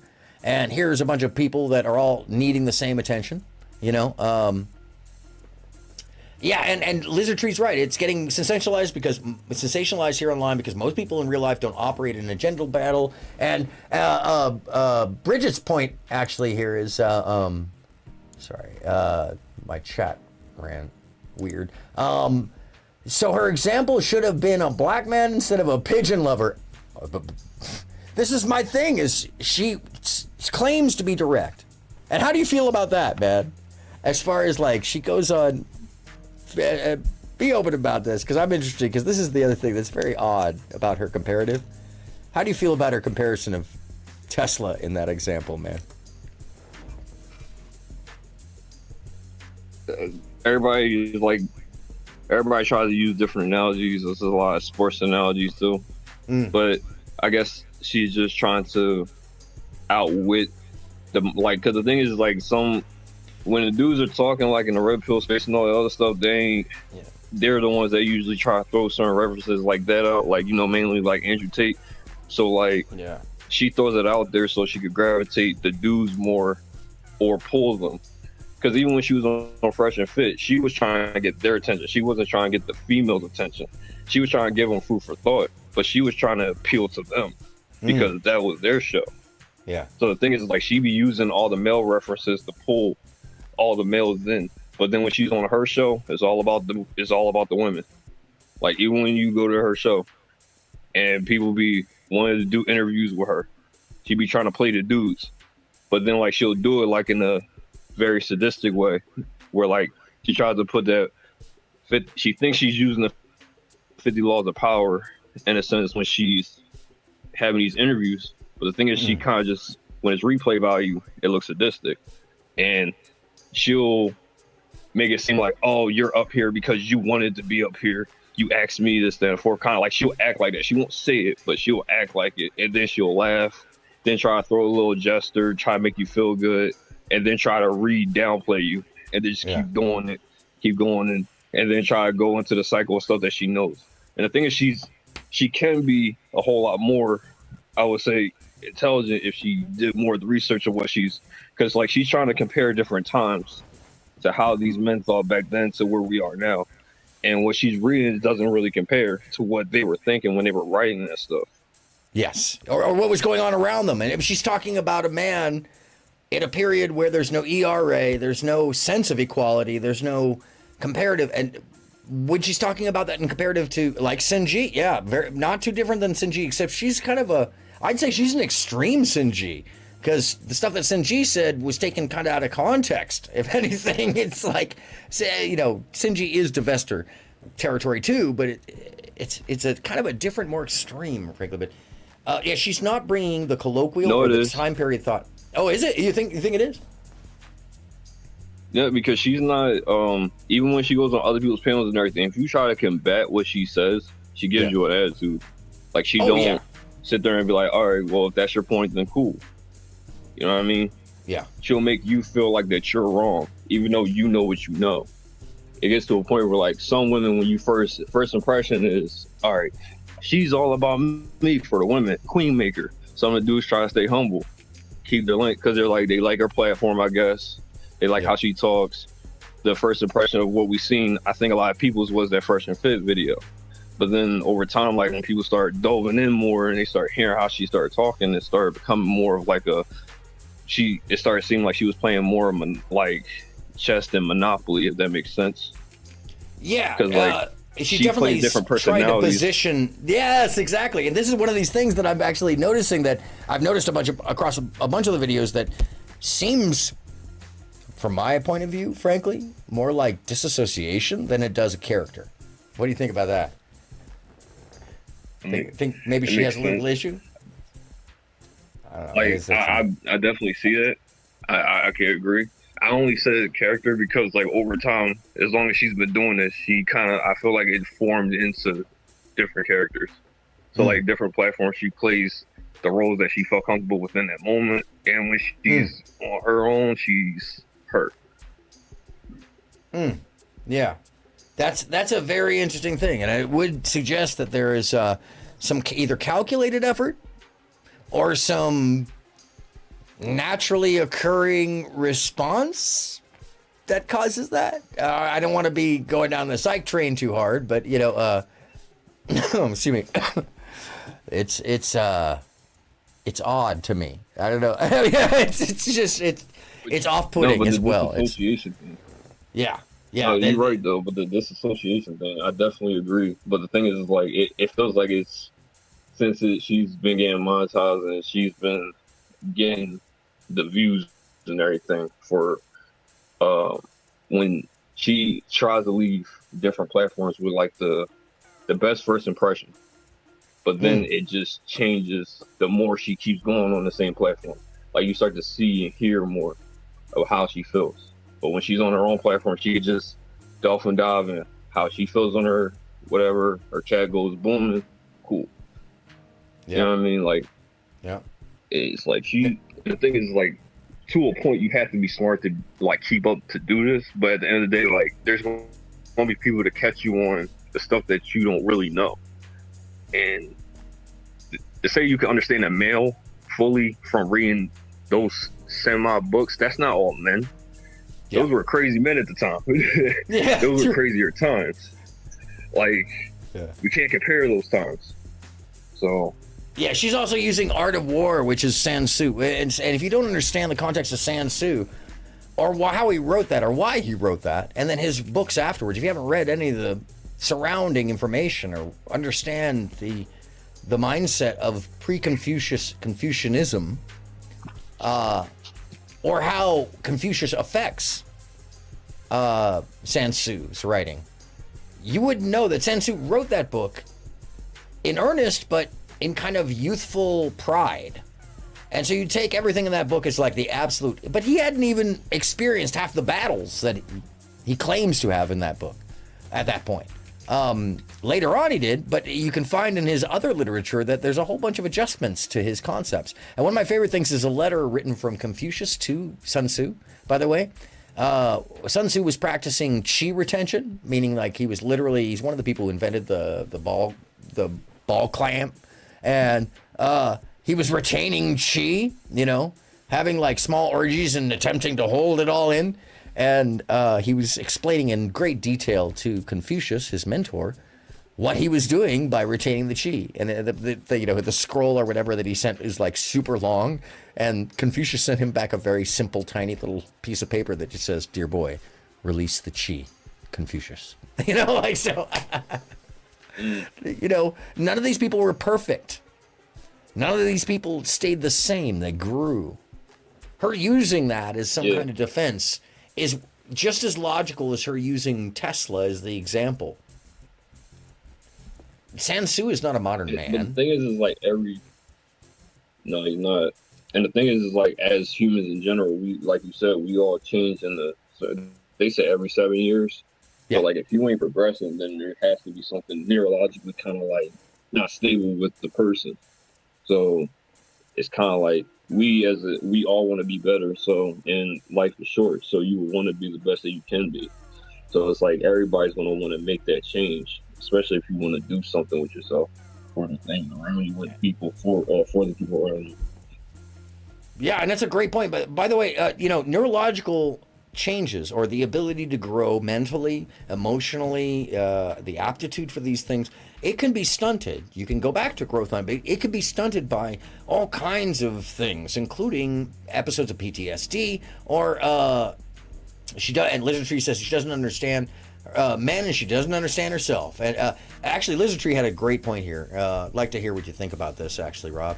It's a woman who's been hurt, gathering others who've been hurt, wallowing in hurt. Counseling and therapy is the solution. It requires the willingness to look at yourself. What do you think about that statement, Rob? I feel like therapy is when you can speak to the people that are closest with you.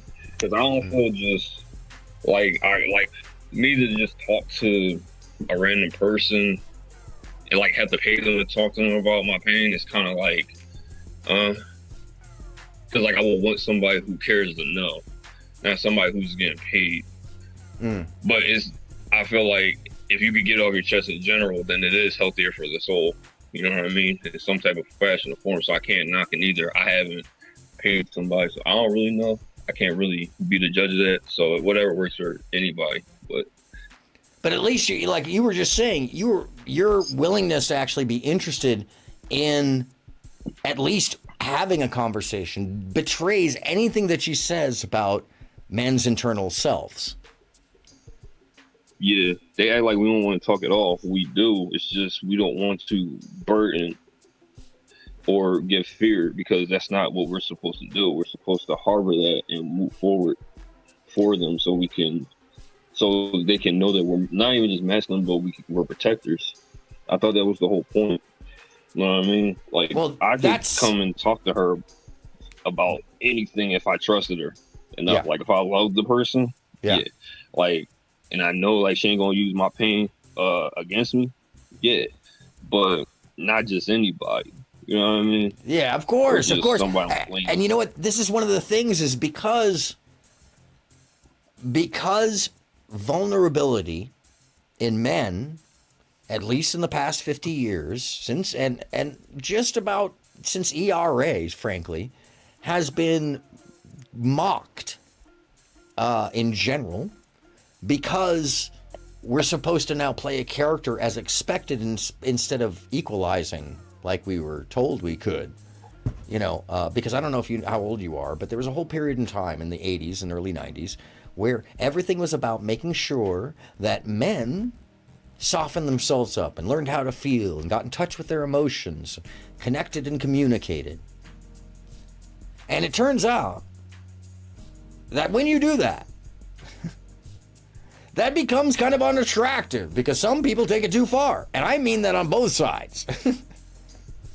I don't think it's a gender thing. Most definitely. You know, yeah, right? It's like, it's hard to be with somebody who's going to emotionally and trauma dump on you when you're not ready for the vulnerability and they don't read or care whether you are. So I think that's a thing that isn't respected of both parties. And I when I hear the statement that, like, you know, we're expected to be X, Y, and Z, I find it very interesting that we never talk about as men about the unrealistic expectations putting on all of us individuals. Like, if all men are supposed to be the providers and caretakers and the knights in shining armor, what happens to the artisans and the everybody else? You know? What happens to all the... like we still... Go for it. Yeah, I'm sorry. That's me. No, because, like, it's just like, referring back to chess, each piece on the board matters, not one isn't. You know what I mean? Even though they say the game's over once you get the king, but each piece is valuable. Yeah. Yeah, the pawns, the knights, the bishops, the castle, the rook, and the queen. Everybody has their role. Everybody has some portion to play. You can win. You can win with 3 pawns left on the table, basically, and a king, if you know what you're doing. And that's a thing. You know, I mean, I agree, but this is something I actually, you know, I hate to echo chamber, but I agree with you very deeply on this in the sense that, like, that is very misunderstood. Somebody actually today, this is very interesting, and just a side note, not really off topic, but kind of in the world of, yesterday, I was talking with somebody, actually, I'll openly say it because he's admitted that he's a full tilt tether.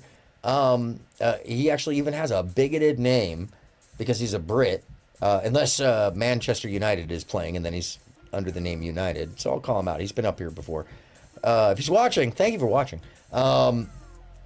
But he had the gall to kind of point out, and I compare this to what I think Priscilla kind of is doing in the projection. He had the gall to point out a failed relationship that was public. And I thought it was humorous to a point because it's like, bro, do you think failure is a sign of problem? Or is it a sign that someone took a chance? And that they're probably more exposed to these things because they're trying things.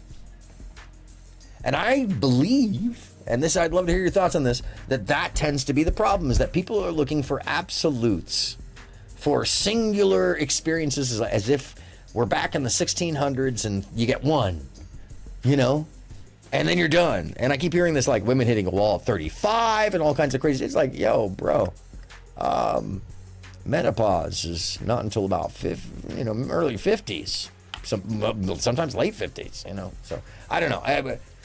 My question really is it fair to make anyone have to be any role if that's not who they are?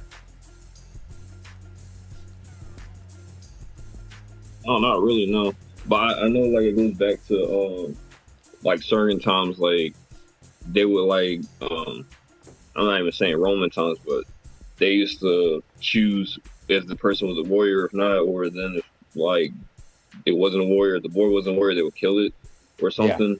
Yeah. Like, long story, like, I forgot what part of history that was, but it's like stuff like that. It's kind of like, whoa.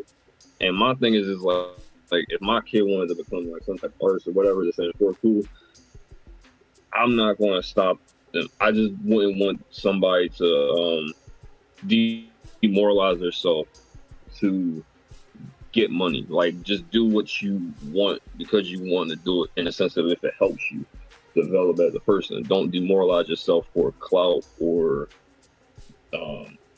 views or just to appease people, because that same person you're appeasing is going to change up on you sooner or later. So true. You gotta work on yourself. If you don't work on yourself, then you ain't gonna be nothing, honestly. True. That is 100% true. I honestly, you know, it's I don't know if you're familiar with Daryl Long and his channel. Yeah. Okay. Or what went down with Princella just recently, but Great example of someone who is capable of doing that and who did that without even I love the fact that he just kind of went, all right, you know, and turned it into some other attention getting stuff, you know. It's a great example of a person who just got up and moved forward, you know, away from that when the true nature was shown. And so he actually stopped promoting her, kinda. Oh, I don't know if you missed it, but it happened very, very quickly. It took a while, honestly, because I was like, I can only imagine how long this is gonna last. Because he was going as the simp god, so like I'm sitting here observing, and I'm like, it's probably gonna take a minute. But then at first I was like, maybe she got some, maybe. But then like since you said that, I guess I'm wrong. Well, no, it's just recent, the last 2 weeks, week and a half, and I'm blanking on the exact reason. It had something to do with a message that was shown to her or some proof that was given to her. I don't believe it, frankly, because I never saw it. She never shared it. It was just rhetoric. She just said it, you know, so it doesn't really mean anything. But it had something to do with the Raw B issue. It had something to do, you know, I don't want to get it too mixed up because I could have it wrong. It's so very convoluted, but it was very quick. And what happened is that one day she's on his panel supporting. Next morning basically she's on a 2-hour, you know, video that she made or whatever, stream, and I think it was a stream, and she just basically went on her normal hyperbole, a rhetoric about men, and started including Daryl, saying he's just like everybody else. I think he was taken aback and kind of hurt for a moment, and then he just went, you know what? You're going to treat me like that? Going to be that way? Whatever. Move on. Now I know. And I got to give him full credit for that, because a lot of people would have been real fucking angry. You know? But you know what's crazy? Like, I understand he wants to go off of this thing as the same guy and respect him. I have nothing wrong. There's nothing wrong with respecting women, period. I'm not coming at him for that. But my whole thing is, it's like, he pedalizes them so much to the point where, like, he denounces the dudes who talk sometimes, and it kind of annoys me, because it's like, it's to a point where it's like sometimes some of the dudes who be on the panel be saying some really smart shit, and like that's kind of like sometimes the only reasons why I go listen to some of it is because of the dudes. The dudes be saying some smart stuff sometimes, but it's like the women do too sometimes. But then you could tell like they have like a pedestal up there, which is fine, it's cool. You show respect to them, but it's like show the same respect to the dudes who are giving you the support, because it's kind of like it shows very like distasteful, because it's like they were rocking with you when every other dude was acting like they didn't really want to rock with you. It was already hard enough for me to sit there and try to like be like, you know, like, and I'm nobody, I'm just saying her a viewer, but it's just the whole time I'm watching, I'm just like, bro, show the same respect to the dudes that you're giving to the women when you're. And then it was just seeing when Princella went up there, I was like, it's only going to take a matter of time before they're probably going to depart ways. And then like when he got doctored by a woman, so it's kind of like he's coming to everybody else. Talking about the most recently, because I think he was like when he just got doxxed again or something. Was it? Yeah, he got doxxed like a week and a half ago. No, like the last time. The big one. There was a woman. Yeah, there was a woman who went on Duke the Don's channel, and like she was talking, and she said something about how like, yeah, we called such and such on Daryl Long or whatever. Yeah. And I was like, oh shit, that's fucked up. Talking about somebody had it on replay. Lucky. So, talking about Lucky. Yeah, so it was kind of like, but then even when he came back, it was like it seemed like he still had kind of like anger towards the dudes, but then it was like the dudes probably joked around, but they didn't really like call what you call on you. Like it was a woman who did it. But I digress. Yeah. I'm just. No, to me it was just like weird. Well, one of the things I've observed about Daryl that's subtle is that he kind of like Q Butter will let the quacks really roll. He lets people roll, and every once in a while he'll quip what his feeling is, especially if he doesn't like it, and move on. And I was intrigued with his allowances with Princella. And as I would have to say he may have been playing a smart route of gathering audience that would naturally come through that because of the Simp God thing.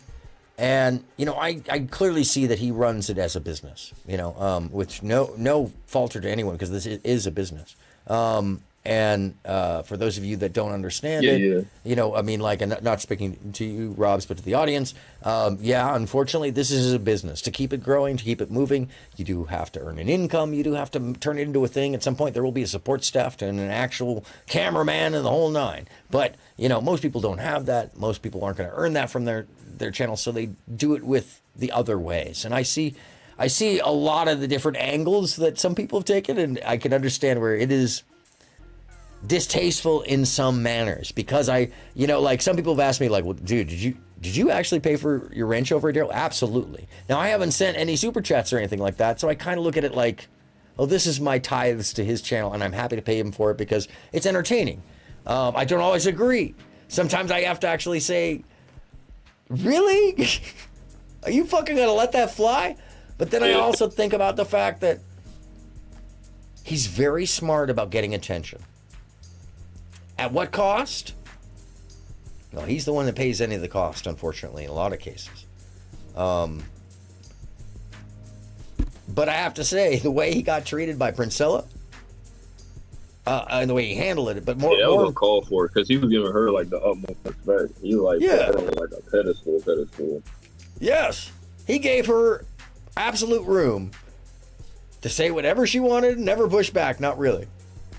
And even, kind of turn her open and loose on people that were regular on his channel. And... Right, that's why I didn't understand. That's what bothered me. Well, I think he knows the value of good drama. That is one thing. It's pretty clear, and we can't underestimate the fact that we are all show people. And we should remember that we are show people. Now, some people will use people in different ways, and their ethics might go into different values. I've seen it right in front of me, in crazy ways, Rob. Where I have two different examples where you can literally go offline and have a conversation and be like, you okay? Okay, you understand this? Okay, cool. And then you go online, and then these people go nuts, and I say these people because something will just go off the rail, or not understand and pretend that they're on a show or that we've talked about structure or any of that. It's a tough place. The reactions start becoming a beast. Yes, yeah, they become the beast or they become real. That's where it gets real wild, man. I've seen it a couple of times where it becomes real, and I've also seen where it becomes where somebody catches on the wrong side of the show, they're smelling the wrong yes and, and they're going down this yes and that's you can't stop them. They're going down a slope, they're just jumping, they're running towards the cliff yes and, Hey.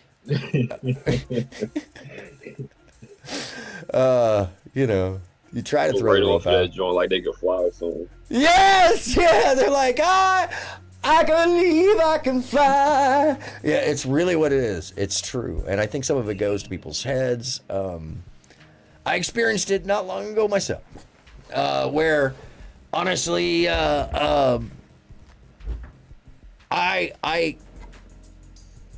was basically in a group of people, and I was, interacting with a lot of folks, positively in general. I didn't agree with everything, but there was enough there that was interesting and entertaining. But it started to cannibalize, is what it seemed like. And all it took is for one fairly devious person to, what's happening, Lita? Show up on another panel and say some things that weren't very true and purposely upset that group of people and bring up past issues. And 2 days went by before I even found out that my name had repeatedly been brought up over and over. And then at some point I got unfriended. I had public things said about me that were nonsense. All kinds of things done where it's like, I didn't even know. Nobody even let me know. And I didn't find out till I saw a video because someone was like, yo, you should see this when they called me. And then they didn't even explain it to me. Oh, yeah. And there's another phone call where I had spoken to somebody after they'd been on the panel talking that crazy shit. Basically, full tilt lie, making up some other fucking story about somebody who didn't exist. All sorts of stuff. I talked to them after they'd been on the panel. They mentioned the panel, but they didn't mention what they had done. So I didn't even think about it. I didn't look at it. That's the kind of crazy stuff that some people do. They get so far into it. Adults with children. I'm sorry. It's one of those things. And then offline, it gets even wackier because then it gets turned around when a scenario doesn't go their way exactly as they wanted it to. That they got upset, reacted, and I was the bad guy, which is even funnier. How everybody wanted the one person who was not involved in any way, shape, or form to be the bad guy. And then the witch hunt of the sycophantic afterwards was incredible. Chasing after a fucking ghost. A whole bunch of people chasing after a fucking ghost. Adults just chasing after something that didn't exist because they believed it did and they needed to, and I quote, purge it from their community. When that shit, That's crazy. Crazy, right? When that shit was actually said on my panel, and I don't know if it was exactly purging from the community, we need to cut them out of the community. That's what they said. I said, what the fuck did you just say? I broke character.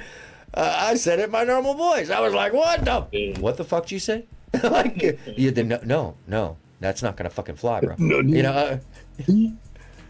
So, I understand it and I feel it because I think people get carried away. Yeah. It honestly, I hate to do it, but it was like a bunch of goose stepping. There was a lot of, torches, some pitchforks, and none of them, not a single one of them, involved directly, got from another observing point that they all looked wild. Like wild, out of control. And I think it's because people get caught up, man. Worst fears, performative stuff, because camera or show. And then it gets confused for them. And they don't have the tools to be like, oh, this is the character, or this is the storyline, or this is the actual, debate, or this is, so it gets caught up in this, what do I want to manipulate? How do I want to portray? What is it? What gets me clout? Like all this stuff that doesn't actually matter, but creates the drama. I'm sorry. Welcome to the role of scapegoat. Yep.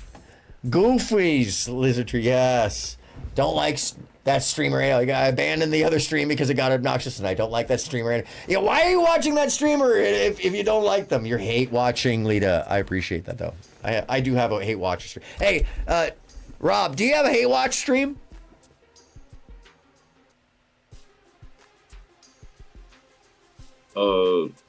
Like me, or like, do I like watching the hate stream? No, I mean, like, do you have a stream that you hate watch?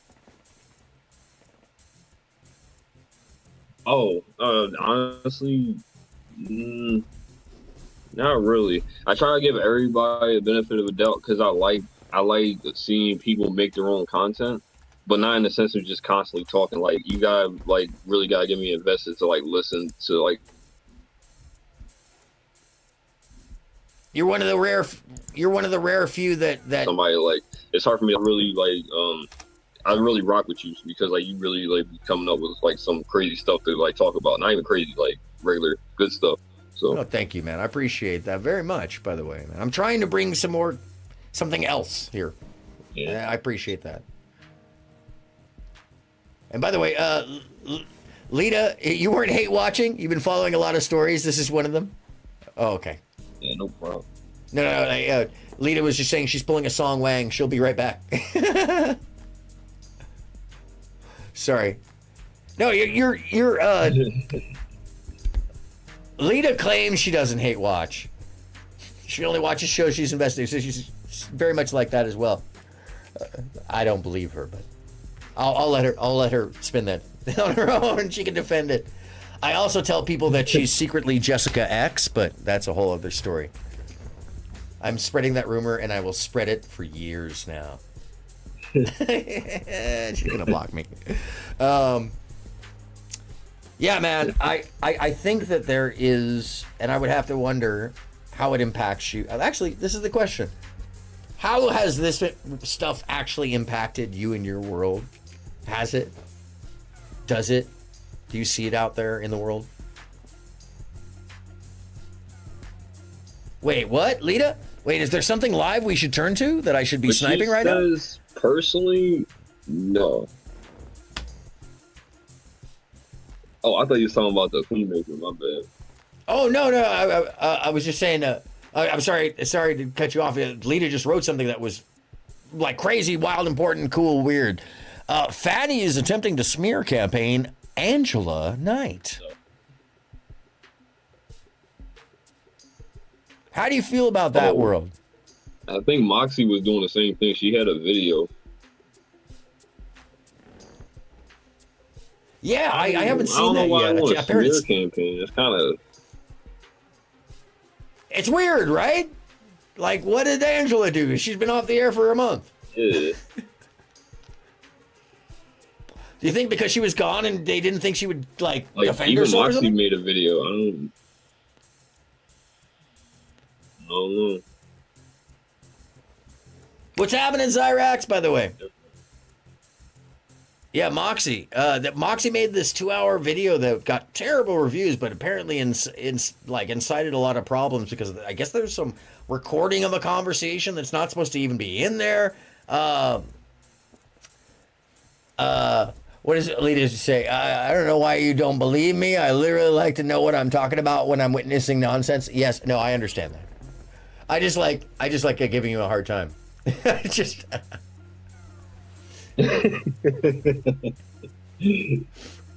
I also like spreading false rumors about you being Jessica X because you do that accent way too well and it's creepy as hell. I don't know. She hasn't done it. It's creepy. Yeah, it's like to a T. It sounds like Jessica X. It makes me wonder. It makes me, we never see Lita and Jessica X at the same place at the same time. I'm just saying. I've never seen it. Anyway. Lita's gonna send me some chat video. Actually, I don't even know if she knows Jessica X still streams. Flezzby, why I always miss you? Oh, really? Oh, sorry, they were just talking to each other.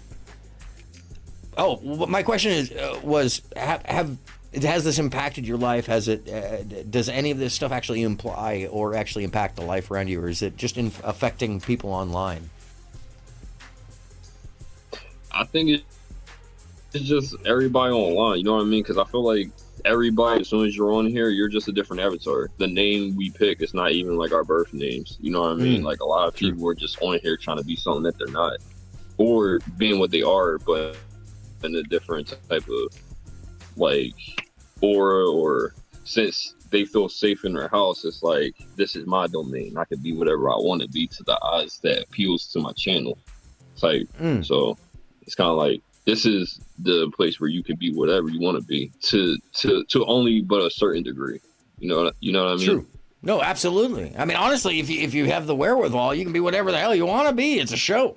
I mean, the rules of this naturalized personality shit, that's from video gaming VC stuff, where it's like, Twitch playing video games, staring at the camera, or being like, I thought this movie was amazing. That's where that comes from. It's, I mean, like, if you look at all the great personalities of YouTube in general, everybody's playing a character. It's show. I mean, that's the other thing that gets me about a lot of this, is that people are demanding that you be something that maybe it's not supposed to be. And I remind people all the time, like, do they think that the anchorman is actually, like, not? Like, he goes home and goes, "Good evening, wife. How are you?" Like, Right, like it's like that. It's like in Toy Story when the Barbie was like Toy Story 2, where it was like, yeah, is everybody going? Is everybody going? And they was like, oh, I don't know how I can smile like this. How do y'all keep it up? How y'all smile all the time? Yeah, exactly, exactly. That's so real. It's the characters that we play, and I've talked about this at length actually on the show and a different show about the masks we wear. We're all part of life. And everybody puts on a show, but when you turn on the camera, everybody's playing a character on top of just their normal. And Lizard Tree says she came to YouTube for the music, and she doesn't know what happened. Oh, I feel that. Oh my God. Facts. Goodness right. gracious. The music videos you couldn't find no more on TV. You just you found it exactly on YouTube. No, it really was, and it still is. And by the way, I still, like, if I'm sending a music list, it is easiest to send it through YouTube. Forget about Spotify and lists and stuff like that. That stuff gets messed up. I prefer to send YouTube because then you can also run the video and stuff like that. So, anyways, it's a thing. It's a very real thing, by the way. Yeah, you came for the music and stayed for all the fuckery. Oh my God. Although I am changing my algorithm very deeply by looking at a lot of history. Like, when I first came to YouTube. Oh, I get it. Yeah, most definitely. I definitely get it if you do. What were you saying though? When you first came to YouTube, Rob?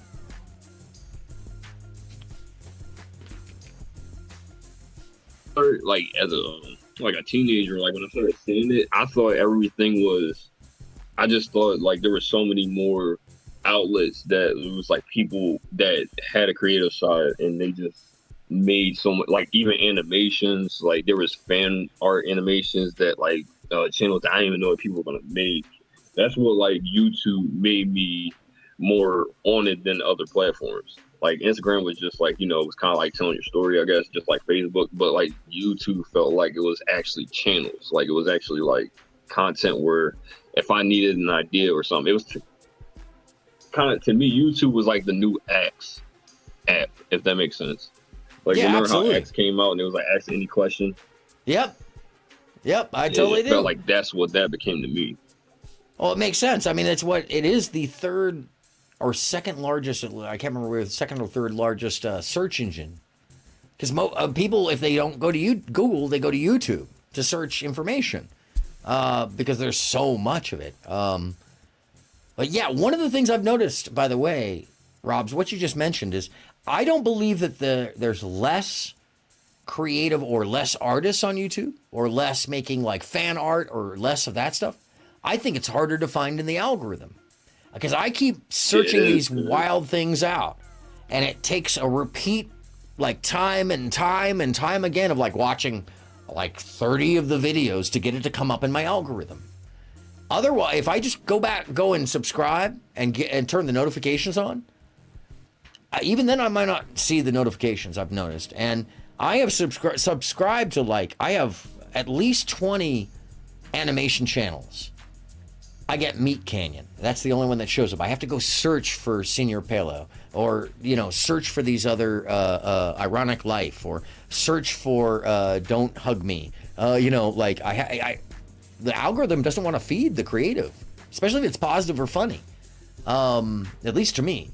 I have to pull it out. I've actually suddenly, and I don't know what did it, I started looking at, I spent a couple weeks looking at a lot of Aleister Crowley stuff and history and background, and then I started looking at feudal Japan history and some other things with Japanese ghost stories. And now, every other video I have is like samurai warfare tales.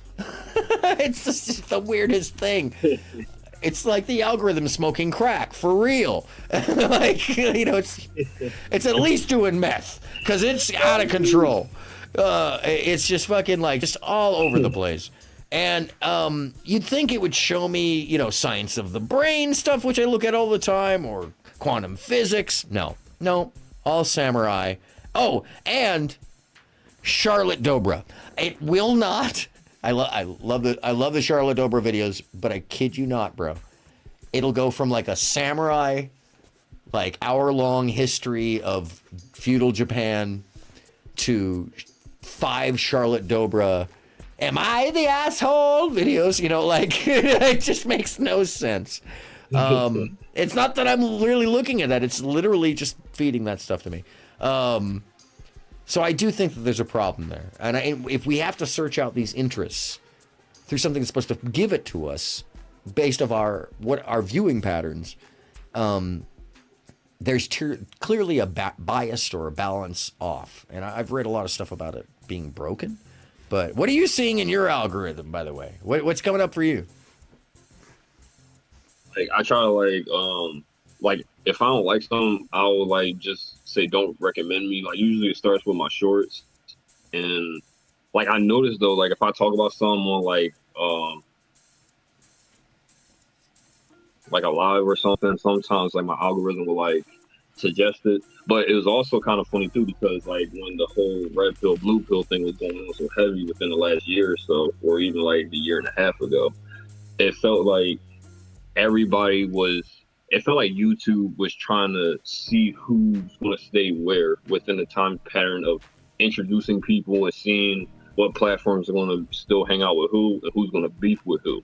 Because it was kind of like I was getting feedback out of nowhere from Speak Easy when he first started bringing up the whole thing about E Black and Mike. So I didn't even know anything about him. It just pulled up on my algorithm out of nowhere because he started talking about him. Talking about their situation. And and before even that, like Mike popped up on my feed, and I ended up finding Duke the Don. I knew I seen Duke the Don's channel long time ago when he did a thing about ABBA, when he talked about ABBA, but it was because ABBA did he talked about he talked to somebody about their situation.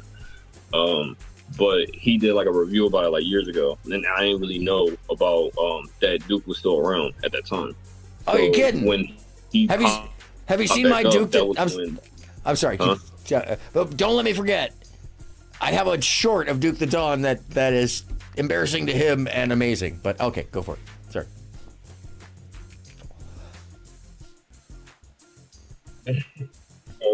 It's kind of like but the whole thing was just like, it felt like it was just pulling me to like beef sectors at first. Like when certain people were like collabing, then over time it became beef because it was just like Mike.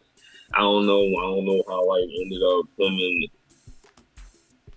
like I knew why, but I just felt like it wasn't really necessary on why like it kind of like went left with him and like with Duke and Mike, and then like the drift kind of like pulled away from Pearl because the whole situation was trying to kind of get rid of Pearl, not like her as a person, but like the spew of the bullcrap that she's saying, and how like she's trying to do all that extra, like everything just got shifted, like everything just like got messed up after that. But then you start seeing who was for who. Then I started seeing Fight Club out of nowhere, Anton popped up, all these other things. It was just like there were certain things I really wasn't trying to really hear, because I'm not just the type of person to just start listening to podcasting. Like I like convos where like we can converse like this, or if somebody has like a subject of the matter that's like talked about real quick, I like to listen, leave a little comment, whatever. I'm not really like a texter. I like to really like be vocal, but you know.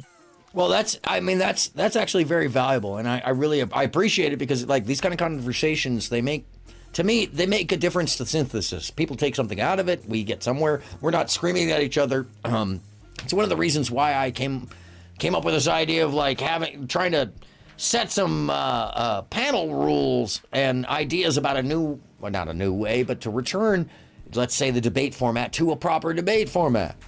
Moderator, judges, rules. And the rules are basic. They're not too hard to follow if you can fucking follow them, you know? I mean, like, that's... And by the way, I just got a shout out to, speaking of debate, what's happening, Nosebleed Seats, man? How you doing? Good to see you.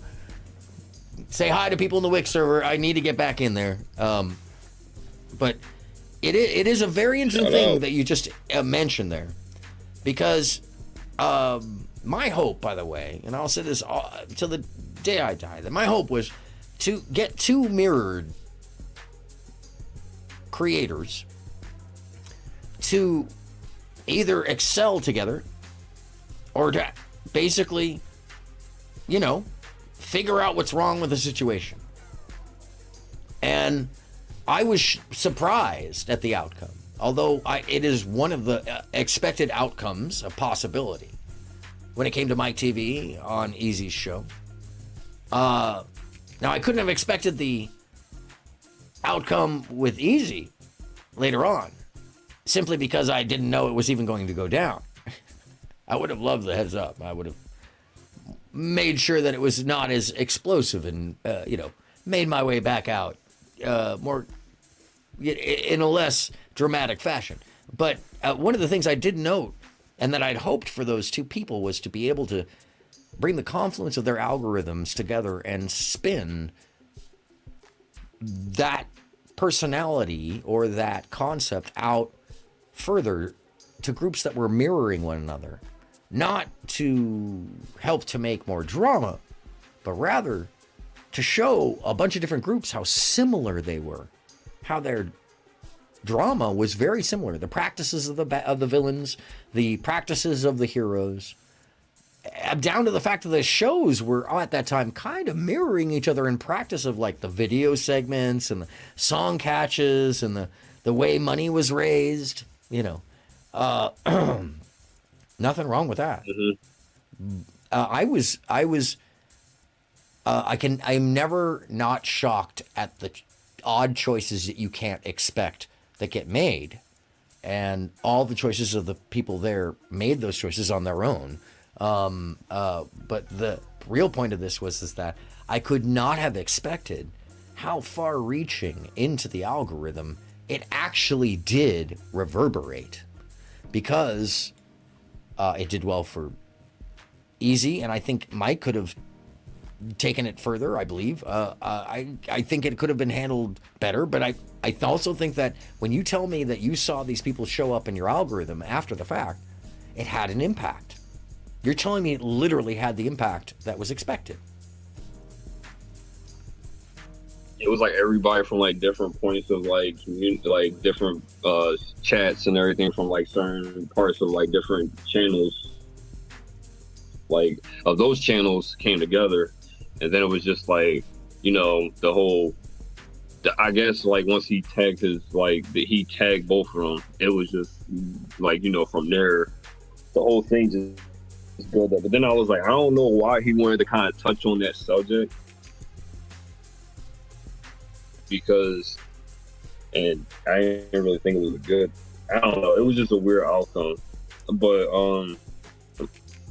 my whole thing is just when it comes down to like this whole YouTube and beef stuff, like my whole thing was like I was only advocating for, I don't like when people tell you to do something in a sense and they don't practice their preaches, if that makes sense. Like, yes, and you have the biggest platform to really shape young, naive minds. Yes. And some or even middle-aged people will be lost too in the sauce just because they think it's, oh, I'm gonna be cool to add a little smart comment here and there, this and the forth. But what is the end result? What are you gaining from it? Like, that's why I was like, I can't even like sit down and listen to people beef online. Like, I actually be sitting here listening to like mythological things online. I'll look at science shit. I'll look at art stuff. Like, I like giving respect to people who do fan art, or even so, like, that's why like my channel is literally all about just making my own stories, my own music.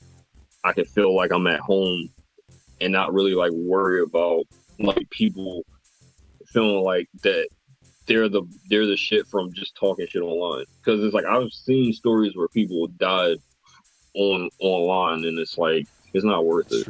Like, no, it's not. Just make content, be talented, do what you can. You know what I mean? There are people gonna remember you for that. They're not gonna want to remember you for all the stupid stuff you do. Yeah, that's absolutely a thing, man. It's not worth the being doxxed. It's not worth the threats or the stress, because most people who are doing that stuff aren't making any money.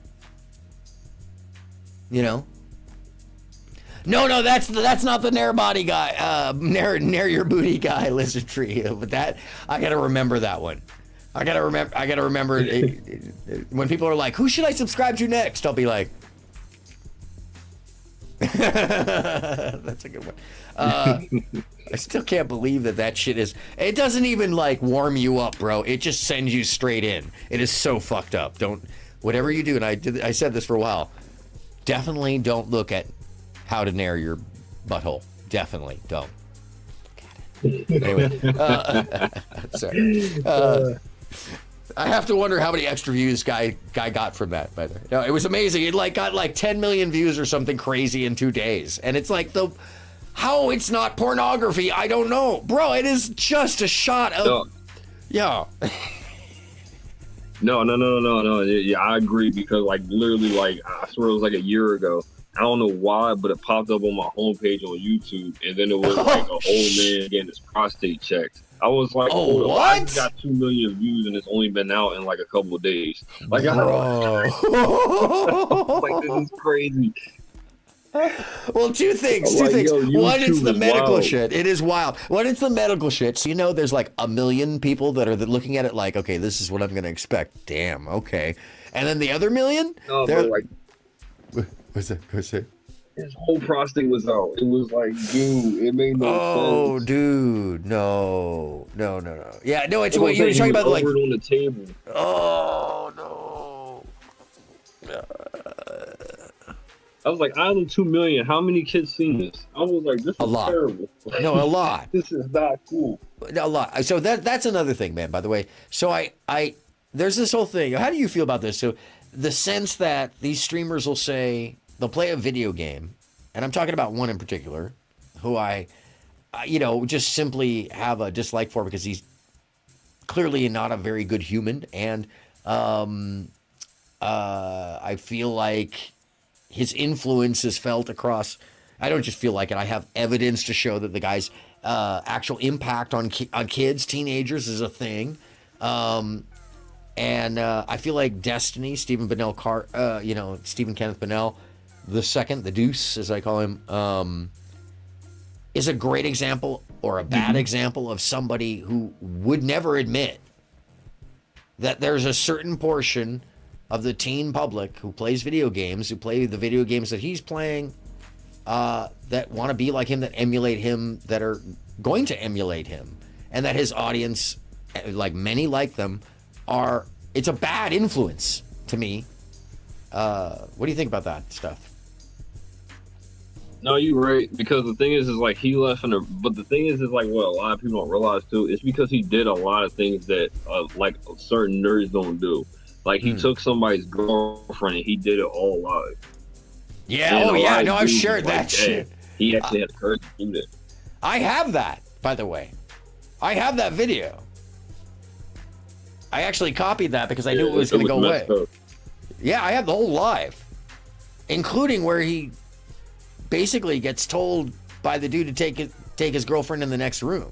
That's what's really messed up about that shit. Yeah, and they're clearly all high. From my point of view, they're clearly just, they've eaten something and they're all like all over the place. But there's really gnarly moments where, even though they're an open couple, Melina and her ex wants to be cucked. You see at the end of the stream, the dude's sitting there and he goes, okay, well, I hope I did the right thing. As you can hear them in the next room. That's the end of the stream. Oh, no. Bro. Oh, no. Yeah. Oh. Yeah. It's one of those, No. It's, yeah. And you add in that to Trihex. You add in that to, so many things, man. So many people. But the real question is, do you think that the effect of that person is felt by teenagers? Because I'm of the mindset that if you're playing video games, then kids are getting access to your videos somehow. Yeah, it's affecting them. Do you have kids, Rob? I'm sorry, I don't know how old you are. But well, soon to be a father in like a couple months, but now I don't have no kids right now. But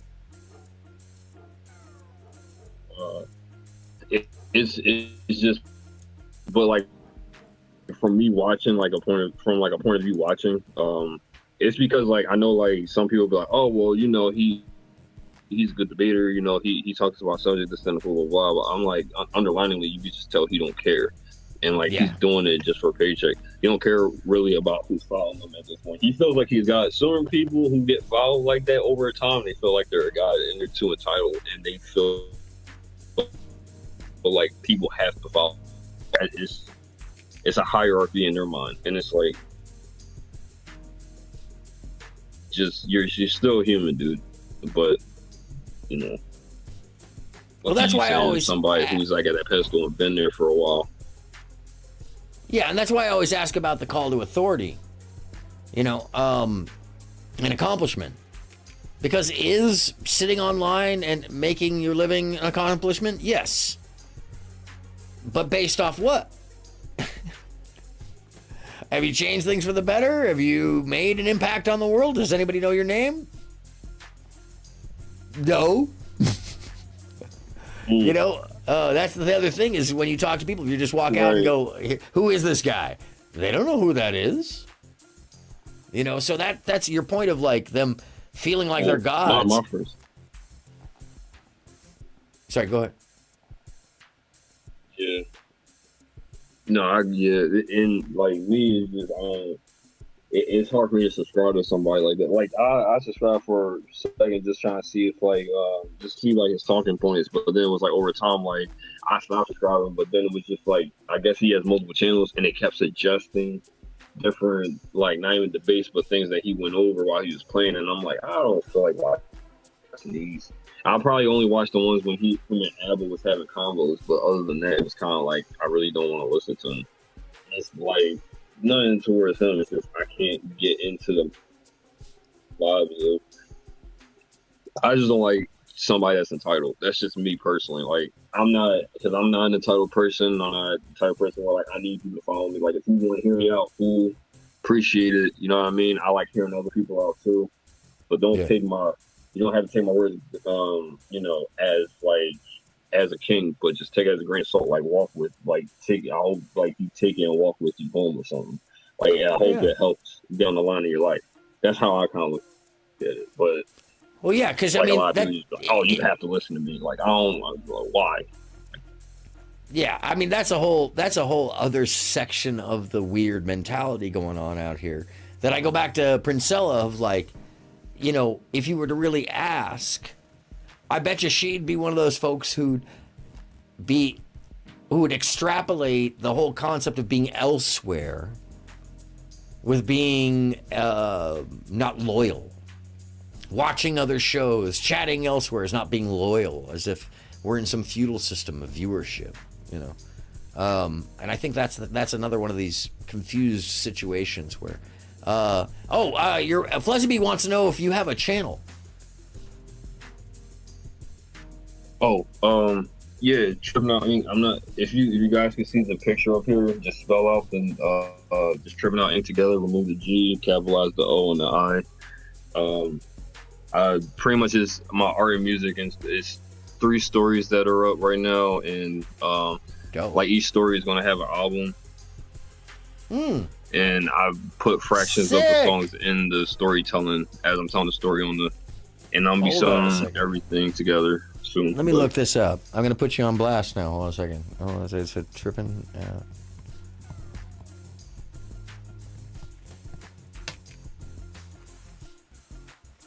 Ooh, hey. You gonna hit me with the copyright strike later? Yeah, I hope you like it too, Aaron. Oh, right on, man. No. You could.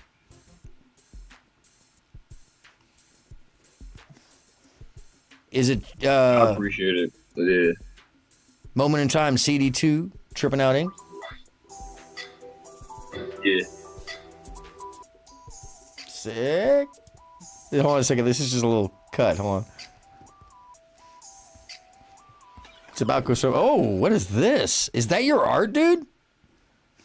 Holy shit. Hold on. Which one should I play? Here, I'll play the one that's a minute. These are cool. Yeah. Hold on, let me show the,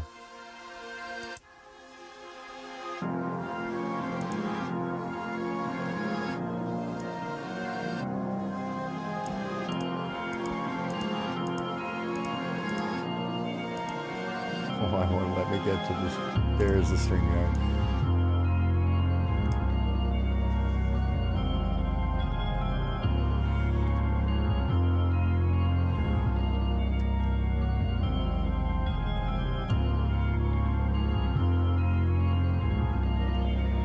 Sick, man. I love this. I love how he's slowly pulling out.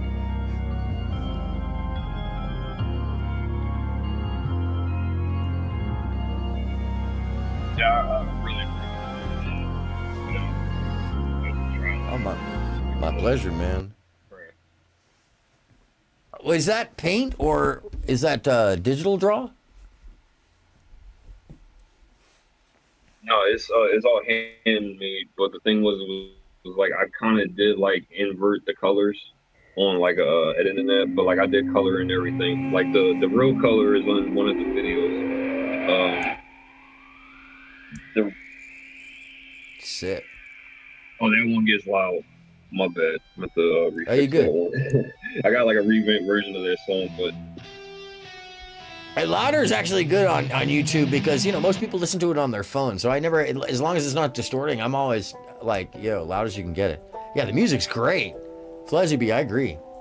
By the way, if you like, I didn't get to mention this earlier. If you like mythology, science, paranormal, and cryptid stuff, Flezzy B, I got channels for you. Esoterica. Woo! Esoterica is #1 if you want the history of the esoteric, and then there's a number of them. That's woo. Love that. That's great.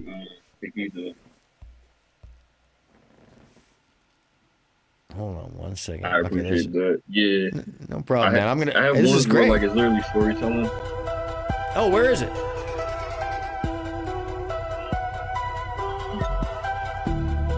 I think. Ew.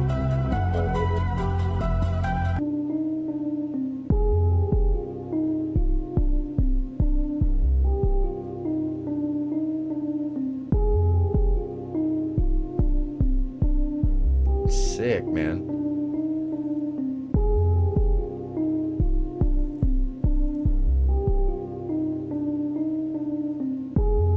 Yeah, try not to copy anything. Characters.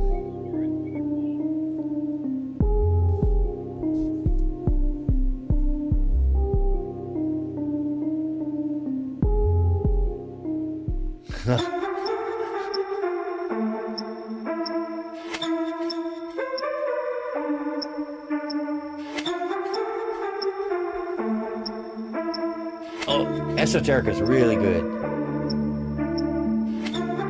That character's radical. That needs a little fucking character, like I'm sorry, dope.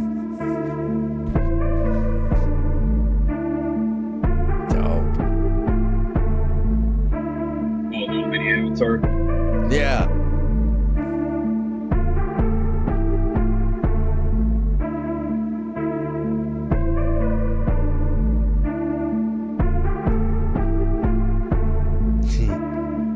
Great edits, man.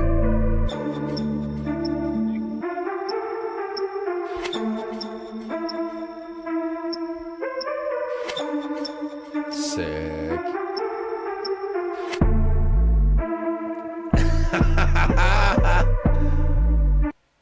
That's ill, man. Just one more though. If the recent one that I put up, I hope you like. I recently just dropped it. It's chapter 4. Let's see here. Chapter 4, part 1? Yeah. Oh shit! Look at that. I was just on the shorts page.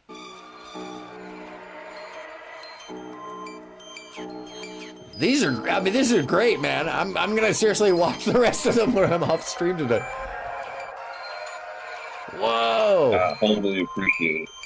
Oh, I really enjoy art.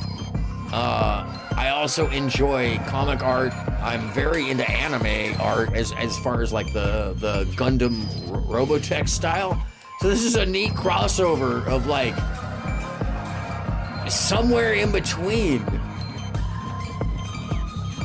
It's really neat. Yeah, I was trying to mix every type of genre together in one to make it feel like so real, like make it feel like regular life. Sick.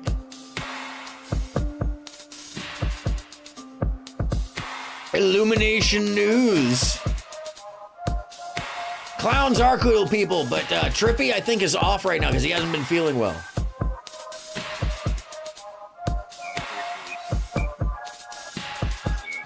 Damn.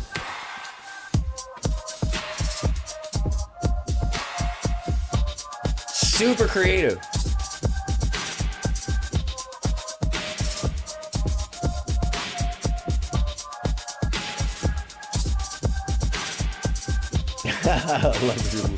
With those lizard dogs, dude? Yeah. Sick. They're honestly technically a virus growing inside. Like, it's a virus growing inside of them, and they ate like their top of their skull, and they grew their human teeth into like sharp reptilian teeth. Oh wow! So they got a backstory even. I'm really enjoying that you're doing the comic angles, the framing of like a comic with the video, and it's. You are one badass human. Oh, what's happening, Illumination? How you doing? I always wanted to tell a perfect story. Oh, it's very interesting because I mean, like a lot of folks would have just given you frame per frame, but I really like how you're focusing in, like as if you're looking at a comic. You're not reading it. You don't give it voice, so it also has that comic vibe of reading it, and it's hand drawn, so that's epic, man. Yeah, that was, and this stuff, honestly, I drew these panels years ago. I just wanted to end the story, and connect it to like the future story that I actually made, because like I actually had, it's way more to the story than what's to the eye right now, but I'm just trying to like capitalize on like, because this wasn't supposed to be my first. This was my first book, but then this wasn't intentionally supposed to be my first book, if that makes sense. So I actually made another first book and then like two others. But Are you publishing any of it? Story and connect it. You said my what? Are you publishing any of it, or are you just making it for yourself? But yeah, I'm going to do that soon. Like I just want to get like eyes on it. I'm trying to just self-publish first, and then slowly I'm gonna go to Amazon and then have them promote it. And if Image Comics wants like an idea, I would like to pitch them a story idea, not what I'm pitching right here, but I would like to like multi-collab with like different companies to make different stories, and then I can have my own like my own area of universe. You know what I mean? Sure. I mean, I think that's the end goal of any great comic artist, is they want to make their own voice and out of the art. So I really enjoy this. There's a lot of throwback to it.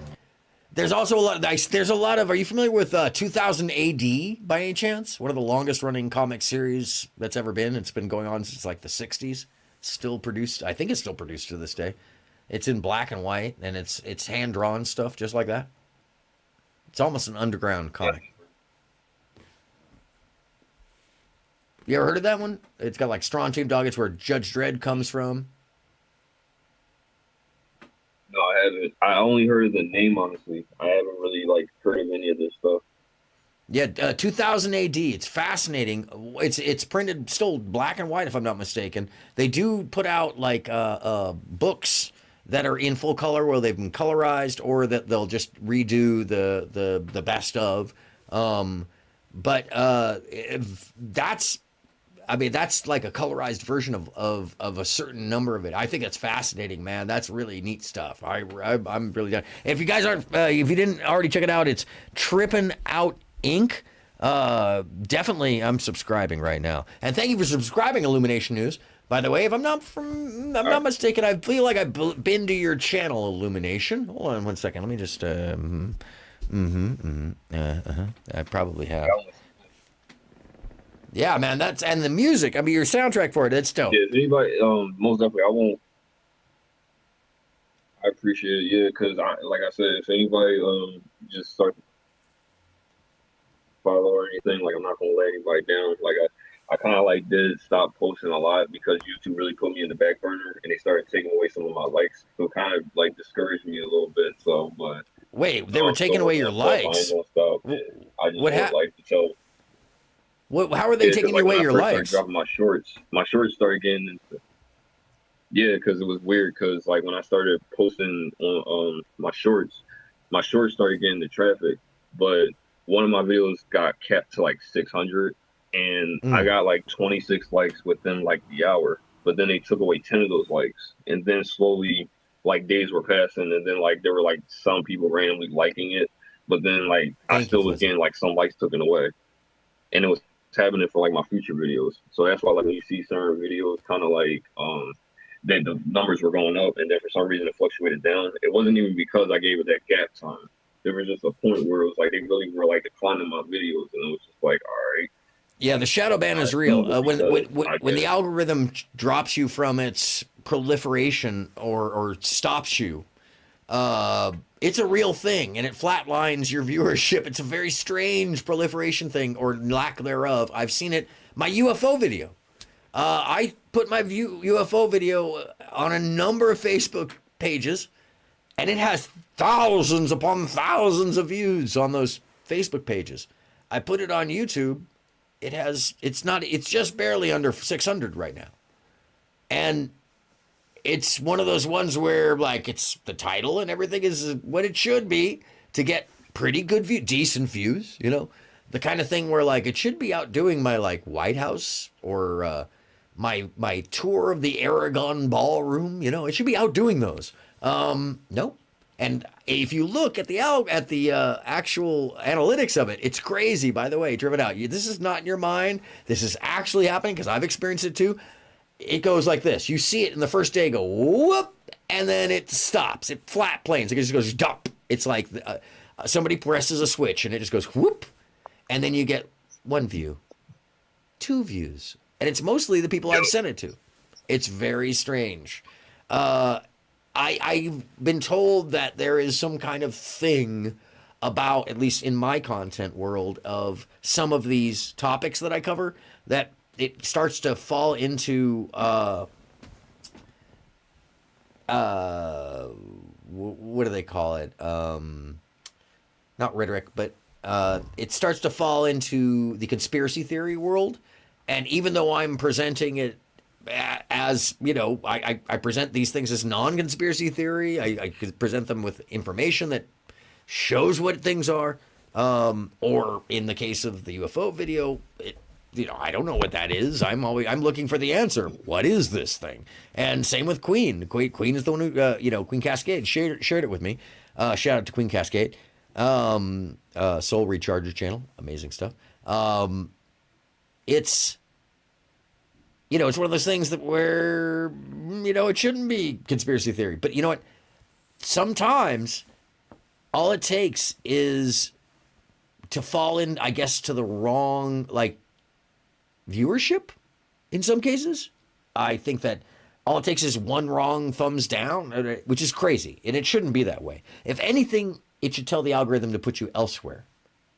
And if it is already, it's doing it incorrectly, I think.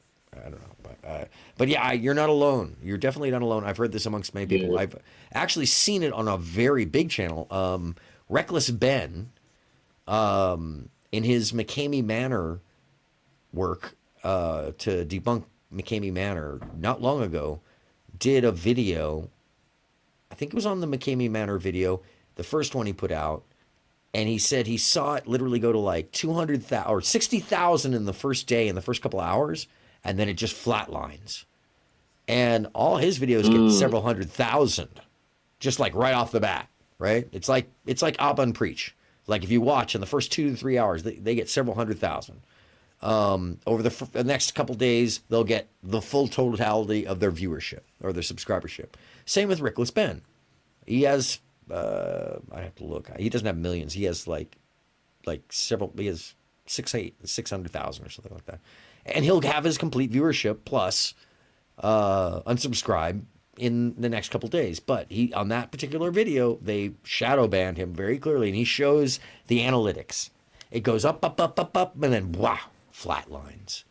It'd be one thing if it tailored or tapered, but it flatlines. So, yeah, that's a thing, man. And it's a weird thing that they do to just some creators on some videos, and I think it's partially arbitrary. I think the algorithm is misunderstanding, or there's a word misunderstanding. I even heard the other day, by the way, I was listening to a stream. I don't remember whose it was. Maybe it was Resi. It might have been Reservoir. Speaking of which, you notice how you never see Saxon and Reservoir at the same place at the same time? Anyways. Sorry, a little mystery there. Yeah, he was saying that the algorithm must have misunderstood a word or the name JubeTube or something. He was joking. That's what it was. He was joking about JubeTube's name. And he said, maybe the algorithm thought I kept saying Jew over and over. I was like, oh my God. Oh, shit. I could believe it. I understand that, the algorithm probably isn't perfect. I don't know. I don't think that's the actual reason, but, it isn't. Oh, it is a weird thing. You're not alone in that experience. So, I never finished, by the way. We never went back to, and I gotta mention that there was clearly earlier, like some, I don't want to say spy or something. That shit's so creepy.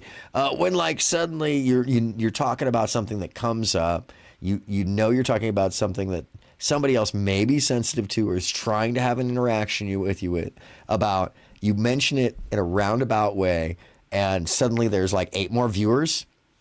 Yeah. That's one of the creepier things about YouTube. Normal people would notice immediately, like, what was that about? Yeah, that's, don't worry about that. It's like, what do you mean? No, that's like on YouTube. It's not normal. It's not fucking normal, people. Jesus Christ. Serious. Like that's like in any normal situation, that would be stalking, just like that. By the way, I found one of these videos where, what is it?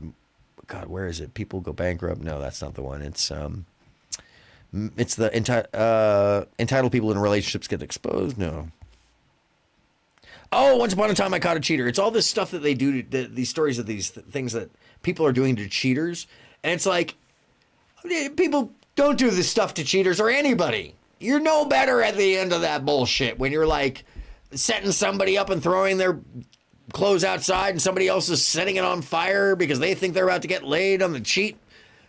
Yeah, that's not okay. Just like them cheating isn't. That's some bullshit. I'm sorry. It's just look at how evil I am when I caught someone being evil. No, because it was like even. I'm sorry. No, go ahead. My bad. No, it's all you. I was just quipping there. No, I definitely agree. Like even like I told my girl, like my woman I'm with now, like back then, like even when I found out the woman I was like with, she cheated on me and everything, whatever. I wasn't even like, I was mad, but like I'm not gonna sit there and like get revenge, whatever, because at the end of the day, that's technically saying it was on my mind when we was dating. So like I really ain't gonna sit there and just jump the bandwagon and just start having sex with somebody else because you cheated on me. Like that's on you. You degraded your body. Doesn't mean I have to degrade mine. Like you just do you.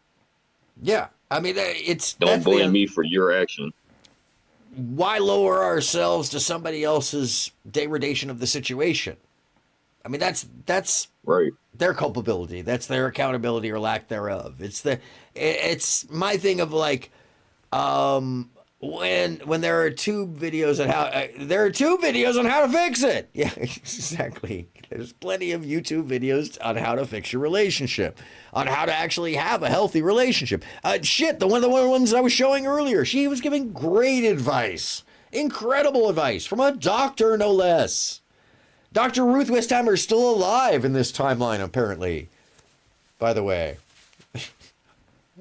I've been having a lot of Mandela effect recently. It's real messed up. I don't know if it's just me not paying attention or what's going on, but people are dead, then they're alive. You were saying Maury passed away, right? Oh, with Jerry Springer. Jerry Springer. That's how I've been getting confused. Okay, that's how the Mandela happens, kids. Jerry Springer passed, not Maury Povich. And by the way, that story I told, it was Jerry Springer, not Maury Povich, that I called Satan. I can't believe I confused the two.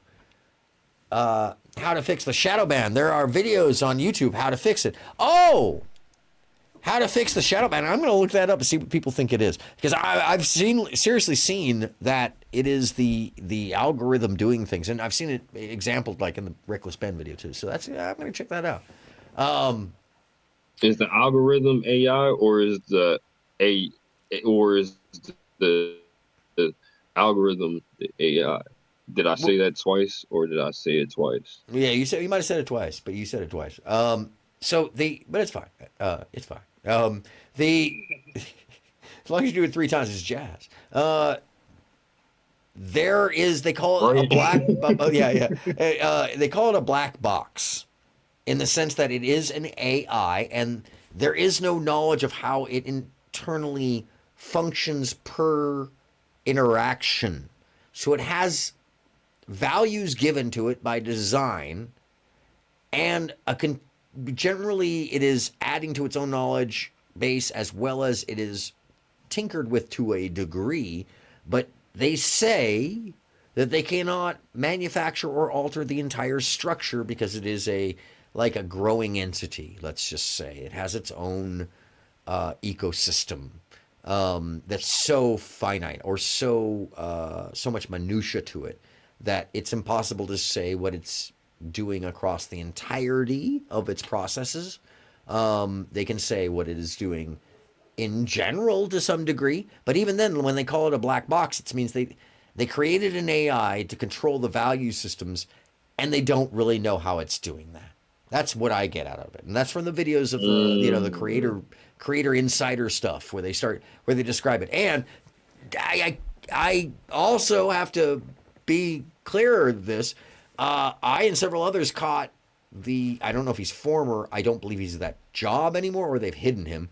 One of the head algorithm designers is a red pillar, or was a red pillar. And I mean hardcore, Andrew Tate following, Pearly Things supporting red pillar. And I think when he was no longer in that position, or at least being exalted as that position, and you can see him on the Creator Insider videos with, he's on several of them, and I believe he's an incel, but that's my opinion, and I don't know that, it's an alleged thing, but the guy looks like somebody who is down for that kind of thing. He looks like the archetype to it, and all right, there's plenty of nerdy people, but when you see him with Mr. Beast fangirling, yeah, it's programmed. It is a programmed thing. The AI supporting generative review of the videos, as well as the choices to ban on a large scale, or to proliferate or not to proliferate, that's AI. There is human review of something if it is messing up, but there's too many videos to be reviewed, so the AI does the majority of it. And mind you, I've heard a whole video on this, there is human review of a video if asked to be reviewed. But then It's a farm. It's not YouTube. It's in Philippines. And sometimes there's cultural issues, so they'll just look at it, especially if it's in review for copyright or something like that nature, or get struck and you're trying to fight it. If they don't get the cultural references, they might just go with the strike. It's easier. They're just running through stuff. So, yeah, it's very problematic in many ways. And the further away that YouTube gets from a creative panel system here in California at Google, the further away we get from a system that supports creatives and is more honed towards popular interests. Meaning, like, that's why we see more drama. But back to the creator guy. When you see the video of him with Mr. Beast fangirling, there's a lot of real concerning stuff in that video. A lot. I believe you. Yeah, he's a full-blown grown man, in his 40s. Or it looks like he's in his 40s. And he is uncomfortable and fangirling and trying to talk about the algorithm. And then he's, but no, you're the real expert, Mr. Beast. It's like, bro. And then you find that he, there was a Twitter associated to him that's not there anymore. And that's one of the things that there was a group of us that sent these things to YouTube, and then you stopped seeing him in the videos because he was actually hosting the Creator Insider videos for a while. And it was uncomfortable and awkward. And anytime the algorithm was being explained, he explained it in ways that sound like the jargon that we hear actually from Brinsella and stuff. It's just kind of nonsense. They described it as a black box.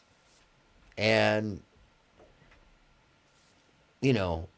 when you've got somebody like that has their fingers in that black box, we don't know what that person is doing in the design. We don't know what that person is doing in the background of the code. We don't know.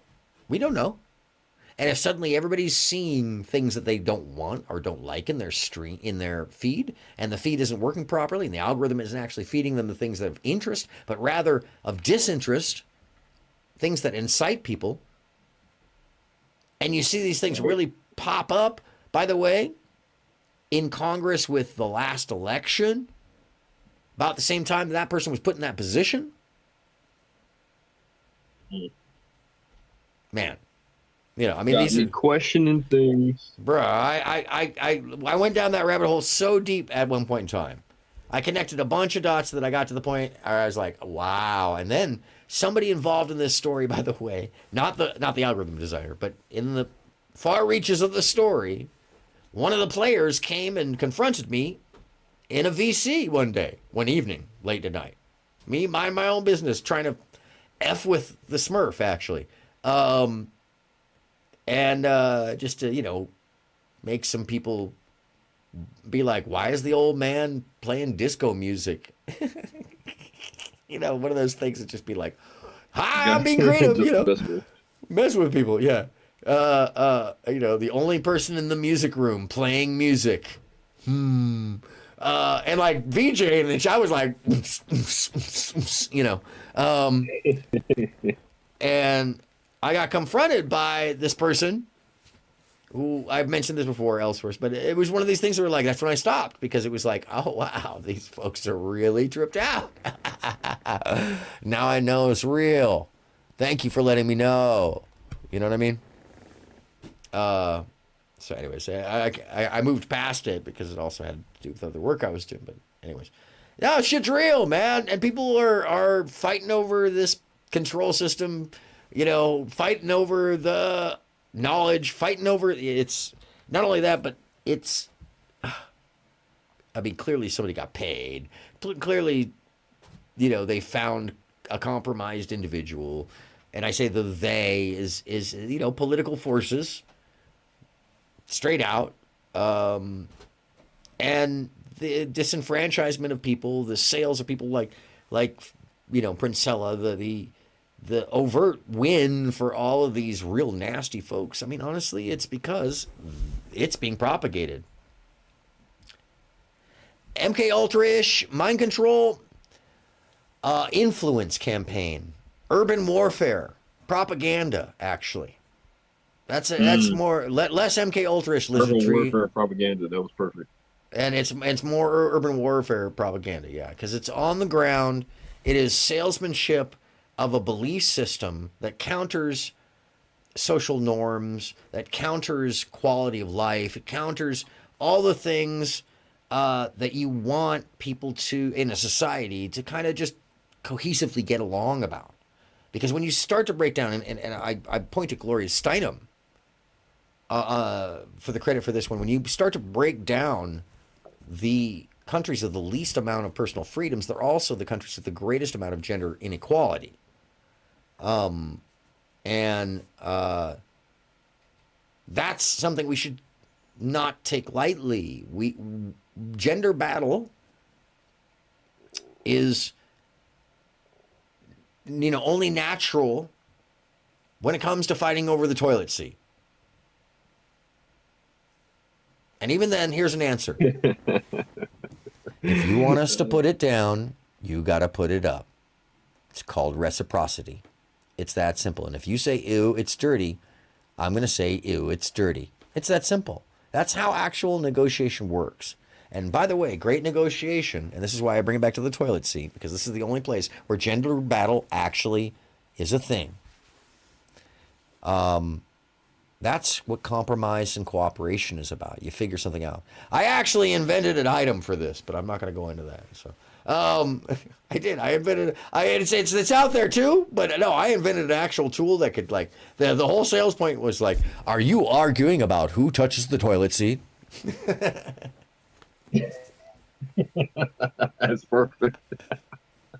And my friend Akil, by the way, shout out to Akil at J5MC, fucking best ever pitch man. He comes up with the best lines. And we were on an airplane and I was telling him my idea and he said, oh, get a handle on your life. I said, fuck you. That is true. I wrote it down. I'll never forget that shit. It was like it came right out of it. Get a handle on your life. I go, yeah. Greatest I pitch literally line. seen earlier. I seen this shirt where somebody was like, it was like a workout joint. The dude was at the set, and then he was like, some people just need to understand in life.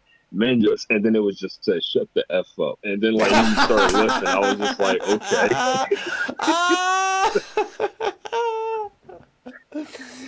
Oh my God, it's so true. It's so true. Some people just need to shut the fuck up, please. Any of the hyperbolic,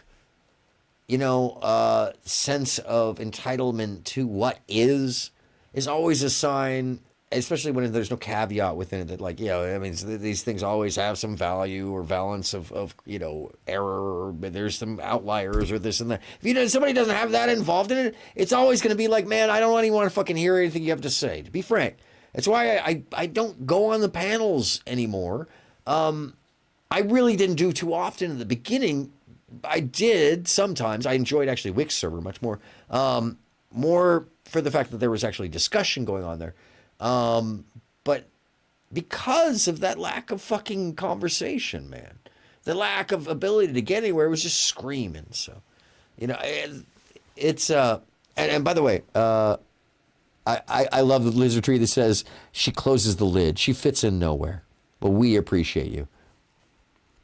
Yep, up or down, somebody has to touch it. We definitely do. Shout out to Lizard Tree and Fuzzy B. True, Fuzzy B. Floozy B, my bad. Fluzzy B, yeah, Fluzzy B. Is that actually how you say it, Floozy B? Yeah, it's Fluzzy B, right? Because there's a Fuzzy B. There's a busy bee. Wait, okay. In her world, in that sector, there is a fuzzy bee, there is a busy bee, there is a honey bee, and she is Fluzzy Bee. It's a lot of bees. Oh, that's fire. Yeah, there's a lot of bees. It sounds like a unit. I like that. Yeah, no, the whole unit. There's a unit of bees. There's a unit unicorn. There's some bears. There's a bunch of timber wolves and Arctic wolves of different natures. And I thought I was talking to Arctic wolf, and it turns out, no, that's a different Arctic wolf. There's an Arctic wolf 3. I'm like, oh my God. Yeah. Fuzzy with it. Yeah. It's like, holy shit, y'all are trying to own them names. It was like epic. It is epic. There it is, but it's part kind of Weeby Bees. That's right. Fluzzy Bee. Yeah, that's how I say it. That's how I say it. Yeah, Fluzzy Bee says Weeby Bees. True. And I from my understanding, Fluzzy, that there are actual beekeepers in that group, right? There are actual like people farming from bees. Oh, that's what's up. We still need them. Like people be acting like they ain't important. No, we definitely need them. No, bees are paramount to life on planet Earth for us humans, especially if we want to eat. If we want to eat, or we want other animals to survive, or insects to proliferate that make the animals survive. I mean, like, it's a whole freaking thing, man. So I actually have an interesting story about honeybees. Lizards love bees. They do. I have a ton of lizards, and until not long ago, they just recently moved. I know where they're at, but they moved across the street. I'm kind of bummed. I had an ancient beehive. Ancient. This thing is like half the tree. It's and apparently they kept moving the beehive, and they're a type of honeybee that is unusual in California, much less the United States. They are an early European version of the honeybee. They're these little tiny, not the big guys, but the little tiny dudes, and they don't have stingers on them. Like they'll land on you, and they're like little dogs. They're really hilarious. And they're very fuzzy, by the way. They are very fuzzy, these particular bees. And their drones, the big actual brutes, they were about, an inch and a half, big guys. And it's hilarious because when I found out they were called brutes, of course they are. They look like brutes.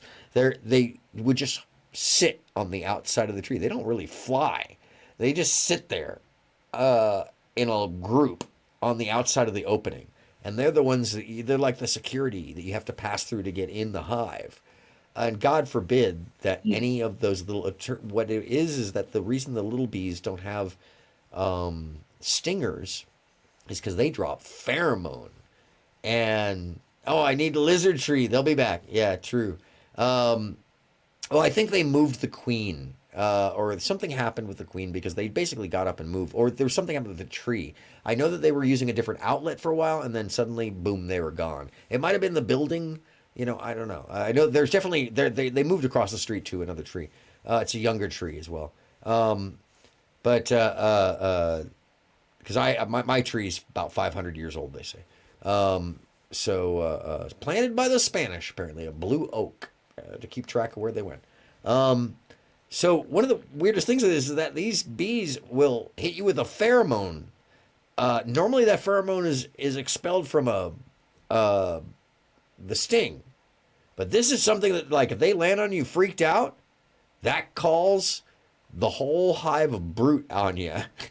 So you just, like, it's worse than a bee sting. They're coming to get you. And they're big.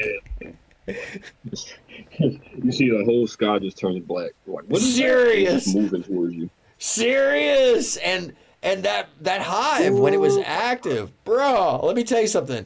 I was always very careful around it, and like the bees, I was always very nice to them because I'm out there all the time, and I don't know if you can wash that shit off, like it's but bees are very important. And where I live, there's a lot of wildflowers and stuff like that. I'm out in the boonies, so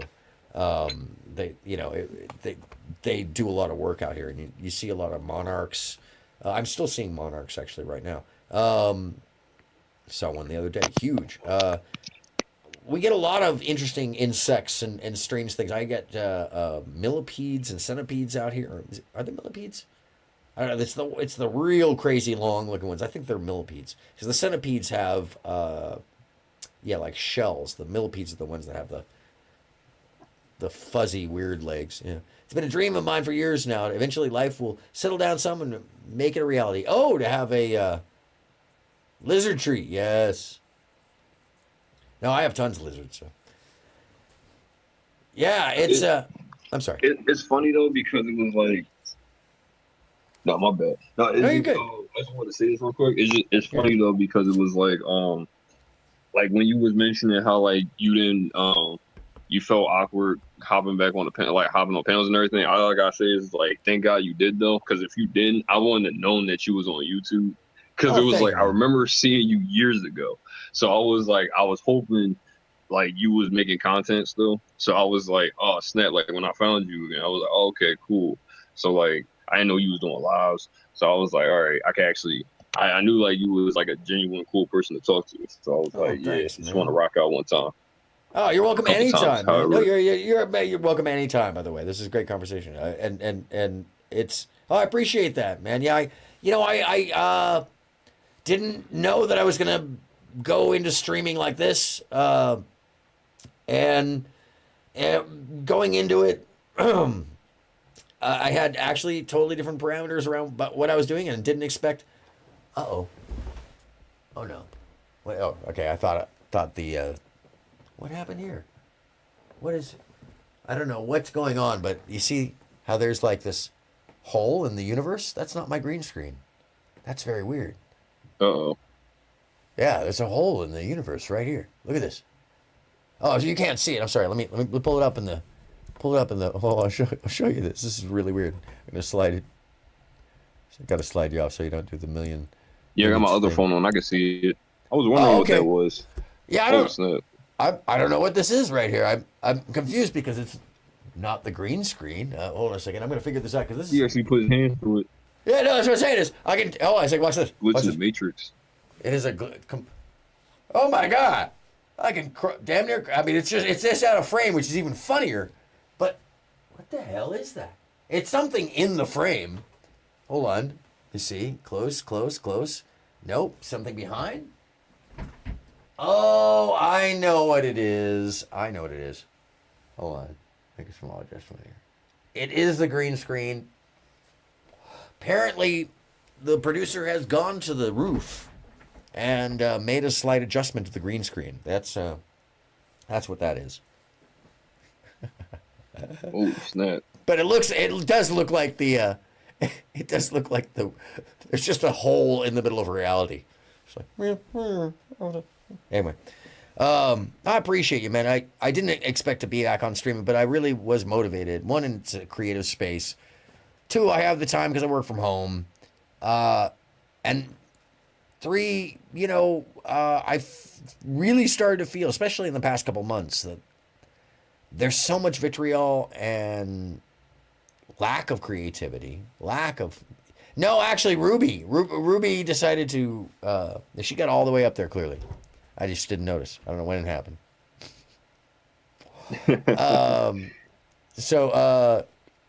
Yeah, I'm seeing so much lack of creativity pushed as the only way.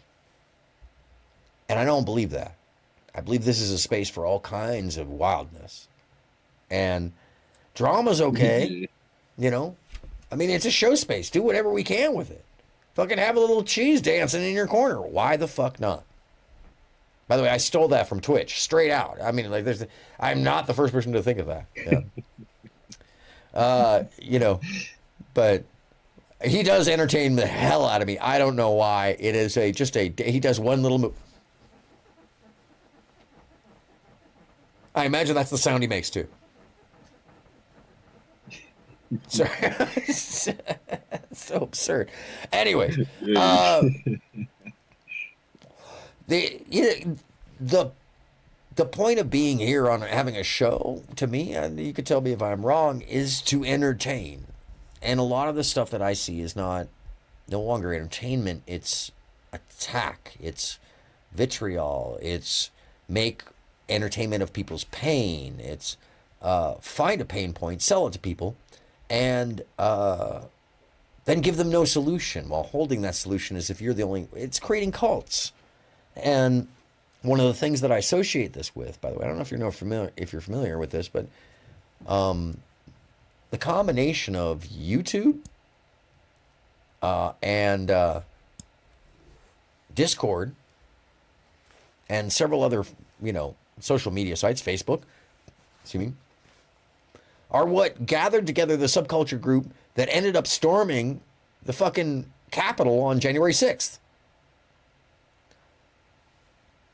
Oh, really? That's the yeah, all that's the evidence. census? Well, no, that's the evidence. Every single thing that's been brought up in court. What's that? Evidence. Oh, all the evidence. No, every single thing that's been brought up in court comes from Discord, YouTube, streams. It's all from the subculture groups that were like, you know, really down for all of the that's why YouTube is all against conspiracy theory, but all those groups that were down for wild Q conspiracy theories. Yeah, oh, rubber duckies. A rubber ducky with a goatee and a Rubber ducky? Yeah, hell yeah. Like, I'm sorry, but I am a fan of the rubber duckies. And rubber ducky with some glasses and a beard. Yes, I could do that. Actually, I think Hilarious. I could actually do that. Hilariously cool. That would be fun. A little gray beard and some glasses. I can actually do that. I do have a connection at the duck store. Look it up. That's a real thing. Just like Grape Daily. Have you had your Grape Daily? I haven't Grape Daily in a while, by the way. Hold on a second. Where am I? Yes, and of course it comes up quickly because the algorithm knows what I want here. Oh, we're on, what are we on? We're on date 2330 of Grape Daily. Are you familiar with this? No. Mm-mm.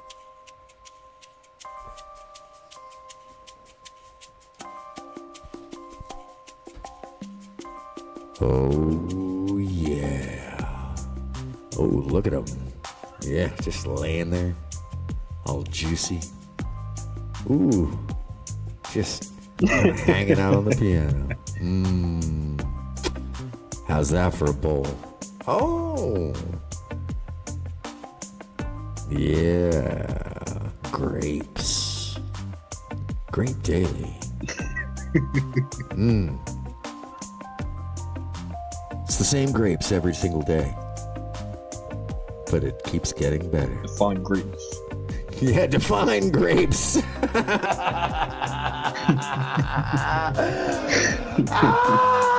Oh, sorry. Oh, damn, don't do that now. I need to give. Oh, there. Full of freshness. Yeah, ooh, Ramune. Ooh, those look nipply. Sorry. No, I'm not sorry. Cup and bowl the grapes. True. Cup and bowl the grapes. This is great advice for anybody. By the way, one of my favorite things to do in any chat now is as soon as anything starts coming up about sexuality, the first thing I do is hashtag cup the labia. That's important. I just put it straightforward on the line. Hashtag cup the labia. Cup labia. Yeah, cup the labia. That comes from, there's a video. I can't show it anymore because every time I showed it, I would get struck. Cup the grapes. Oh, hold on a second. Yeah, I did, but just for you, Lita. Ooh, well, damn, baby. Did one of y'all just turn the heat up? Yeah. Or did it just get real sexy in here? Back again, baby. With Aaron After Dark.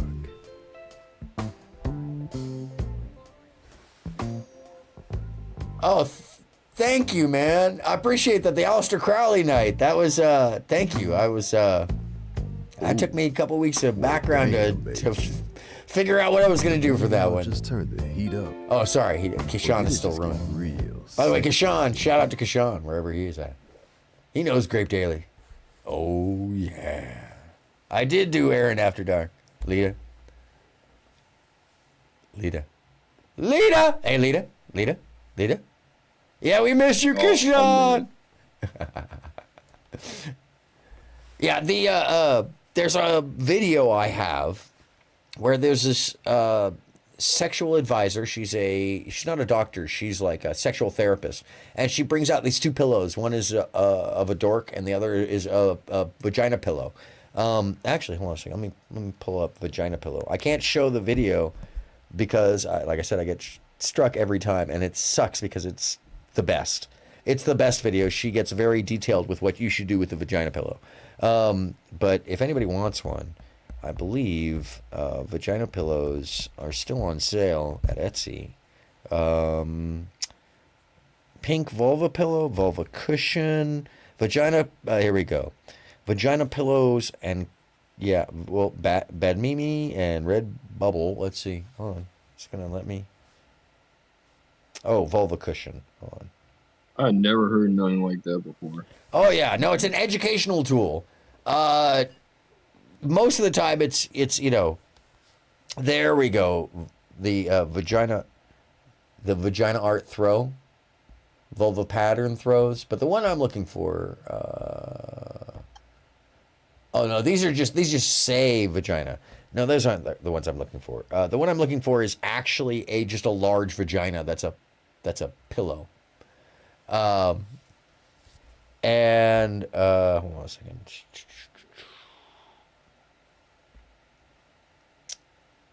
Oh, and I can't play the Portlandia. Damn. Vulva cushion, vagina pillow. Let me see this. Is that the same one? Anyways, so it's an educational display pillow that you can actually like pull the lips apart. You can find.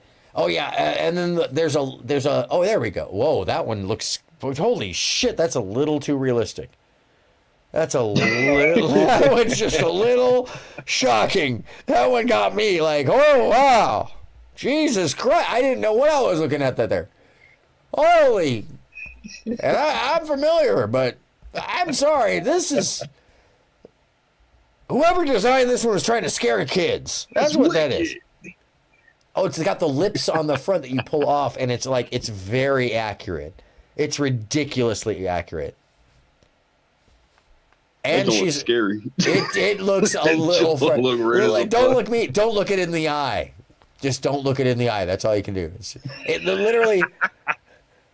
I'm sorry, he's right. This is a frightening vagina pillow. I never thought I'd say that I was afraid of a vagina pillow, but I'm afraid of this vagina pillow. I would basically just like something you see in a scary video game. That's what I'm saying. Are they trying to like subconsciously mess with us about fear of vagina in video games now? They just made them look like that's what it is, isn't it? It's the colors and the composition of this particular one.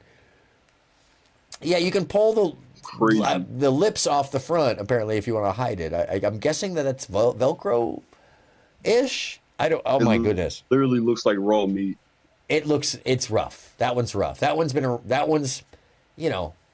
had its experiences. I bet it's got teeth. It looks like there's some legs about to pop out. It's going to crawl off. It's gonna see. It flips over. Teeth come out of nowhere. Teeth come out of nowhere. Exactly. You try to be. You're just like, oh, I'm just gonna show you how to cup the lip. Oh, my arm! My arm! Oh my God! It's eating me! Yeah, that's exactly what this thing. It start looks growing like. feet and hands. It does. Yeah. As soon as it as soon as it consumes you, it becomes more human-like. What the hell? That. He's gonna be like, he'd be like, you want to play a game? Yeah, two-hand touch. Yeah. So that right there. If men are afraid of any kind of vagina at all, which most of the time, 99% of the time, men are not afraid of vagina. Let me tell you this. Lita, exactly. I love it. Exactly, Lita. What the hell is that? That's supposed to be a vagina. That is the scariest vagina I've ever seen. I am afraid of that vagina. That vagina would consume me in wrong ways. I don't want to be consumed like that. That's supposed to be a pillow. It's a horror show. I just want to eat grapes. I just want to eat grapes. Yeah, I'm happy to eat grapes. That's actually terrible. Oh, wait, hold on a second. Okay, now I am going to pull this up. I'm going to find the pillow. I'm going to find the proper pillow. Where is she? Sex therapist.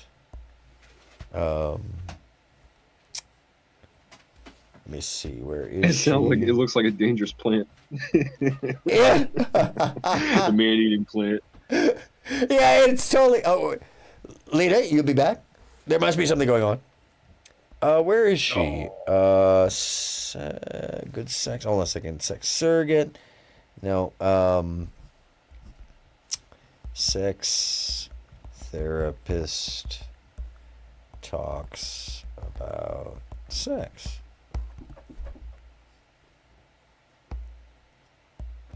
What is the fuck first rule? Oh, I don't know. I've never heard that one, but I would like to know. That's terrible. That's terrible, but you know, let's just be honest. Everybody likes a good sport fuck. Nobody's gonna argue. Nobody argues about the sport fuck. Maybe they do. I don't know. You can. Everybody needs a little exercise. I think have they taken it off or have they taken it away from me? That's the question. Healthy sex, I think, is what. Healthy sex. How did I find this? You okay up here? Improve your sexuality. Oh, sorry. The dog was coughing behind me. I have an old wheezy dog. Check. Here. Men's health. Testes or male? Here. Let me just embarrass the fuck out of everybody right now and give you a little health check. Men's health. From the Dandelion team. Those are your nuts. The testes are the male reproductive glands. They are. Located inside the scrotum. They're inside your scrotum. And are responsible for producing sperm and making the male sex hormone testosterone. See, testosterone doesn't come from your brain, it comes from your balls. Testicular cancer is or a type of cancer arising from an area near your ovaries. Testicles. Feed me Seymour.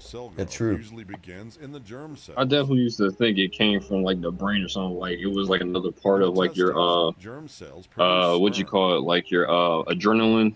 In a sense. Your adrenochrome system does have a format of testosterone that it does secrete, but strangely enough, endorphins create estrogen, and when you're lacking testosterone, that people get aggressive. By the way, which I think is really funny, is that most people have the misunderstanding that testosterone causes aggression, when in actuality it is the lacking of testosterone that causes aggression.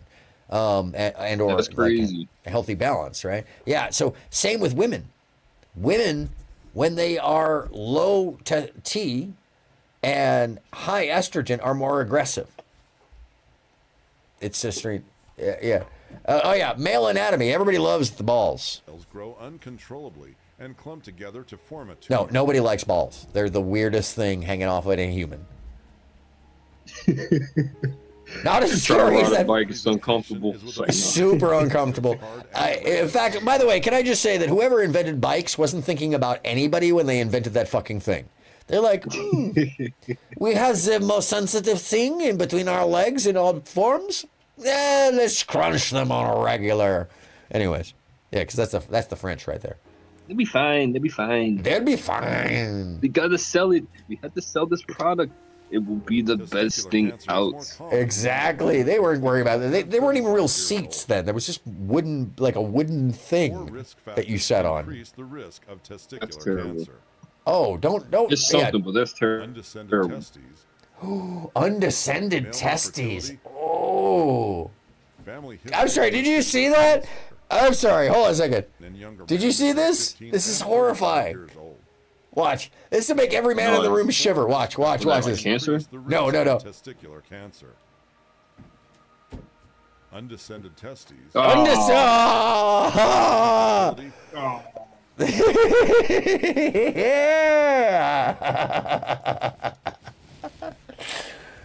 I didn't know that can happen. Yeah, every man just felt that. We felt that.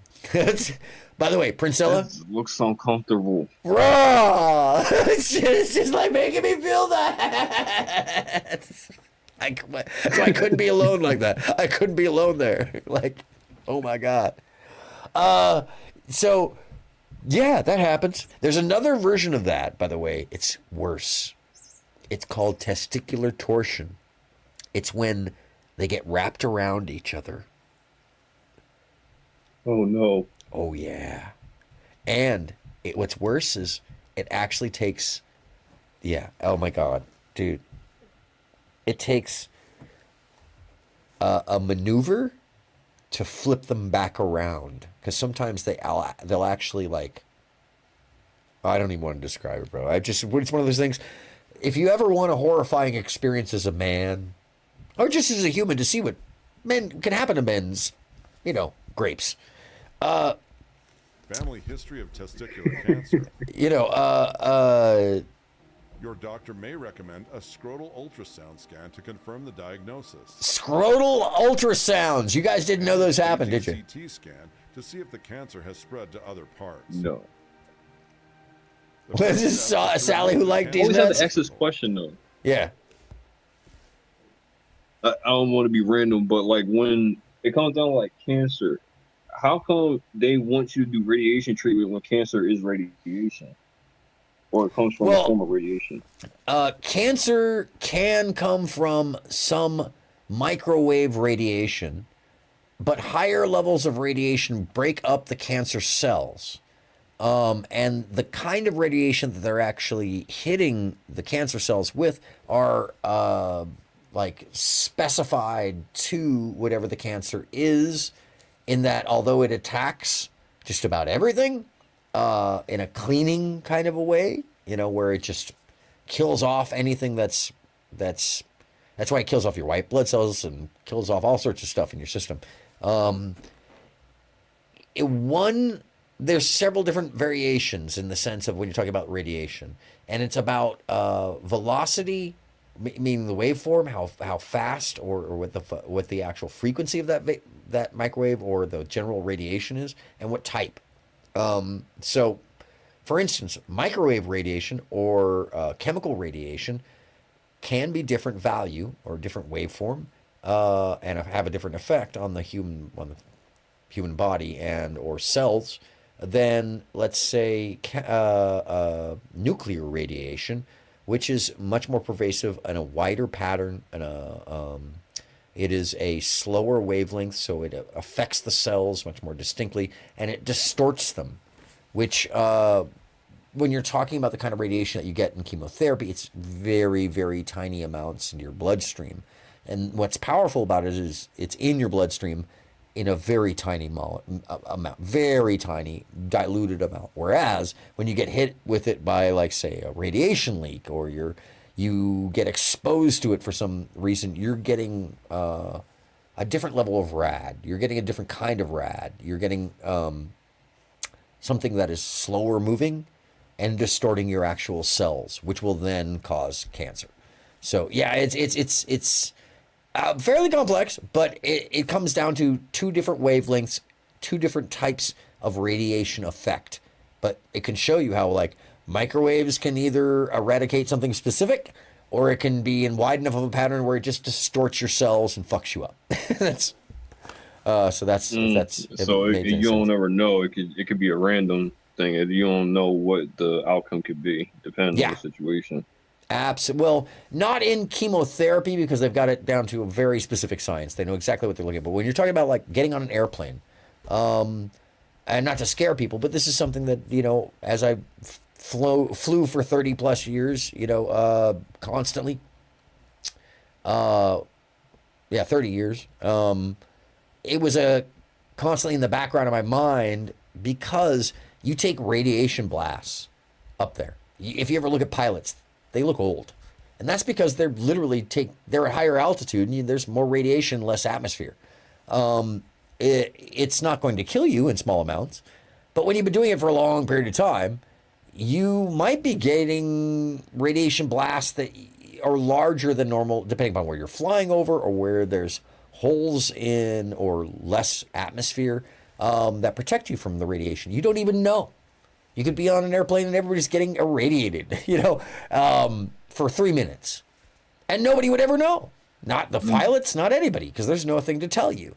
Unless you're carrying a rad meter, what do they call that? Gosh. I'm going to have to look this up now. Oh my God, I can't. Geiger counter. Unless somebody happens to have a Geiger counter, on an airplane. I don't think you could even get one on an airplane. Yeah, you wouldn't know. and the rad meters actually that they have now, you can just carry them. They're like a little tiny LED thing. But exposure happens in all different ways. Radiation can actually come from bodies of water too, just from sitting compounds in the silt being pushed up and aerated. There's all sorts of different versions of radiation, and all sorts of different ways that you can get cancer from that radiation.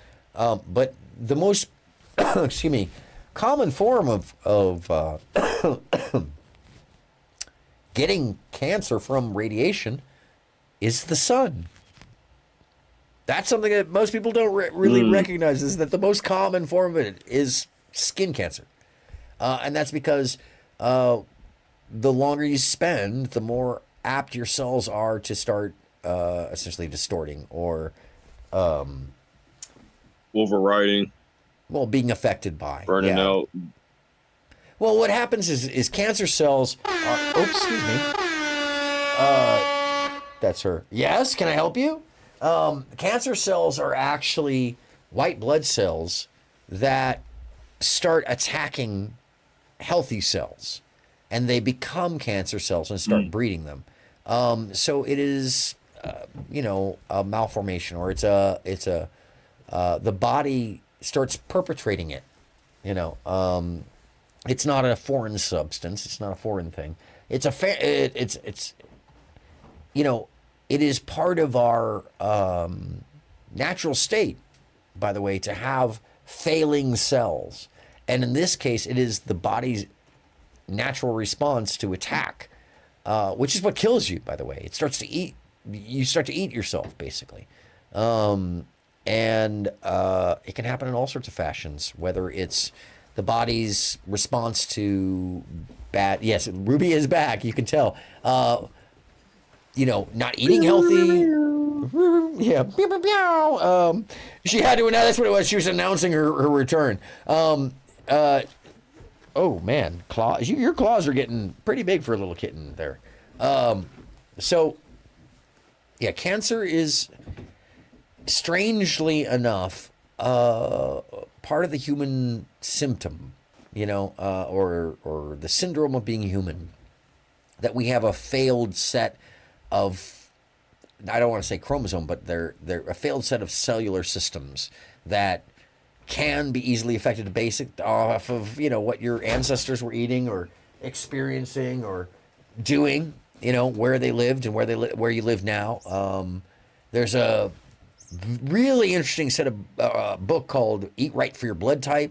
I've often talked about this as people who have celiac disorder and stuff like that.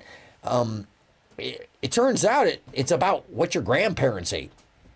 So if they were living on a farm and eating lots of whole grains and beef and things of that nature, or lamb, it's probably best that's what you do as well. Same with if your grandparents lived through maybe a Holocaust and didn't have those kind of access to things. It's best to know that, because they might not have had a high sugar diet, and that'll affect and is passed on through your genes. It is very associated to health. It's very associated to the ability to eat normally when some people have things like celiac disorder. But it turns out it's actually very healthy for you and extends life and does great things to counter any chance of cancer, in that your body is no longer over creating bad situations in, I think it's, high glucose levels. There's all sorts of things that can cause cancer in different areas of your body, whether it be blood flow or, contamination, or you name it. There's a bunch of different versions of how cancer gets started. But the Eat Right for Your Blood Type practice seems to have a lot of good science to show that it is healthier and can actually help stabilize people with cancer and or help heal them, as well as helps people with celiac disorder lead a normal life. Eating right for your blood type is a thing, it turns out, because of the amount of elements we have in our body that need to be accounted for, and some of it is genealogical, and some of it is just metabolistic, or your metabolism, and some of it has to do with the fact that your blood type, how much iron you have in your blood or not, can really be the factor of balance, apparently, in what you eat and how you're affected by it. Which makes sense, because that's why some people whose grandparents weren't eating sugar, hi, Homer, there's a big kitty, if your grandparents weren't eating sugar, well, of course, if you're having a bunch of sugar in your intake, it's going to affect you negatively. Which makes sense why so many people in this country have high blood pressure, have heart problems, are overweight. 2 generations ago, we're talking about 3 generations ago, not even that. We're talking about the height of poverty across the country. People starving in the Dust Bowl. Not long before that, slavery still existed. So there's a whole section of the population that was eating no sugar whatsoever, and not good food for a long period of time. And under stress, which also those hormones affect how, it's a whole thing. Hormones, that's the other portion of it. Excessive hormone production can create cancer in certain organs, and also like that overt creation of testosterone creates testicular cancer, and also butt cancer. Sorry, I've had 2 friends deal with that, actually. Prostate cancer, and it's terrible. I wouldn't wish that on my worst enemy. Yeah, I'm sorry to hear that. Yeah, it's a strange thing, man. It comes out of nowhere for some people. Knock on wood, I think it is. That's diet and stuff like that too. Uh-oh. Oh, she's trying to play with the dog, and the dog is like, no, not having it. Hilarious. No scratching.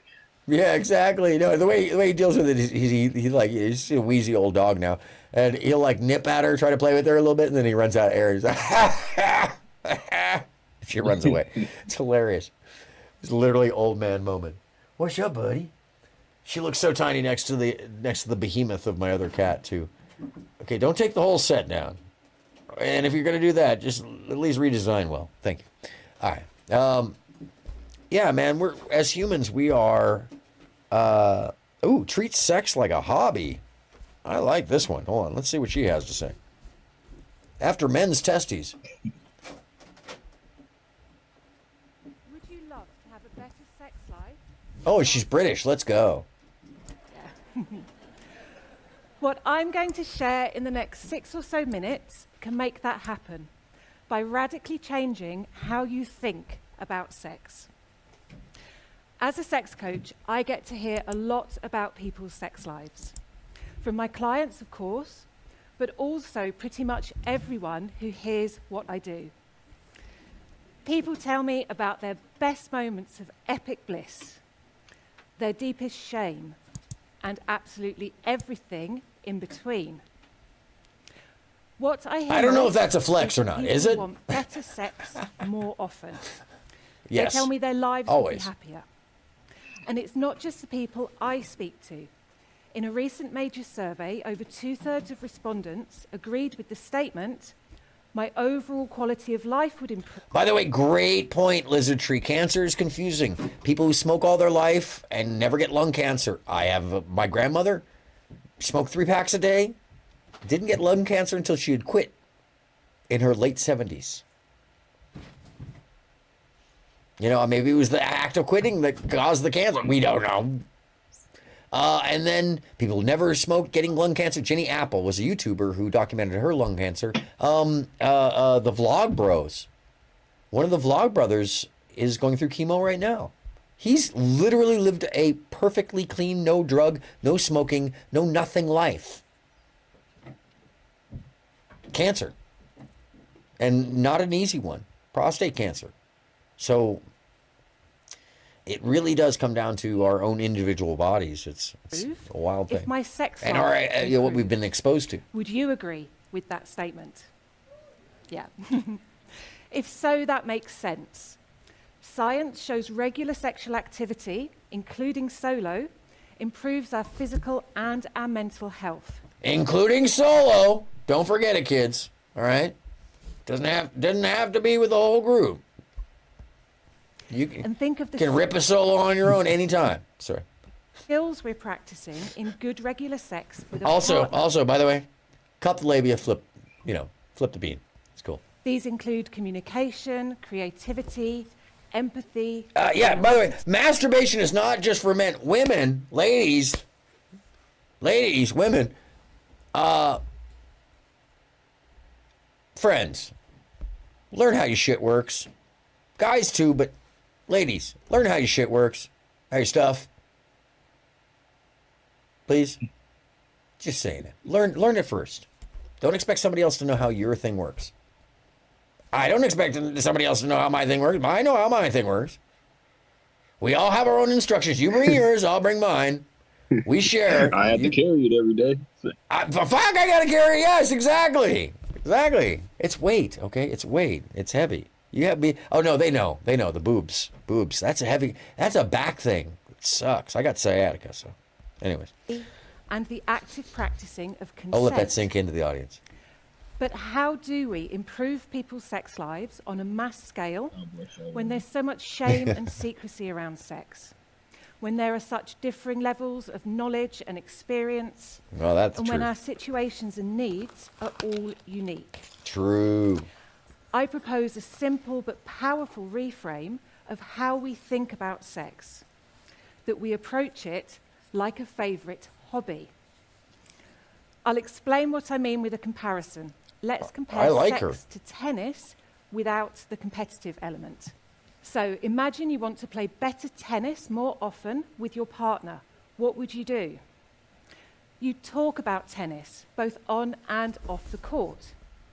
You'd get your diaries out and you'd plan when to play. So talk about you'd be sex. keen to learn. Babe. Maybe you'd invest in lessons or watch free tutorials online. Talk or read about it. You and me. All right. Curious about techniques you hadn't tried.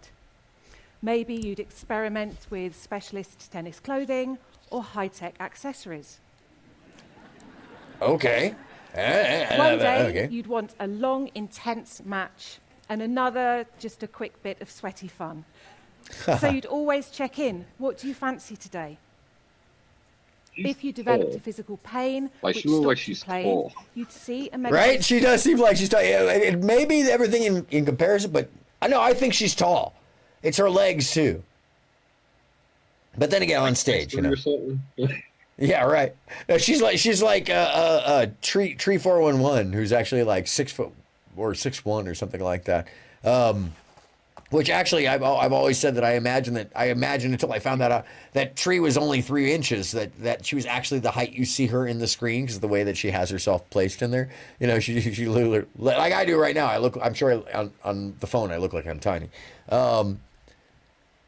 Fuzzy Bee says she doesn't think that we'll find supplies for that hobby at the craft or sports store. Yeah, true. Facts. Specialist, and you'd be keen to get back on the court. You'd agree the most important thing is that you both enjoy it.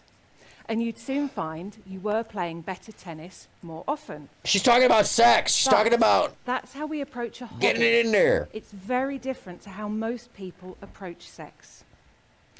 Most of us never talk about sex, even with the people we're having it with. We certainly don't get our diaries out and plan when to do it. We just hope we'll spontaneously want it at the same time. We don't educate ourselves.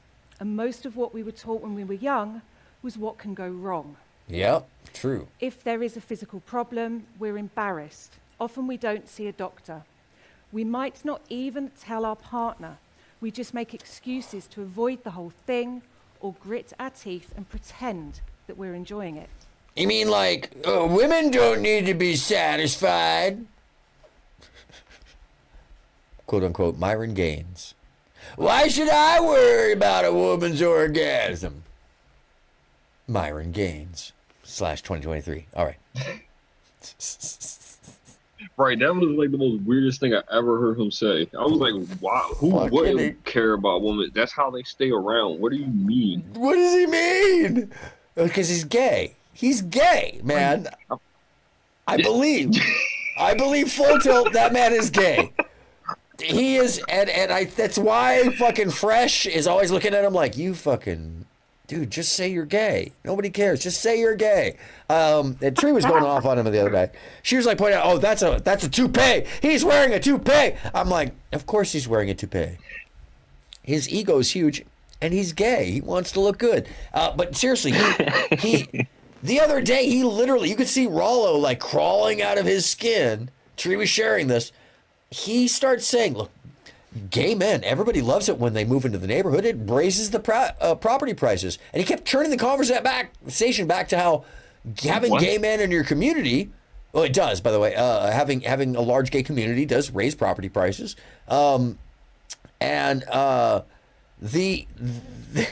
But then he started saying, yeah, and then the place like starts looking better, and there's a lot more people using the gym and blah blah blah. And it's like he started going on and on and on, and Rollo started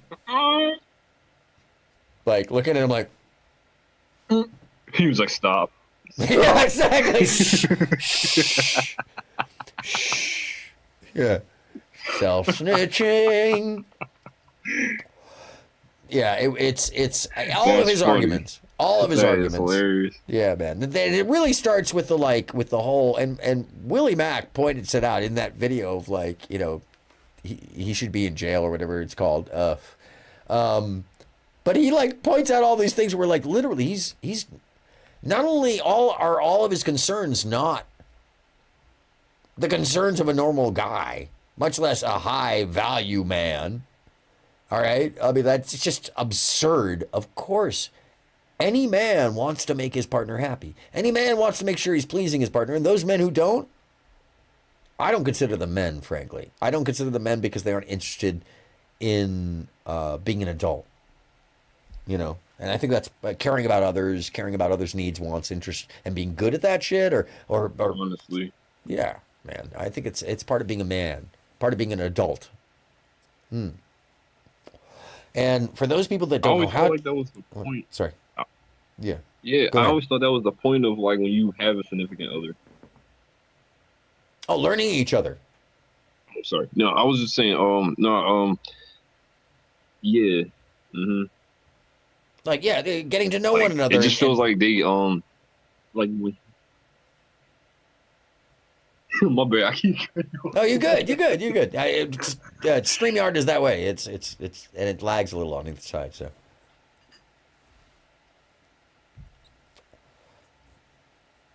But what were you going to say? Go ahead. No, but the one thing is just like he do have his cringe moments. Like it be times where like I just feel like I hope sometimes he questions himself before he says the stuff he says, but then it's like I don't think he do after a while. No, like I don't think he does, man. Like talking, and then he goes on. Have you seen the whole truly racist shit? Oh yeah, I seen. That was bad, man. That is some unhinged. Like, I seen it coming. I really did. I seen that coming. I was just wondering who was gonna bring it out of him. Oh no shit. That was unhinged. When did you see? When did you see it coming? Because I mean, that came out at like, I knew he and Alban Preach had the thing, together because they had tried to legally take them down, la da da. But I did not expect it to go to like the monkey screeching, the King Kong thing, or the Donkey Kong thing, and then the fucking video with Nick Fuentes and Zerka is and Sneeko is so unhinged. It's raw. Like what? But like we were saying before, though. Yeah. Yeah, but like we were saying before, you know how like they make it seem like it's like universal, but then they kind of point as if it's demographic. Like how can I put it? Like it's kind of weird. The way how like they were moving is like they were like symbolically sitting there saying like that we're for everybody, but then underliningly like they were for like the racist underlining side that was there. Yeah. 100%. And because it was like not saying it's just out of them. Like they literally like gave them the ammunition to want to do the stupid shit they were doing. Yeah. And the moment they were pressed, where did they go? It's the first thing they fucking fell to. Oh, and the drugs. Yeah. Well, that's another thing about the background of all that stuff is you know, there's a lot of drinking and drugs clearly going on in that world of wizardry, you know, and they just, it's not really talked about. But clearly, I mean, like, especially in that night in particular, Zerka is repeatedly going to the bathroom and says, I'm doing blow. You know, and Sneeko kept saying, stop doing blow in my bathroom. Yeah. And if you think that dude isn't all hyped out with him, you're confused, which I find it interesting because isn't he still, I mean, he claims to still be a federal agent. Lizard says they were coke too. Yeah, I'd believe it. Especially the way they were all behaving and the kind of like, no, yeah, man. I mean, the kind of like allowances that they were pushing that night, the kind of ideas and concepts. That's where, yeah, I don't know how you get to that point, and think that you're going to survive. You have to be high, as far as like. You know, and it still took them time to demonetize them. Which has always been astonishing to me, that it was wild that it took them still like 2 months after that. Something of that nature. Anyways. And, no, they had me laughing though, because it was all like, YouTube is firing us, we had to leave the platform, yada yada. And I'm like, you could just go to Rumble. Like, what are you crying for? Like, yeah, they already had a deal. You did this whole roll out to go nowhere. Yeah, and they did. They went nowhere. It's true. They went nowhere. They fucking already had the platform ready, and they just swapped it on over. And if you've ever seen it's maybe not as large, but it's still, I'm sure they're making plenty of money. You know, I think what's frightening is that young men are buying into it. There's other podcasts that are just as formative and just as followed. Oh yeah, hopefully they're all rehab. No, none of those folks are rehab. If anything, John Zerka just got his ass beat.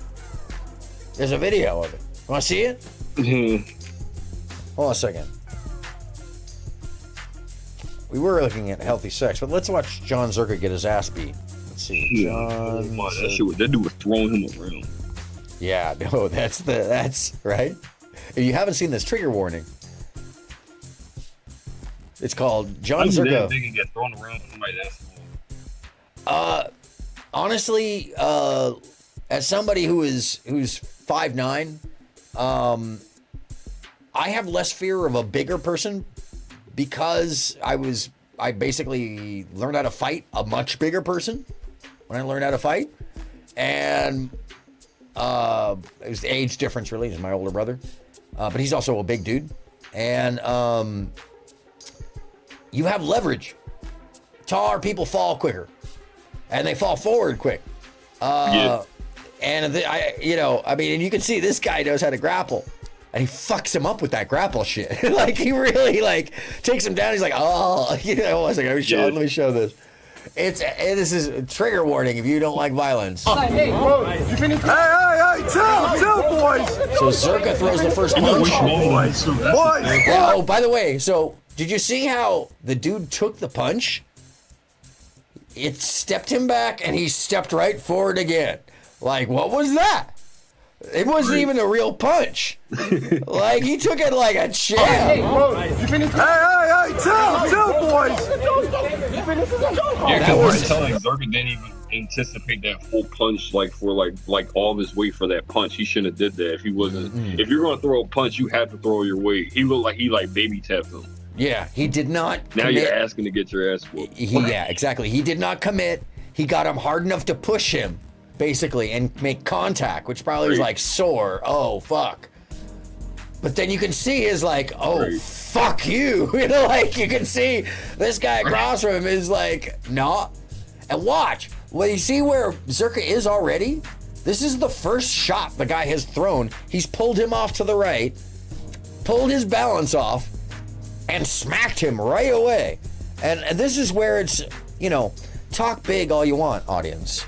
You run into one person who happens to know how to counter or who's been hit or been in a fight. And I know Zerka's been in a fight, probably as a bouncer many times, but if you don't really know what you're doing and you catch somebody who does, you're gonna get your ass beat the fuck up and you're gonna be lucky if you walk away. You could be decimated for your life. Yeah, changed, as we say. Changed, motherfucker, you know? Yeah, and the guy is trained. Hey, chill, boys. Oh, and his glove, too. He's got a glove on. He definitely Chill. Oh, my God. Oh, my God, Johnson. Oh, chill, boys. Chill! Oh my. So everything that this guy does. Oh, now you want to say chill. You should have said chill before Zerka even threw the first punch. Well, Zerka's already been thrown to the ground 3 times at this point. Like, Zerka's fighting for his life, and this guy has complete control over him. He's got to be 25 pounds less. You know what's crazy? I think Zerka's all upper body. He has no power in his legs. Yeah, you're That's right. why he was just able to like make him collapse. Yeah, we need Jumi on this, man. Jumi would be able to tell us exactly what happened right there. Because that's the shit that, like, as soon as he hits the ground and rolls, watch, the dude goes straight for his shirt and pulls it over his head. It's fucking, like this is what street fighting is. Like, boom, on the ground, kicks him. He kicks him. He smacks him and grabs his shirt and pulls it down. Zerka doesn't even know where he is at this point in time. He's just fighting whatever he can hit. And those are very much martial arts moves. It's pretty, I mean, we're literally looking at a child fight against a pro. And the dude's in white slacks, by the way, audience. That's something else here, by the way. The dude is in white slacks. He has yet to dirty them at all until they go out into the street, and that's when he just goes into full mode. And I gotta point out that the 2 moves right here that are clearly trained. Okay, so he stepped forward. That's off to the brother. Oh, serious, man. Hey, chill, boys. Okay, so first off, the break of the arms. You see his chest pop? Look at his fucking arms in that shot. That's crazy shit. Oh, boys. So, first off, I don't know if you noticed this, but Zerka's already taken a hit to the he face. looked ready. He just used his body weight. He did. He's flipped Zerka's around with an arm bar, with some kind of arm bar there, where he's held both of his hands and flipped him on his own weight. Zerka's full body off the ground right now, with his own weight being thrown backwards. Zerka effed around and found the fuck out. Oh, on his back. Zerka tries to grab a hold of his legs to pull him down. This guy literally, at this point, grabs Zerka's shirt to constrain his arm. Chill! Oh my God. He gets a couple of good solid punches in to both sides of the head. Zerka has no control of his arms. And look at where his legs are. He's trying to press back. Look at where the other dude's feet are. This is absolutely fascinating because Zerka's weight is in completely all the wrong places. And this dude's, who is this? This is H Tiki Taki. This other dude's, bro, he's ridiculously balanced. He's got Zerka all over the place, and Zerka has so much weight and height on him. It is insane. This is, I mean, look at the guy. Oh, I'm sorry. Go ahead. You could. No, my bad. No, because you could tell because Zerka, like I was saying before, like he didn't anticipate, like he wanted his punch to like land harder, but he was second guessing his punch. So when he threw it, he was like, "Crap, I already threw it." So like when the dude was walking out, he's like sitting there trying to do his whole like gesture and everything, trying to bounce. But then he didn't realize like the dude's like, "I'm not gonna bounce. I'm just gonna use your weight against you. Since you're sitting here bouncing, I'm just gonna throw you." And that's what messed up Zerka. Zerka's sitting there pacing, getting thrown, getting back up, shirts over his face, and then he's smacking him, throwing him, headlocking him. I'm like, and I'm like, Zerka, I understand, like, you semi going to the gym. This dude is getting paid professionally. Why are you sitting here trying to test the water for the guy? Yeah, I mean, if anything, he's trying to get views. I would think that what it looks like right now is that if this isn't a setup, you know, Zerka knew he was going to get his ass beat. I think. I mean, how could you not? He's trying to put up a fight, but this is not much of a fight. It's more of an ass whooping, which is, you know, I didn't actually take it apart like this before. I just watched it. Was like, ooh, you know, like. But right now I'm taking it apart and it's like, damn, he asked for this, and you see that? He could be dead right now. Do you see what just happened right there? Where his head hit? There's that. Chill! Hand over shoulder. Watch this. See how he hit the ground on his shoulder? And where his head is next to that cement? I actually have a friend who went backwards on a curb there, and he was in the hospital for 6 months. And it changed him. He doesn't even have his hands to protect him here. He's putting them out front. He didn't know he was going to go over. Fuck. Oh my God, Johnson. Taking 3, 4, now they're in the street. Boys. The only thing that Zerka had there was raw power of trying to push him out. And even then, he was on his ass for a second, and it wasn't enough. He's on his ass for a second, and he turns around, back up on his knee. He's on Zerka. Chill! Oh my God. Oh my God, Johnson. Third shot. Oh, chill, boy. On his ass for a second, turns around. Now he's on him with his knee. Flips him back around. Oh, and that's the move. That's the move right there. Once he went to that, Zerka's done. I'm sorry, not to move it back and not to be doing too much play-by-play, but that submission hold is hard to get out of. Yeah, as soon as you're there, and anybody who's capable of doing that Gracie stuff on their back, I've known a number of these guys. They want to be on their back, on like in that position where you think you're winning because you've got them down, because now they've got you to the point where you're going to lose your air, and they'll continue to beat your head until you can't see, and they want you in that position also, so your arms are out, missing them constantly. They'll let you hit the side of their head all day long.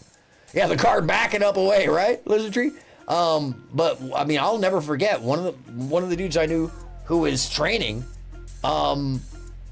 literally told me he'd rather be on his back. That's where he spent, and he'd let people drag his ears. He'd let them fucking attack his ears. His ears were super cauliflowered and crazy. Anyways, because he's so practiced at just being like beating the hell out of people from his back. It's apparently a very powerful position where all of those holds really can constrict or lock people. Anyways, but the flip is really what kills him. Oh, chill, boys. Chill. Oh my. And here it comes. He's in that hold. Stop.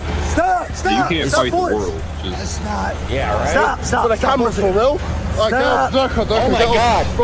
That's the other portion. Chill.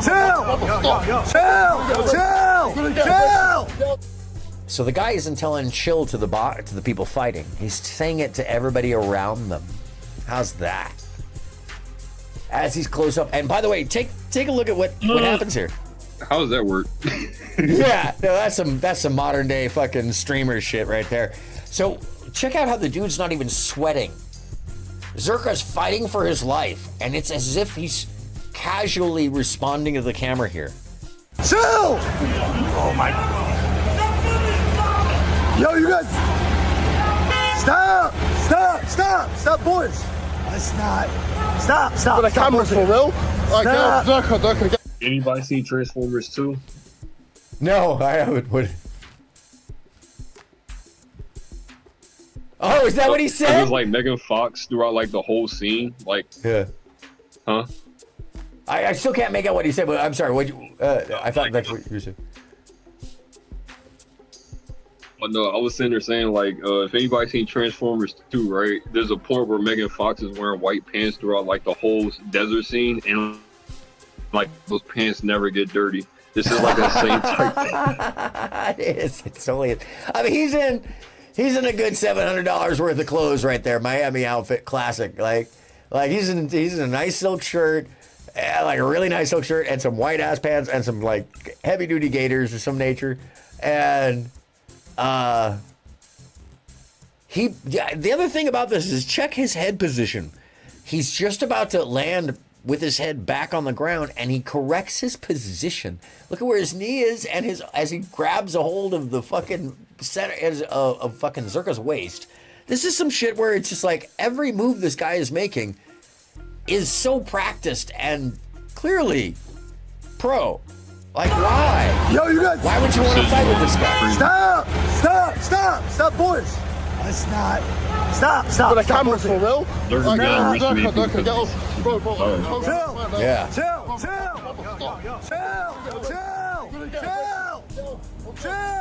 You think he's Sylvester?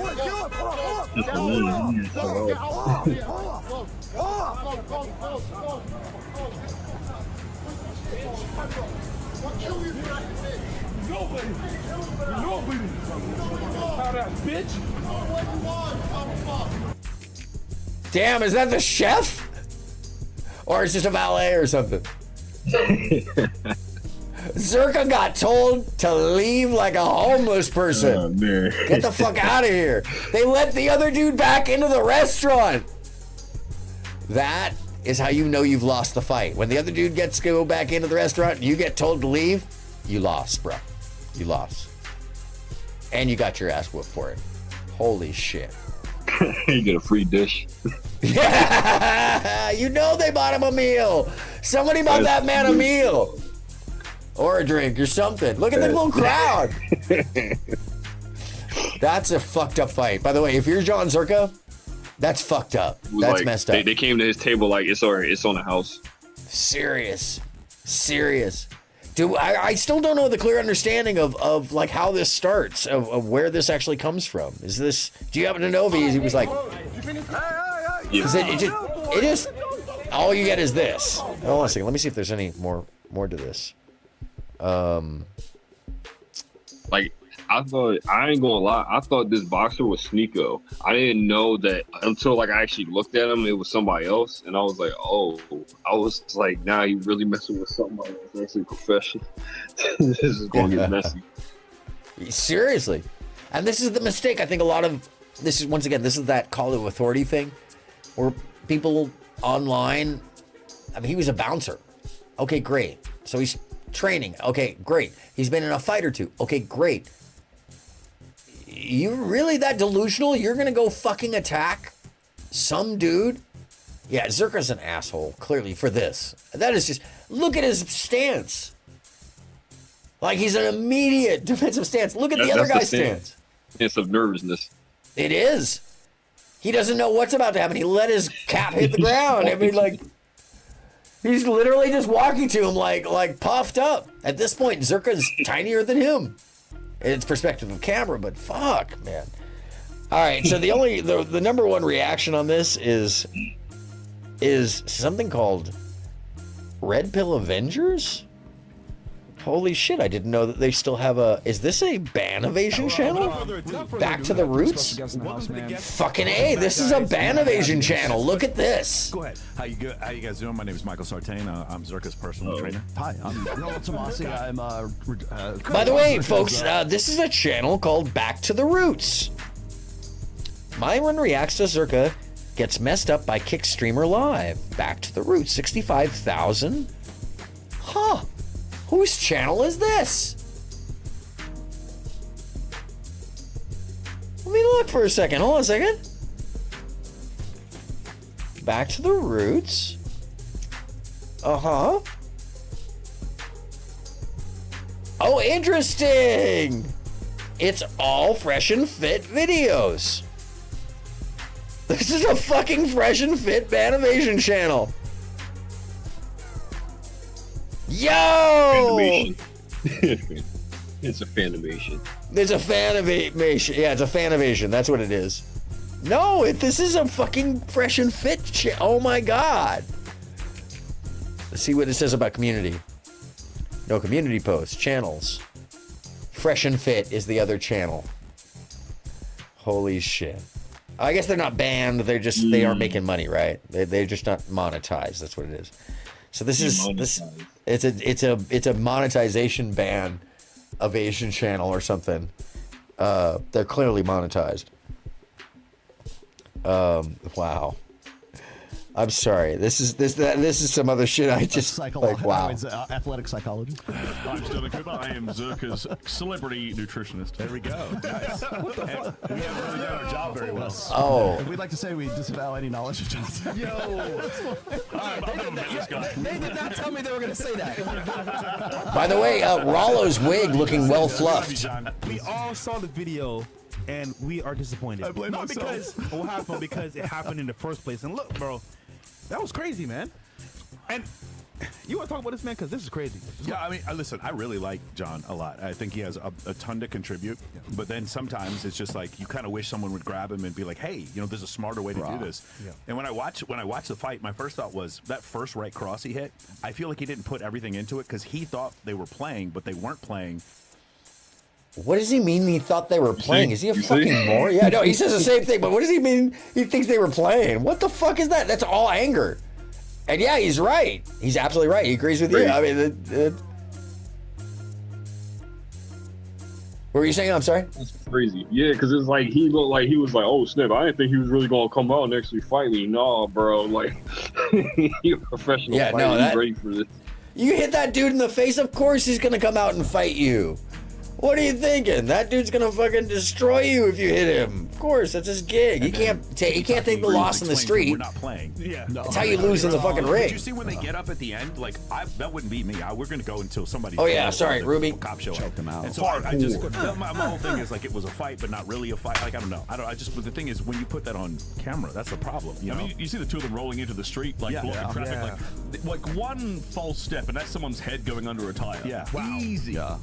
Yeah. I mean, they were very close to that. Zerka's got like how many pounds on him? Like a good 100 pounds on him. He's like he was. He's not got 100 pounds on him. That makes sense. Jesus Christ. Yeah, man, it's crazy. So today earlier, right, I was driving home from the gym, and I see HS TikToki. I said, yo, bro, come on the show, because we met before at dinner with Aiden and Estico. Yeah. And I was like, you know what, come on the show, bro. We'll talk it out, whatever. And then, behold, kid you not, bro, in like an hour or 2 hours after that, this happens. I'm like, what the fuck?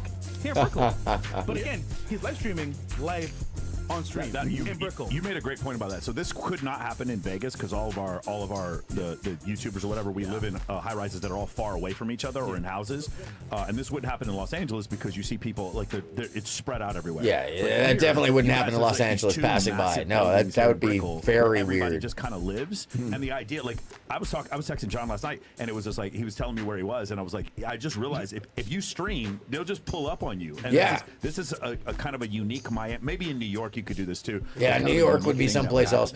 Maybe in the back in the day, in the '80s before streaming. I knew in LA, but that was the first thing I thought. Like, is this like a kayfabe? Is this like for real? I was like really. It was real, man. Because that first shot that he threw at his face, I was like, he didn't connect as well as I thought he was with a girl. Nope. HS TikTok was on a date, right? And I sent her a DM. This is what I'm looking for. What the fuck? That was out of Moxie's though, right? I mean, HS just told us a little while ago. He was talking to you, and he was like, you mean before that he went out with her? No, while he was on the stream, I sent her a DM to say like, wait, like, don't smash though. Oh, just to fuck trying to smash the girl that HS TikTok was on a date with. To be fair, it's about to be another fight. Around. I sent her like a heart emoji, a black heart emoji, and she showed them on screen on live, so it was kind of funny. But what the hell? So you caused all this? I love so what? I do this to you all the time. So they were hitting on this guy's girlfriend. HS, hit the girl. Yeah. It was crazy, bro. Because damn, she was even involved in this shit. So that's wild, bro. Yeah, I mean, if that happened, then it's a real fight. Like, if you hit my girl, if you could imagine someone hit your mom if you were just having dinner with your I mean, he expressed a lot of patience. Then, Wait, so Zerka hit a girl with the whole NBA in this grab too? the elbow thing where I don't really want to fight. And then John hits him first. Yeah. I'm like, bro, what are you doing on camera? No. Okay, that's Yo, what does that mean if you do? he's hitting on his in front of the girl. camera? Do you know who was behind the camera? Who was recording this? His manager Dante was recording, and I think someone was recording on Zerka's end as well. I don't know who that was. because they try to break it up, and I see the camera guy saying back up, and I'm like, no, man. I mean, I'm not gonna let them in the street. Yeah. If on the sidewalk, maybe, but not in the fucking street. Yeah, that's But crazy. Guess what? In the name of content, anything goes. For sure. Wow. That's what I thought. We were In the talking name of before, you mentioned content, anything goes. Wow. What do you think about that, Rob? Yeah, not until somebody gets flagged. Right? What's it going to take? Is one of the? You think one of them is going to get rolled up on? That's all. Then like somebody's going to get.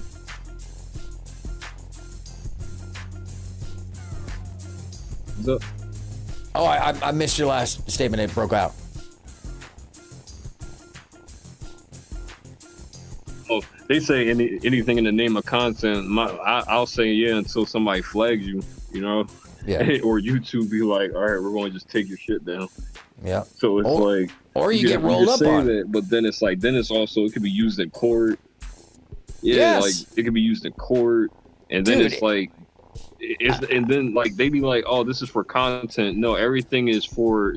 All this is to make sure everything doesn't get out of context. That's what people don't understand. So when it's recorded, or whatever you say is going to be documented. Yep. And I would say when you're talking about attacking a professional fighter, that fighter actually has insurance and liability that most people do not, because they've got a license to fight. And so there's certain aspects of like just attacking a fighter that they're allowed to defend themselves. But if like if he got hurt or anything like that, that dude could have sued Zerka for every dime he ever had for threatening his career. He could have threatened still. I mean, that's assault. It doesn't matter that he fought back. That's assault. You know, and if the cops were actually the district attorney in Miami could very well choose to see that video and charge one or both of them on their own without anybody claiming, because all they have to do is see the video. Because there's evidence, why are they filming it? There's evidence. It's like bum fights or some shit again. You know, it makes no sense, except for the fact that, they're looking for content, or somebody's looking for content there and willing to put their own life on the line. Clearly. Even these. My thing is, it's like you win the art of war with convo first before having to lay your hands on somebody, because you win any war just from you literally put everything in context, and then you can make your adversary your friend, or even like give him like a second opinion. You know what I mean? Instead of thinking like this has to be the resort. Yeah. Absolutely, and if you put those options on the table and then they still diplomatically don't, if you put those things, that's the worst place to start. It's the last resort. It's the last thing you want to do, and you definitely don't want to do it while basically, transmitting all of your movements and intentions. That's the other portion of it that's insane to me. Like, if this is real, which basically, Walter Meeks just said, yes, that was real, that it wasn't a KFAB, which is basically show speak for fake wrestling, or the art around fake wrestling, the performance. Well, if that was real, that was the stupidest fucking adult fight I ever seen. Stupid adults pick a fight in the stupidest way. I mean, not that there's any smart way, but oh my God, just all the ramifications of everything. Also, think about this. Zerka's got a fake bridge of teeth. He's got fucking veneers. So his teeth are behind those teeth. I thought he did. I thought he did. It looked like he had veneers. I didn't want to say he did. No, he has veneers. He spent 20 grand on them, but his teeth are still behind those teeth. And I only know this because it's the same thing that Fauci did. And when Fauci lost one of those fucking veneer teeth, you could see his row of teeth behind them. And it was insane. I didn't know that they did that. I thought they removed your teeth for those things. No, they fucking just put another row in front. And, the ramifications of getting punched in the mouth with a bunch of ceramic teeth with your own teeth behind it is insane to me. That shit means, like, you could be breaking oh my God, dude. What the fuck is he thinking? Why would you even... It sounds terrible. It just all sounds terrible, man. Why would you even step into the fucking... Why would you do that? Why would you step into a boxing ring, with protection with that kind of... I don't know. It's like having they used to call it a glass jaw. When they'd replace your jaw if it got broken. It basically would be fragile, So, anyways, it's just one of the oddest things. And clearly... Like, even when you see some of Zerka's... Oh, sorry, you broke up, Rob. Yeah, but it's even weird because it's like Zerka already walked around with his head held high, feeling like he could beat everybody. And the thing is like you can't walk around like that as a fighter. You can't even if you're not professional, but you learn this and that. Like whatever I learned, I know like I can't beat everybody. But when the circumstances come, like I have to defend myself. So I don't like sit there and be like, I underestimate this guy because of his height or this and the fourth. No, because that's how you lose. Yes. And you gotta stay humble and like headstrong. You can't get emotional. If you do, then you lose. That's what I learned from fights. No, that is everything, man. I mean, if he already seemed like he didn't know what to do. Oh, well, right from the get-go. That was the fact that he was picking a fight on the street and that he didn't connect with that first blow and commit to it. It says everything. You were right from the get-go. He wasn't sure he was going to get into that fight. He wasn't sure he really wanted to get in that fight. He thought he was going to be able to throw the punch and walk away, which is entitlement in an insane way. Like, you got to be disconnected to the point where, like, log off, Zerka. For real. Get some fucking air.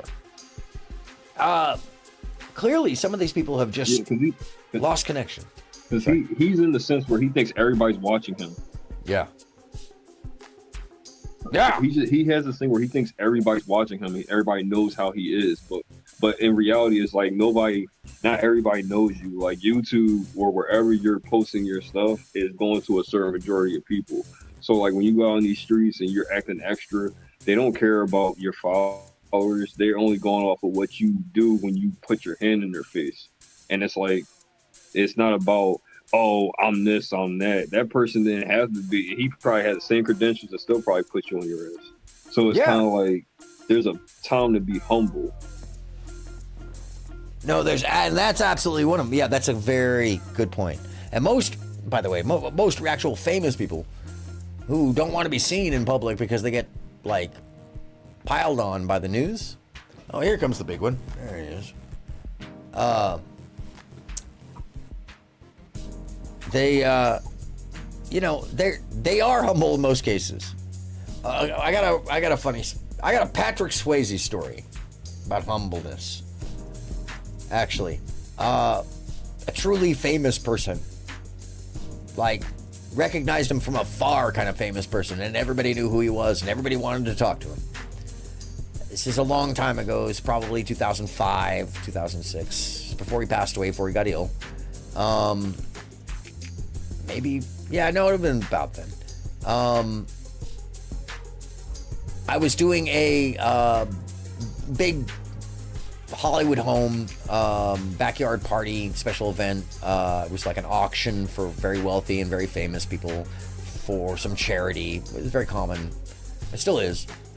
Special event stuff. And the kitchen was up in a second house up on a hill. And we, as the help, basically, were fed after the fact and not treated very well. Essentially, we were told that we couldn't go get the food, that it would be brought to us, and then we weren't brought anything to eat with. Basically, we were given plates of food with no utensils, and up comes this dude who initially initially, hopefully the cat hasn't killed anything. I don't know what just shut off. I'm looking around like, what was that? So, yeah, exactly. So this dude comes up to us and wearing like a jean jacket and, a t-shirt and some jeans and no shoes. And myself and my colleague sitting there waiting for utensils for quite some while. Realized very quickly this is Patrick Swayze. And he's a little drunk. But he's in a good mood. And he goes, boys, what are you sitting there not eating? The food is fantastic. And my colleague says, well, they haven't brought us any utensils to eat with. And Patrick goes, did they have? Oh, see? Yeah, point. She is a sound effects maker. She really is all about the sound effects that and she keeps hitting the same ones. It's hilarious. He says, well, what do you mean? Don't worry about it. I got it. She's totally like, exactly. And literally, the last comment right now is Ruby, cue the sound. Yeah, exactly. So he goes, well, what do you mean? The food is fantastic. Oh, you don't have any utensils? Hold on a second. I got you. I know the chef. And this dude goes back into the kitchen, disappears for a couple minutes, and comes back with a handful of utensils and a plate for himself. And he comes and sits down, and he ate lunch with us. Told us stories about how he had cases too that he took to film the shows, the movies, and they do. Actors who are on set for long periods of time do have touring cases, just like concerts and musicians do. And he was a nice guy. We talked about a bunch of normal things. He liked to scuba dive, apparently, and my colleague did too, so they talked about that. And he got pulled away at some point by somebody who didn't think we were very important. And he really, truly kept checking in with us all night long. And he was a very sweet and funny man. He had a thick Southern accent, and by the end of the night, he was drunk as hell. And he ran up to us at the end and asked us if he could help load the truck and if we needed any help.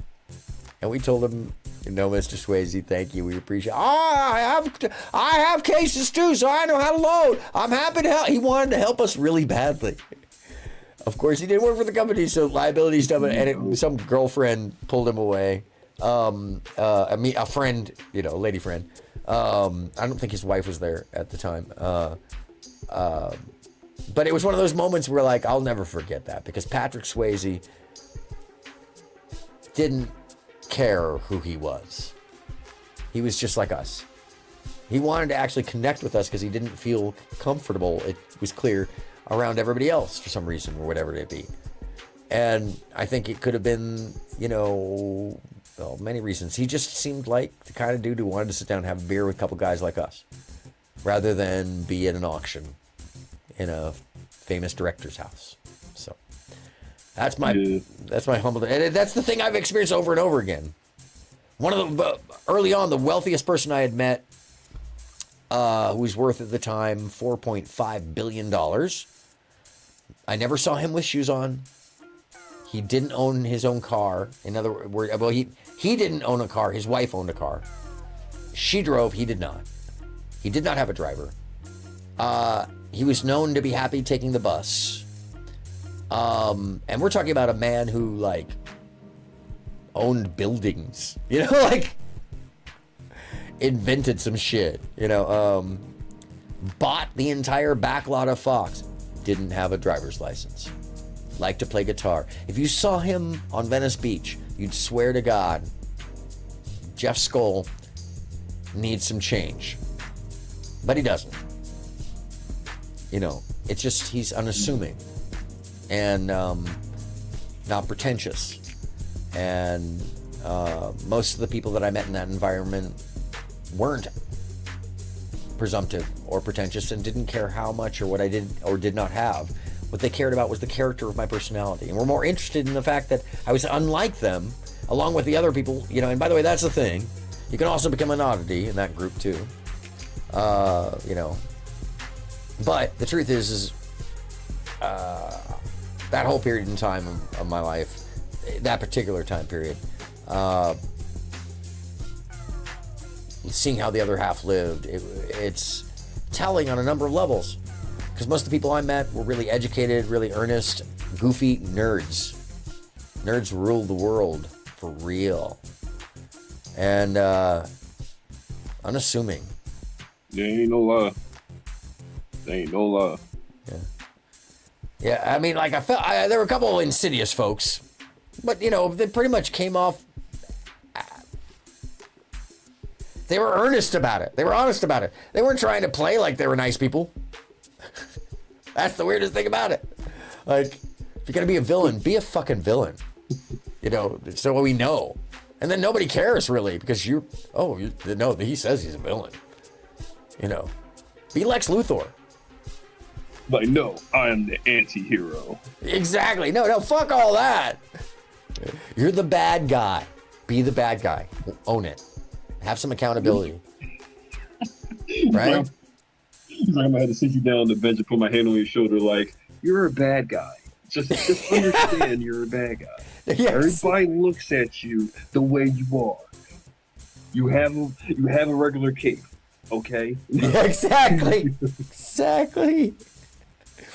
Yeah, your moniker is not the one the kids are buying. I am so sorry. Unless they're like the little evil fat kid. Then that's yeah, no. And Lex, by the way, Lex Luthor, what did he even have? A suit.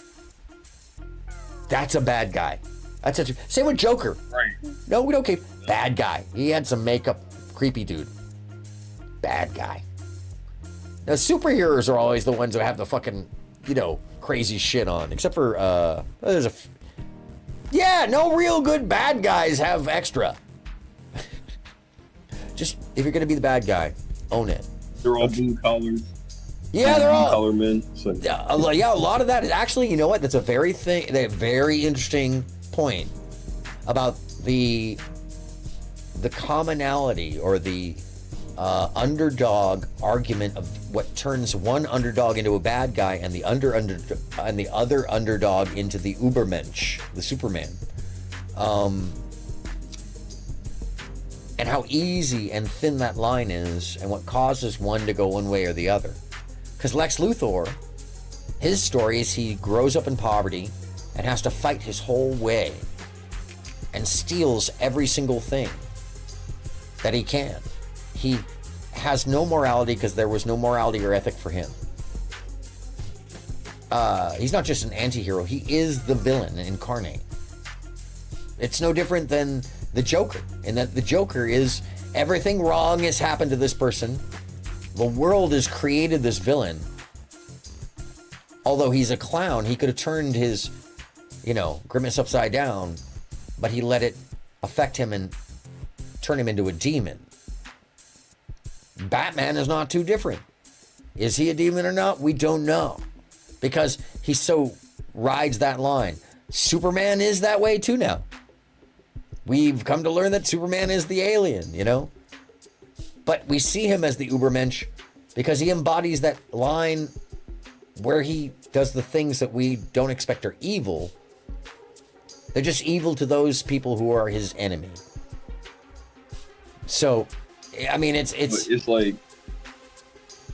Sorry, go ahead. I agree with what you're saying. It's weird though, because it's like when you want to consider like even like with Lex Luthor, like when I watched Smallville, like when it was on CW back then, what I got out of like how they were telling Lex's story was it was like the story itself was trying to provoke him to be bad. He wasn't trying to be bad. Like he was at first, he gave a helping hand to Clark. He tried to give a helping hand to everybody, but it was just everybody kept lying to him. Trying to keep secrets from him, not telling things. Like then his dad was making it seem like he wasn't worth nothing, and then he wanted what Clark had, an actual family that cared, like a father that actually was. So it was like over time, it's like certain things become a buildup, and a lot of people meet an entity like him late, so they don't really know about his situation. So it's like we look at him like, oh, dang, he seems very gun-ho and evil about this and that. But what got him to that point? Like, what makes him that animal? Yeah, we forget that, and we forget that those That's same all it is. things. Sometimes some people just want you to hear them out. Yeah, and in a lot of cases, I mean, if you look at the Joker, or you look at Sandman, or you look at Lex Luthor is a great example of the one who could have been a hero, but because so much of the world turned against him, and his response was on him. It's his accountability for taking that route. But his response was to go attack those things he felt attacked by. Whereas in the case of Batman, he went to go right those things. You were on it tonight, girl. And that's one of those very interesting things about The Dark Knight. And by the way, the intimation of these characters and what we're actually talking about is a metaphor for the greater choices we have. For the choice to be the John Zerka dumbass, you got everything setting you up. You could be all the good in the world. Instead, what do? You walk up to a dude that you shouldn't be fighting with, and you pick a fight and throw a poor ass punch that doesn't really land. Oh, apparently she's okay. She was chewing on the earphone. You could have helped that energy from like somebody who was like at least like if they was like sitting there like trying to like affect a woman or something, and that woman need help, like you could use that energy for that. You could have been like, you could have stepped in as a pillar, but no, you chose to start confrontation for no reason. Yeah, and how many people are watching that want to be like Zerka, or think it's funny, or don't get it, or maybe there's kids watching and think that he's some kind of example, and they're gonna go pick a fight. There's all of that because some of the audience doesn't know that it's not, something, especially when it's IRL, they don't know it's not something you shouldn't be emulating if they're, and I'm not saying this is the majority, this is an outlier set, but there are people that take this stuff very seriously in ways that are unhealthy and unreasonable. And I really believe in my heart of hearts that it's not a good example to be set. And it's really like counter to the entirety of creativity. Oh, what TV show hosts? You're right. I'm just thinking about this. Like, can you imagine if like Jay Leno walked up and punched like, Dave Letterman or something like that? That would have been interesting. But, that would just be outrageous. It'd be fucking outrageous. Ah, damn, it's midnight. I'm just realizing. It definitely would be, but that'd be something to watch. Yeah, it would be hell. That would be crazy. Yeah, it would be totally crazy. It'd be the saddest punch ever. But yeah, that would be something that like saddest punch taken, because Dave has got a soft jaw or something like that. Too old man. Oh my God, that would be amazing. But you'd never see it happen because what? Those two actually beefed for real for years while Leno was fighting with NBC. So I mean, like, I find it amazing that in the streaming world, there's such a level of desperation for not only valor but relevance that people will put their lives on the line for a little bit of attention. So I think that's all this was. It may not have been a LARP, but it definitely was. Everybody was filming, so there's some intention behind that. They're willing to watch it go down. And yeah, I think he didn't land that first punch because he wasn't sure he was going to land it, or he wasn't sure he was actually going to throw it. And when he did, he didn't commit to it. And that's the worst mistake you can make when you're talking about someone dangerous like that. So. Yeah, most definitely. I'm only going off of because the way how he threw it reminded me of like when somebody did that to me a long time ago. Because usually with or certain people I've seen when they try, like they'll go with their approach, they'll little punch you and they'll hope that you back off. They'll resume a stance to make it seem like that they're ready to fight, but they're honestly not. They're hoping that you walk away after that first swing. But then if you walk towards them, then they're like, oh snap. So now they got to pick up the real guard, but then it's kind of too late if the person that they swung at is coming at them full force. That's why, like, when certain people, that from what I learned, they said you don't swing at nobody unless you give them full force. If you don't, you're asking for a bloodbath, and you shouldn't be doing that. Yeah, absolutely. And that is great advice, actually, if you were going to be in that situation, which you know, don't put yourself in that situation. This is life or death kind of things. Fight for your life.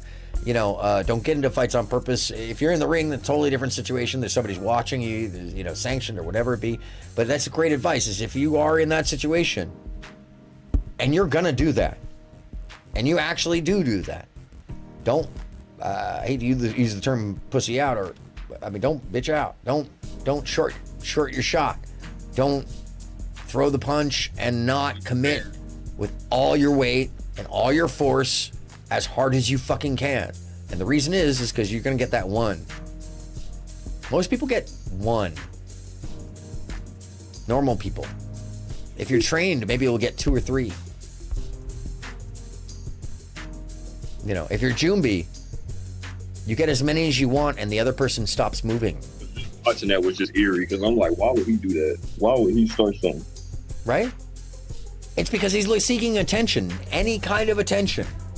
And he doesn't care. He's no self-observation. He's no self. I mean, like, that's the other weird thing is it seems like it's getting dangerous. You got Destiny with a goddamn gun in the picture again. He used to have one, but now, you know, he's got a long gun in the background.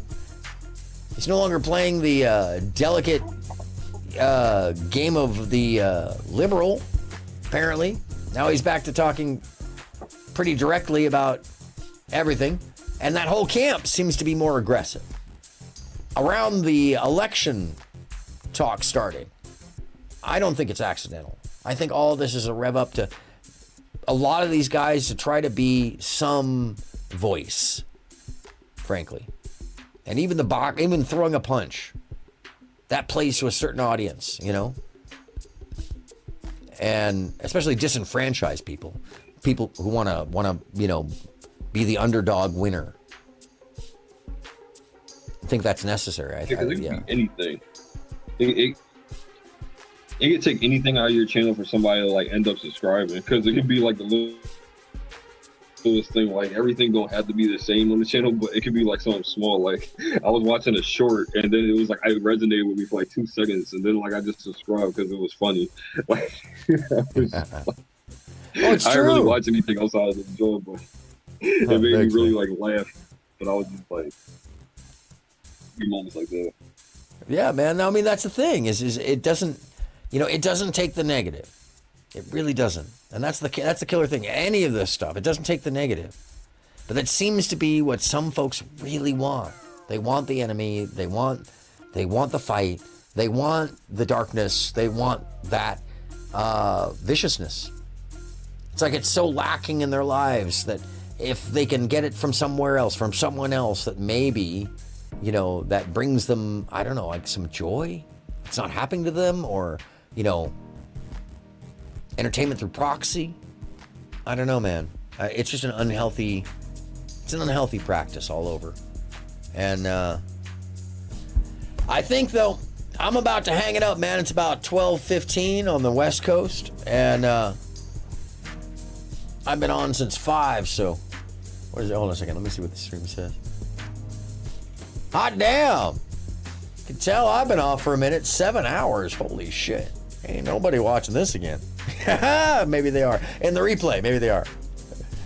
Anyways, Rob, I really appreciate you coming up and hanging out tonight. You're welcome anytime, man. Really nice talking to you, by the way. I appreciate you having me. You know what I mean? Like, I'm like, whenever, like, I'm around, like, I'm up, I'm, you know, definitely going to try to hop on panel, or even just, like, kick it with you in the chat. You know what I mean? Come on like, in, man. You know, just keep doing what you're doing. You know, I'm always here for the kicks and the. No, I appreciate that very much. I appreciate it, man. And I appreciate the great conversation you brought this evening. You're welcome anytime you see the panel up. I'm not in my Discord very often. It's kind of a ghost Discord. I shouldn't spread that around, but yeah, I should get in there. It's just, you know, freaking busy most of the time. But feel free to hit me up through there too. Friend me on Discord. I'll definitely give you perms. I don't use it for the show very often, but it's all StreamYard. But if you see it up, please always hop on. You're more than welcome. I'd love to hear you go toe to toe with some of these folks at some point when the panel actually occurs. So, but yeah, I'm man, it's been a solid night. No, cause you a good man. Like, you know what I mean? Like, you just gotta keep doing what you're doing.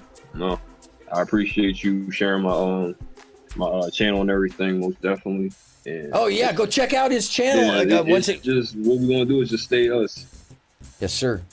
Yeah, I you know, the world has affected me in too many other ways. This environment, I frankly, and same with you, man. Don't let this environment change or do anything to you. Don't take sway from it, because each channel is a representation of us.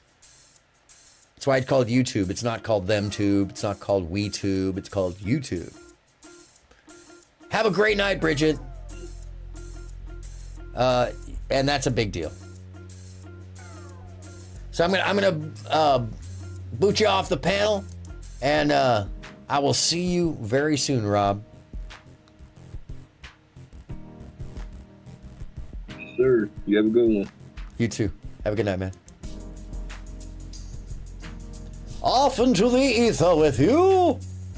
Hey, thanks for being here, Rob. It's very kind. And great input. Great points of view, and a great person to talk to. I think most people seek that out. I think we all seek out the greater senses of ourselves and the connection to the others. I really started to believe that people are losing hope in others, so they buy into the Princella effect, into the red pill bullshit, despite the fact the guy's got a wig clearly on his head. And if that's his real hair, good Lord, just shave it, please. Yeah, I'm talking shit. I'm talking shit about personal, because Rollo Tomasi, that guy right, the Rollo Tomato, Rolly Tomato up there, yeah, the grandpa of the red poop. What's he really done for anybody? He's created a horrible situation for everyone.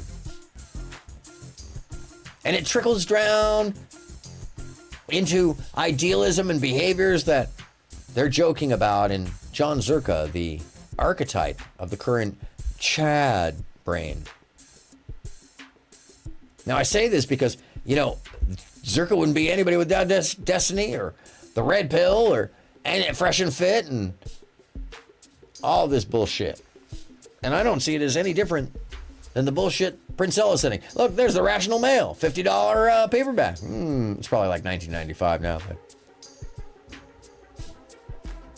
let me be just honest with you in the most frank way. If you want to buy bullshit, it's yours to buy. But I'm going to tell you right away that you're buying a bag of manure.